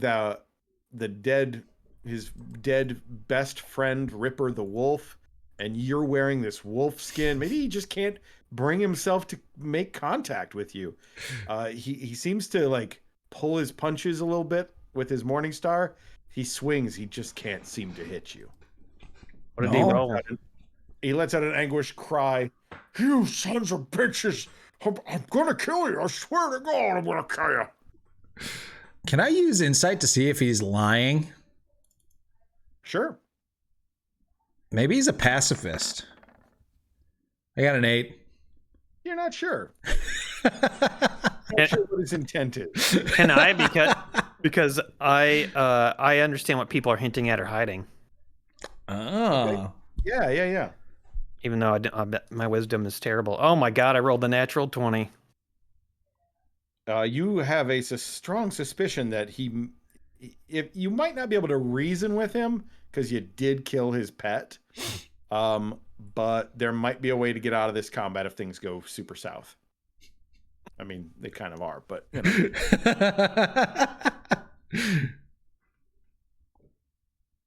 He does not seem to be as bloodthirsty as his words would indicate. Yeah, he seems like he just likes his wolves. All right, so let's see what happens with this little buddy. He's gonna try to get around here.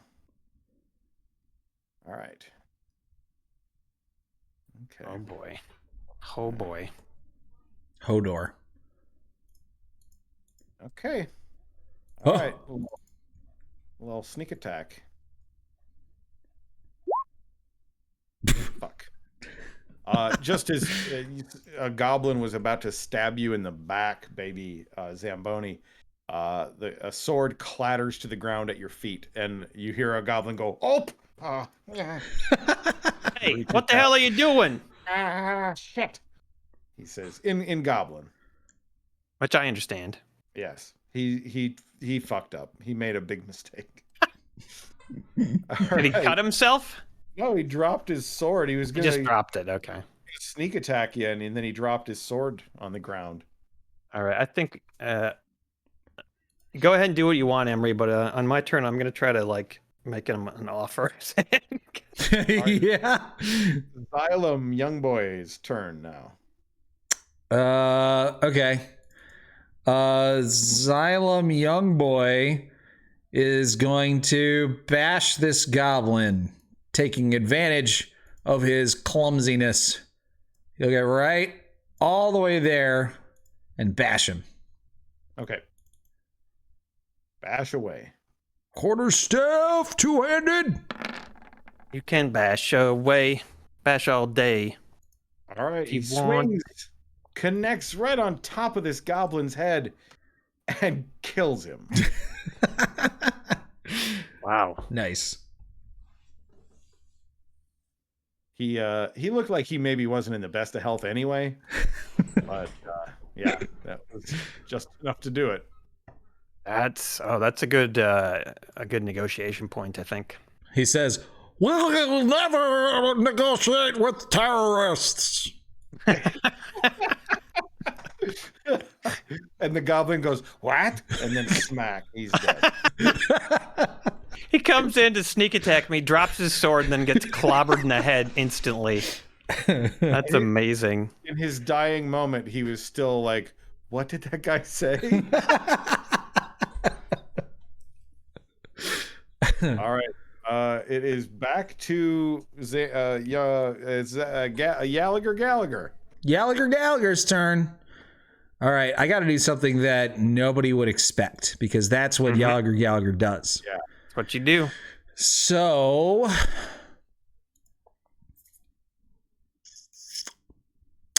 I guess Gallagher will Moment, Bossa Nova, for the moment. boy. Let's see, I got magic. Only because Jason's rolled absolutely dismal for many, many turns. Yeah, by all rights, this bugbear should have killed them all twice. We should already all be dead. Oh God. So, seeing that baby Zamboni has sort of put his weapon down, and that Clark is ineffectually sort of swinging his Morningstar and crying. I think Gallagher is going to go with his sort of gut instinct. I know I rolled poorly on his insight check, but he has the sneaking suspicion that maybe Clark is a pacifist. And so he gets this like pit in his stomach as he realizes, oh boy, I just fucked up. So he puts his club down and then he casts Druidcraft, but he doesn't make the smell of farts this time. Instead, he creates basically a bunch of flower petals sort of appear in the air, sort of around Clark and baby Zamboni. Okay. And that's it. All right. I'm gonna say, what is your intention to have happen here? Me? Yeah. To do something that nobody expected. Okay. So no real intention other than a random occurrence. Yeah, I mean, it's basically a show of peace. Okay. Okay. Yeah. I mean, I'm putting my weapon away. I'm sort of making a peaceful showing with the flowers. I'm going to say it has a strong possibility of succeeding, but it could also be read very wrong.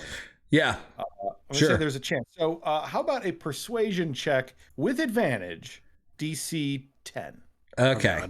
Persuasion. I'm so bad at this. Here we go. I got an 11. Holy All right. shit.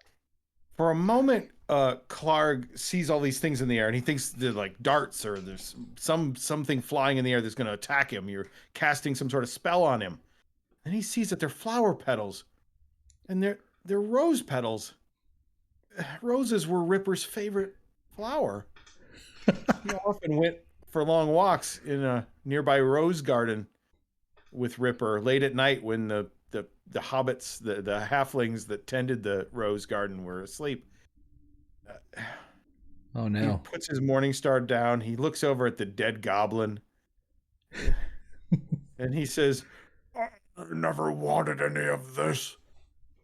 I just wanted to be rich, you know?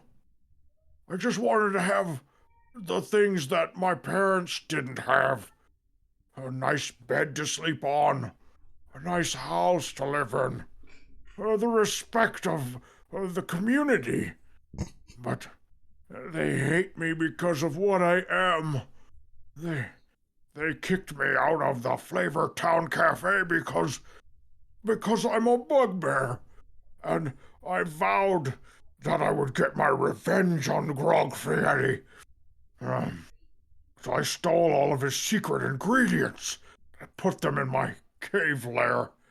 But you have killed my best friend and lover. The wolf was my best friend, and that goblin was my lover. Oh, okay. That was a little confusing, actually. Yeah, it was a little freaking out a little bit. I was going to take the wolf off of my back. You know, this wolf was already dead when we found it. We don't know what happened. It was just dead. But, yeah, so we didn't even kill your goblin. You know, or kill your wolves. Yeah, we're real sorry about all this. I mean, the thing is, you know, I think, what's his face over at the cafe? Grog Fieri. Yeah, I think he's learned his lesson because he's going to close the whole cafe down. I mean, I think he learned the hard way what happens when you mess with a guy like you, you know? Well, he's a bigot. He's a racist. Exactly, and I think he's learned his lesson that racism doesn't pay. And I think, I think he's going to let you in there now. And I think we're going to tell him he's going to let you in there. And if he doesn't, we're going to have something to say about it. Will you kill him? If we have to, if that's what it comes to, we'll take him right down. I mean, you see how vicious we are. Will you promise me that if you can't convince him to allow me into his restaurant, that you will murder him?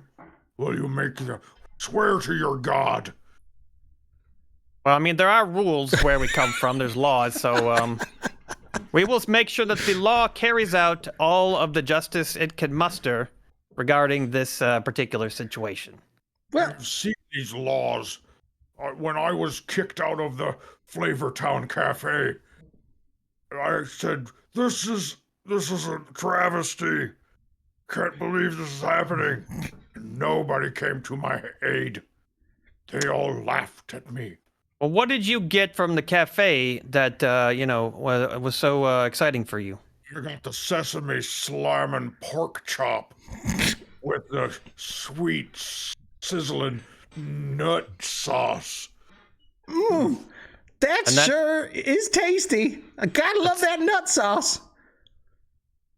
That was one of my favorite things. That I would get some of the sauce, the nut sauce, out of the dumpster sometimes. People usually ate all the rest of it, but that nut sauce was it was all over the waste in the barrel, and I would lick it off of the empty things. Yeah. So good. It was so good. So I'm right there with you. What was your other favorite dish? My favorite thing that I would often find in the trash leftovers from was the barnacle waffles. Oh, yeah, that was pretty good. He made waffles that looked like barnacles, you know? Yeah. A lot of times people didn't like the way they looked, so they wouldn't eat the whole thing, or it was too big, and so then I'd get a lot of those in the dumpster. Yeah, his portion sizes were out of control.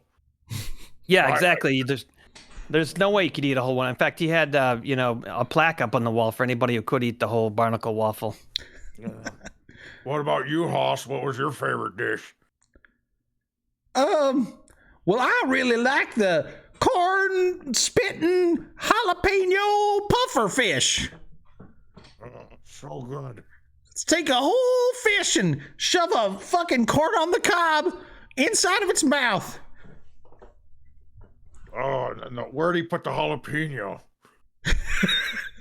I'll let you use your imagination there, Clark. Oh, yeah. That was a rhetorical question. Everybody knows it goes up the ass. How about you, other guy? Did your lover also do that? Perform that same activity? That's between me and my lover who is dead. That's a good point. Now, listen, I've been thinking about this, and from what I can tell, there's a cycle of vengeance and violence that is happening. But I think I know of a way where we can put an end to this cycle. So, Grog Fieri sent us here to retrieve his secret spices and ingredients, and unfortunately for you, we killed your lover and your best friend. So if we just go back there and punish him, then eventually he'll send somebody else to come back here and punish you further, and it'll just keep going. So why don't we destroy his secret ingredients and spices? That way he loses his business, just like you lost your lover and best friend, and we can all put an end to it. Right, because it's his fault. Exactly. He started this whole thing by being a racist son of a bitch. That's right. Well, now hold on a second. Then where am I going to get food out of? You can't just go cutting deals with bugbears without, consulting, somebody whose main food supply comes from this cafe. Yeah, and I want to go back. He's a pretty good chef. I want to go back and eat more of that delicious. And why are you trying to shut this place down? Everybody goes to this. This is crazy. You're talking crazy. I got an idea. I have an idea. Okay. Yeah. Go ahead, Clark. We take all of the secret ingredients and secret herbs and spices back to him, and then we chain him up to his oven, and we make him cook for us for the rest of his life. We make him do it. We threaten to kill him and if he doesn't do it, we cut off one of his toes. And then if he still doesn't make us the salami heart fuck burger, then we cut off another toe. Yeah, I don't know. That feels like that just will continue that cycle of violence I was talking about. Eventually, he'll realize that he's got to do it or he'll get hurt more. Then the cycle ends, and then we can eat food. All right. Well, the one part of that I agree with is that, yeah, we should go take all this stuff back there. You should come with us, because once he sees you, you're gonna put the fear of the Lord in him, and you know he'll have no choice but to do whatever we tell him. Okay. I didn't catch that last part. I was thinking about how he's gonna cut his toes off. Yeah, I don't know if it's gonna come to that, Clark. Why don't we just see? You know, you're angry. We get that. We understand. You're full of grief, but you know, try to put that aside and put that in a little pocket and stick it back in the back of your head. Okay, like a brain Meanwhile, pocket. Xylem Youngblood up at the other end of the room says, Guys, What is it, boy? Do you smell you're not something? sure. You're not sure. He's having a problem with some sort of shellfish in his larynx. Sure. Jason, what do you have for shots? I have a tiny bottle of Fireball whiskey. Ooh. What he's got? Digital Dark Knight. Oh. So, how about we arrange a meeting? You and him meet up. You discuss the fact that you want to go to his restaurant, and then you guys agree, and then we'll return to him the ingredients. And if he doesn't agree, then we destroy the ingredients. Yeah, it seems like he's gonna want to, you know, have his cafe back and running order, and you know, you got to compromise sometimes, Clark. Ah, okay. All right, I'll go back. I'll go back to talk to him.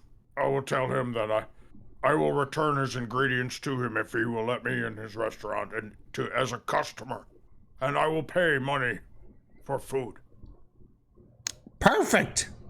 I'll go back to eating it out of the trash. This is great. I love it. Perfect. All right. So Clark heads back to Flavortown. Do you guys follow with him, or do you just wait here for him to come back?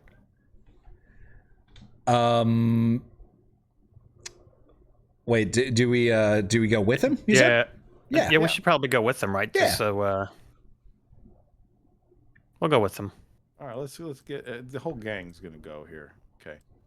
Well, I don't really have a map of the inside of the Flavortown Cafe, but after a short journey, you learn a little bit about Clark. You learn that he was one of 48 children. Wow. His father was a warlord, and he's not exactly sure who his mother was, or how many mothers he had. I mean, he always seemed to have a different mother every week. And that his upbringing was very difficult, but he's always had a hankering for delicious food, and that's what drew him towards civilization. And he would give it all up. He would give up his warmongering, fighting, bloodthirsty ways if he could just enjoy a hard day's work followed by an enormous plate of high cholesterol, high sodium food. So you get back to Flavortown, and you see, finishing up his job of boarding up his restaurant, there's Grog Fieri out there. And he turns around and he sees the three of you and Clark, the bugbear. Hey, what are you guys doing here? What's that guy doing here? I kicked him out. Well, we'll tell you in a second, but first, a shot of tasty fireball for Jason. Cheers, bearded one. Excellent. Digital Dark Knight, eh? Yeah. I don't really have anything to pour this in except my mouth. Put it in your mouth. I don't know if this is a shot. How much is a shot? That's way more than a shot. Yeah, Let's at least like 2 or 3, I'd say. But drink half of it. There you go. But yeah, that's the stuff. Digital Dark Knight's having a tasty shot of bourbon along with you.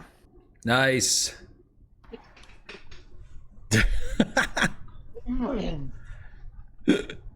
Thank you, Digital Dark Knight. All right, now listen up here, Fieri. We brought Clark back, right? He's the one who has all your spice. And if you want your spice back, you're going to listen to us. Wait a minute, you guys. Wait, you're working with him?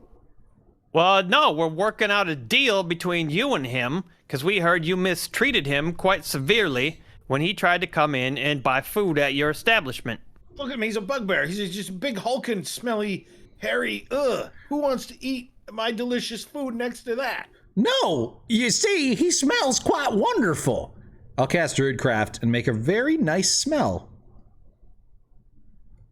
The opposite of a fart, if you will. Caramel? Caramel, yes. See? All you gotta do, Clark, is make yourself smell nice. Then people will treat you better. He winks. Clark winks at you and nods. And Grog Eddie says, okay, so you fixed him. He doesn't smell bad anymore. He still stole all my spices and my seasoning, my herbs, all my herbs de Provence, and he got all my oregano.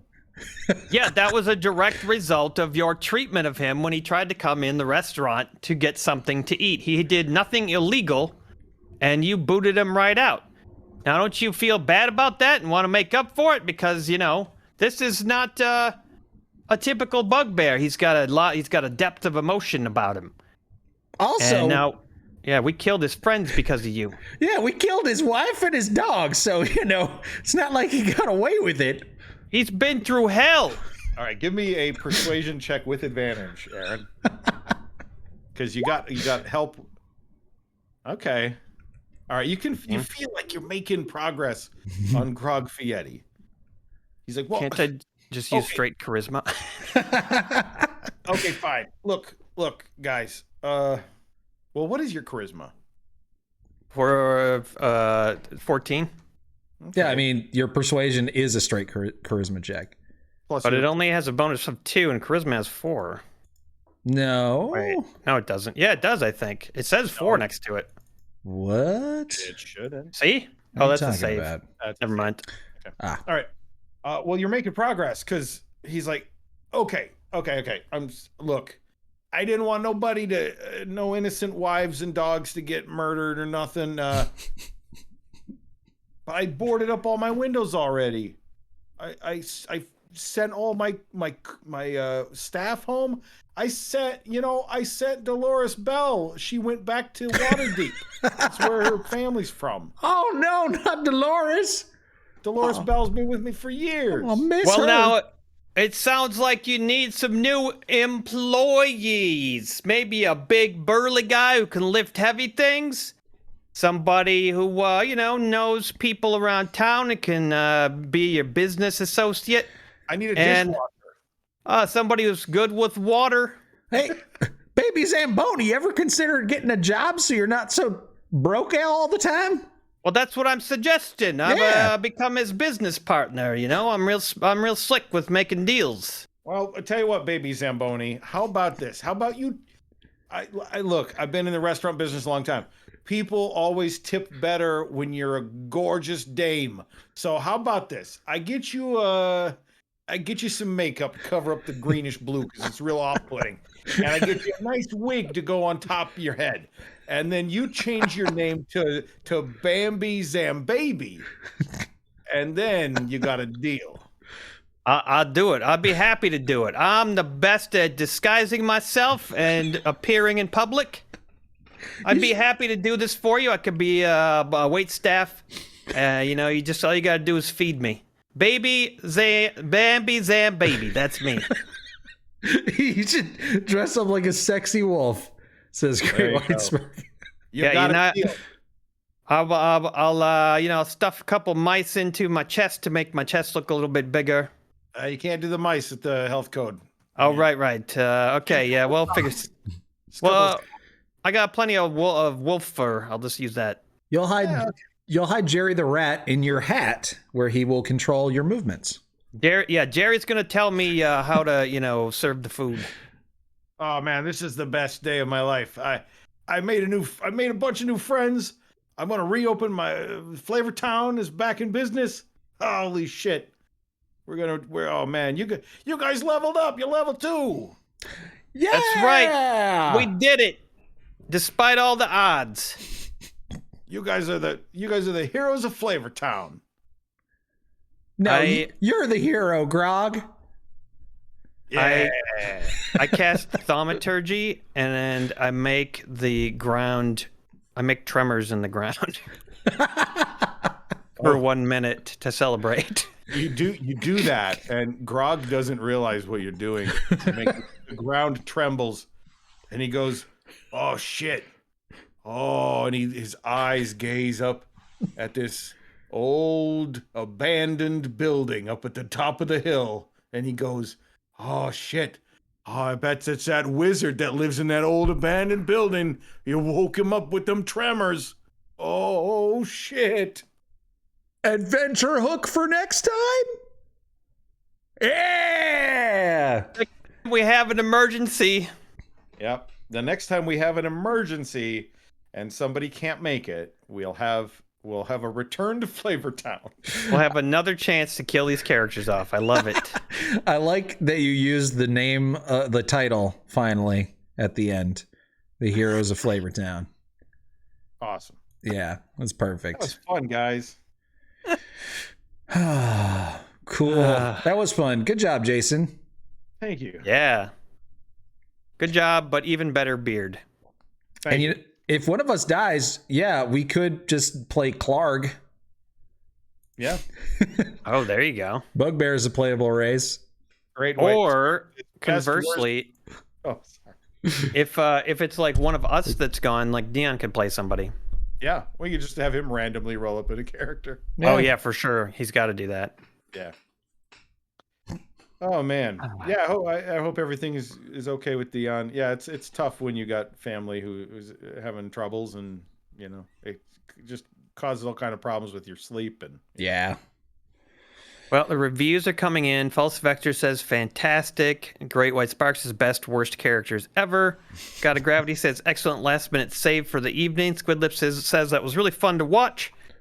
And Ranger On says Flavor Town 2, time for a lickin'. Jamso says hell comes to Flavor Town. Shut your hole. Yeah, that was a lot of fun. That was good. Banksy says it was fun. Thank you, everybody. Thank you. Shane says amazing. Yeah. Cool. So our next Rated RPG live stream is already scheduled. It is. Thank God. Friday, August 26th. So quite a bit of time yet. Almost 2 months. Oh, boy. All right. But that's how it has to be. Yeah. Courtney says, is Jason's hair long? Yeah, kind of. It looks quite like long. it is. You got like a Lord of the Rings haircut going on there. Yeah, it's getting there. It's this is. I always keep a hair tie because my daughter needs them all the time. So Yeah. Nice. there's a lot in there hiding. How long you think you're going to grow it? I don't know.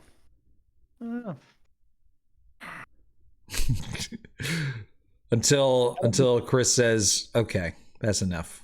She's already said that. Oh, okay.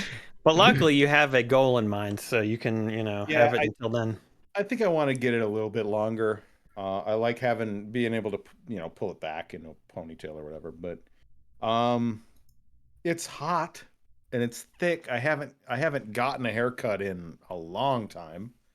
Yeah. That's the best part about having long hair. I just have Courtney go every couple months. Like Chris has those scissors, those special barber scissors that kind of cut half of them, Mm-hmm. so you can thin it out because it's so flippin' thick. It's just like, just a thick. I have thick hair when I brush it or whatever in the morning. Yeah. The sink is full of hair, and I can't tell, just. So yeah. So I'm going to have to get something done with it. I have my 30-year class reunion tomorrow. Ooh. Now looking forward to it? Well, there's a couple people that I stayed in touch with that I'm, friends with, fond of. Yeah. And that. And then the rest of the people, I'm like, oh yeah, most of you bullied me. The ones that didn't bully me, like, I don't know. Like, I'm gonna go hang out with people that bullied me when I was in fucking high school. Are you kidding me? Yeah, exactly. What's the point? I'm mostly like going to my high school reunions just to see like how much people have changed, you know, because you have memories of them, and those memories like don't get updated for a very long time, and then when you see them again, it's like bam, there's a huge change, you know. It's like going That's true. Sorry, go ahead. I mean, it would be kind of cool to go back and see if there's any of the people that you didn't like and see if they look like shit. Well, wow. There are a couple of people, like there was a guy that I was pretty good, like I was friends with him, but it was like when I was 14, 15, 16, 17, I didn't know what a friend was supposed to behave like. Like I was just like, oh, it's my friend. I always ride with him to school and I do all this other stuff. And he was just kind of a shitty fucking person. He's just a dick. Like the kind of person that I'd be like, hey, can you give me a ride over here? Or can I go with you or whatever? And then like 2 hours later, he wouldn't show up. We didn't have cell phones back then. So I like had to call his house. But it was a lot of that. Like just being mistreated, being fucking bullied by your friend. And I'm not like thrilled to see. Yeah. You know. Well, lucky for me, my two best high school friends like live down here in Madison now. I mean, and they have for That's many. pretty lucky. So, yeah. Oh yeah, I still see my high school best friends all the time. It's really funny because we played Warhammer a lot when we were in high school, and shortly after that we played Warhammer a lot, and then we all stopped playing it for like 10 years. And then just like a year ago, we all started playing it again. So it's, for me, it's like I'm back in high school now, playing with the same people. Really cool. That's awesome. Like you guys found your friends, like real friends in high school. It wasn't until after I got out of high school, I graduated in 1992, and it wasn't until like 2001 that I got into comedy sports and improv in Madison. That's when I met Aaron and Matt and Brad and, you know, and then I was like, holy shit, these are real friends. They don't like, I don't know, like run a fucking weed whacker into some dog shit in their yard and fling it all over you just for a laugh. Ugh. Like, oh, that's refreshing. Like, oh, yeah, you like fucking talk shit about me like in front of me to like girls and stuff. Like, that's cool. Look at these people. They're humans. They're not like fucking cave trolls. This is fun. Wow. I don't, you know, I didn't realize it at the time, but I guess I got lucky with my high school friends because I just hear nothing but bad stuff from most people about their high school friends. It's tough because I think, you know, especially because there were only like 90 people in our graduating class. And, you know, some of us kind of just had to find our tribe, right? Like you try to find your people. And there were no people for me. Yeah, you had very small selections, so... Yeah, like the theater people they didn't want anything to do with me because I wasn't in their clique. I had like moved there, so yeah. But after about 4 years and like getting on the school newspaper and like figuring out kind of more of who I was, then I think I developed more of an ability to like just kind of be everybody's friend. By the time I was a senior. Yeah, and then I split. Got the fuck out of there. Now I'm going to go back tomorrow and be like, oh, look at all you old bitches. Old fucking bodies. Yeah. Raise your hand if you got hip replacement surgery. I'm sure you're not going to be the only one. No way. I don't know. It's a pretty small group so far. I bet I am the only one. I think the best thing that I did in high school was joining clubs, because that's how I met, you know, some of my friends.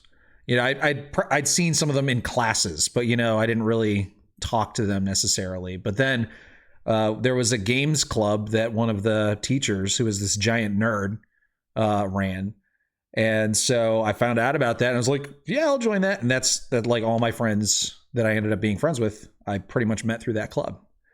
My the best thing that happened that came out of me for high school, besides like, meeting best friends, actually the way that I met them was through Dungeons and Dragons. Because there was a guy I was in gym class with, and his name was Greg, and he was the DM, and I don't remember exactly why he invited me, but he did. And they had too many people for this D&D group, and they were like, "Oh, we can't add another person." And I was just like, "Oh, but I really want to do it, like it'd be really cool." And like, they took a vote and they voted no, but I still just I just like showed up, and they were like, "Okay, tell you what, you can have your own little like table off to the side, and you can sort of like, we'll let you sort of play."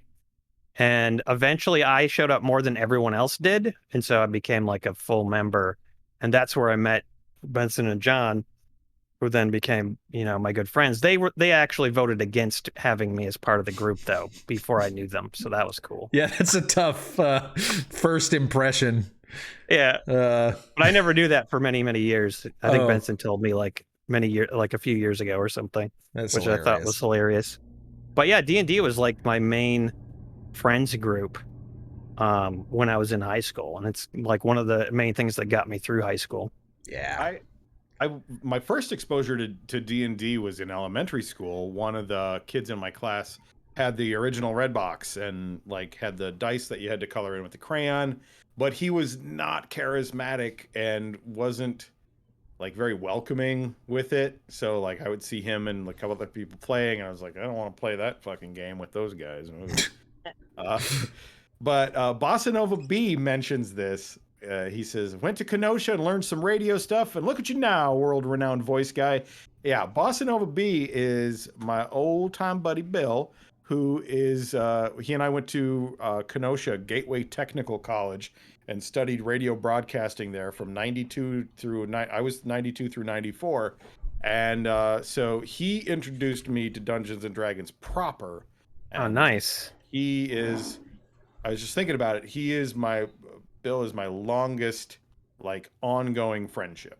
Like, none of the people I was friends with in high school stayed in touch because they changed, I changed, whatever. Yeah. But yeah, so.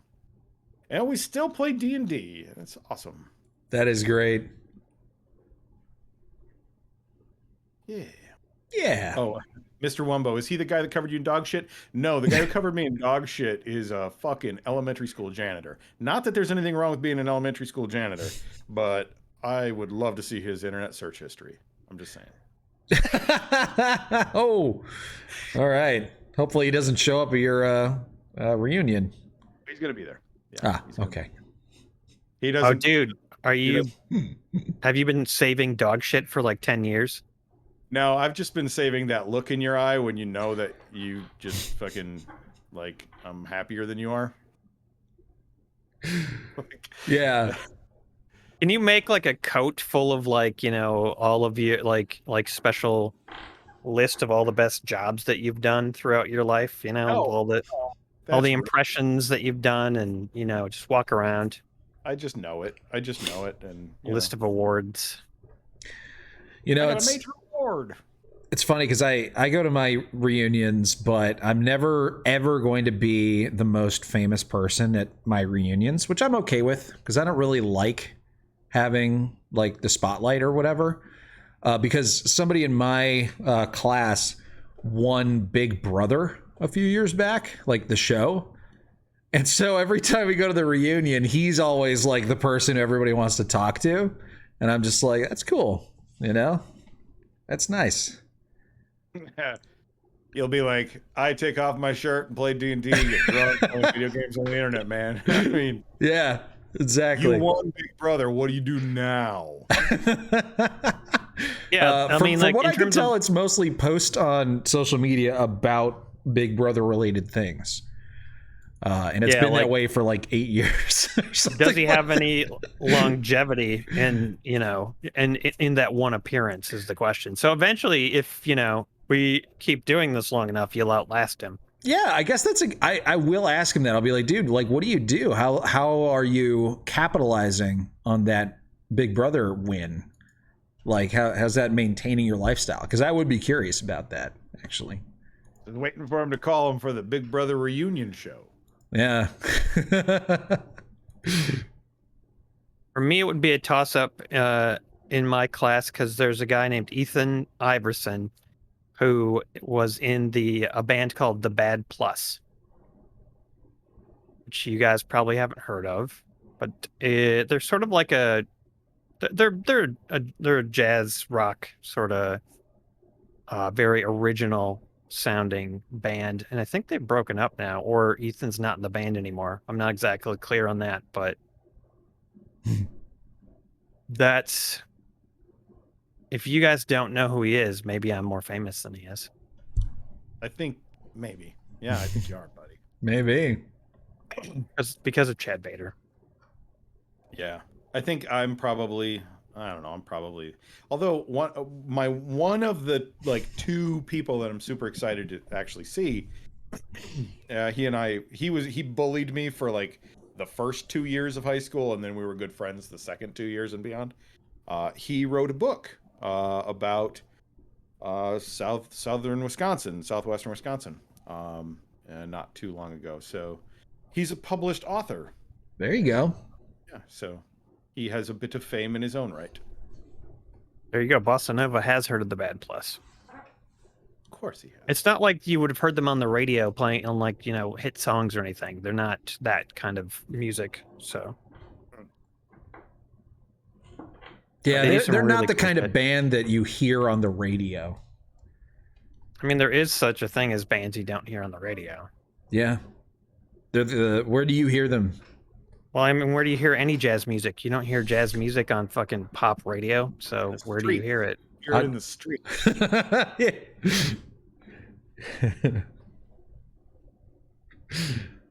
Coffee shops and dive bars. Yeah. There you go. Exactly.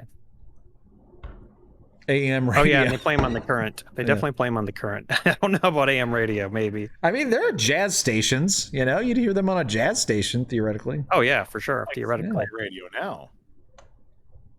Now I bet they get spins on Spotify. Yeah, you hear them on the internet now. Pandora. There you go. Okay, well, I'm not feeling so anxious about going to this thing tomorrow, but see, Chris, my wife Chris, and we graduated from the same high school, same year, same class, but we didn't like hang out or anything. And then we got together years and years later. She was like, "Look at this guy. How cool is this guy?" Yeah. What are you gonna wear? It's a really great question. I have no fucking clue. Like, Chris wouldn't no, I don't have one. Chris wouldn't let me wear like the blue jumpsuit that I wore when I dressed like Pee Wee Herman's, like that dad. Yeah. Oh yeah. Francis. We just watched that movie like Francis's 2 weeks dad. ago. Can't Francis's remember. Dad. Yeah. Nintendo Lunchbox says, "Don't wear a cape." Don't worry, it wasn't gonna. I learned about capes. I know about capes from Aaron. It's not on a date, so you could do it. Yeah, I'd have to roll up in like a really expensive car. Like someone would have to drive me there, and then I could pull off the cape. And then you could pull off the cape. Yeah. Apparently, now the guy the author, the guy I know, a friend, he has arranged for our old journalism teacher to be there. He was pretty young when he taught us journalism, but he's pretty cool and he plays poker. So we're gonna like play cards with him and hang out and chat about journalism stuff. We actually, a few years ago, it was me and this guy Ben and a group of other like-minded folks from the same graduating class. We actually went to this guy, our old journalism teacher's house, kind of unannounced, and just like, "Hey, remember us from 25 years ago?" He was like, "Of course." And he was like, "Come on in." And then he was like, "Hey, hold on a second. I've got something to show you." And he goes in another room, and like 2 seconds later, he comes out with this stack of our 1992 high school newspapers that we had made. And this is like 25 years ago, and he just had them like right where he knew where they were. Wow. Crazy. He's a very well organized person. Yeah. At least. I guess I'm looking forward to seeing him too if he's going to be there. I hope he's there. But yeah. All right. Well, oh, sorry. I think I want to go eat some food. I'm starving. Yeah. I should go to bed.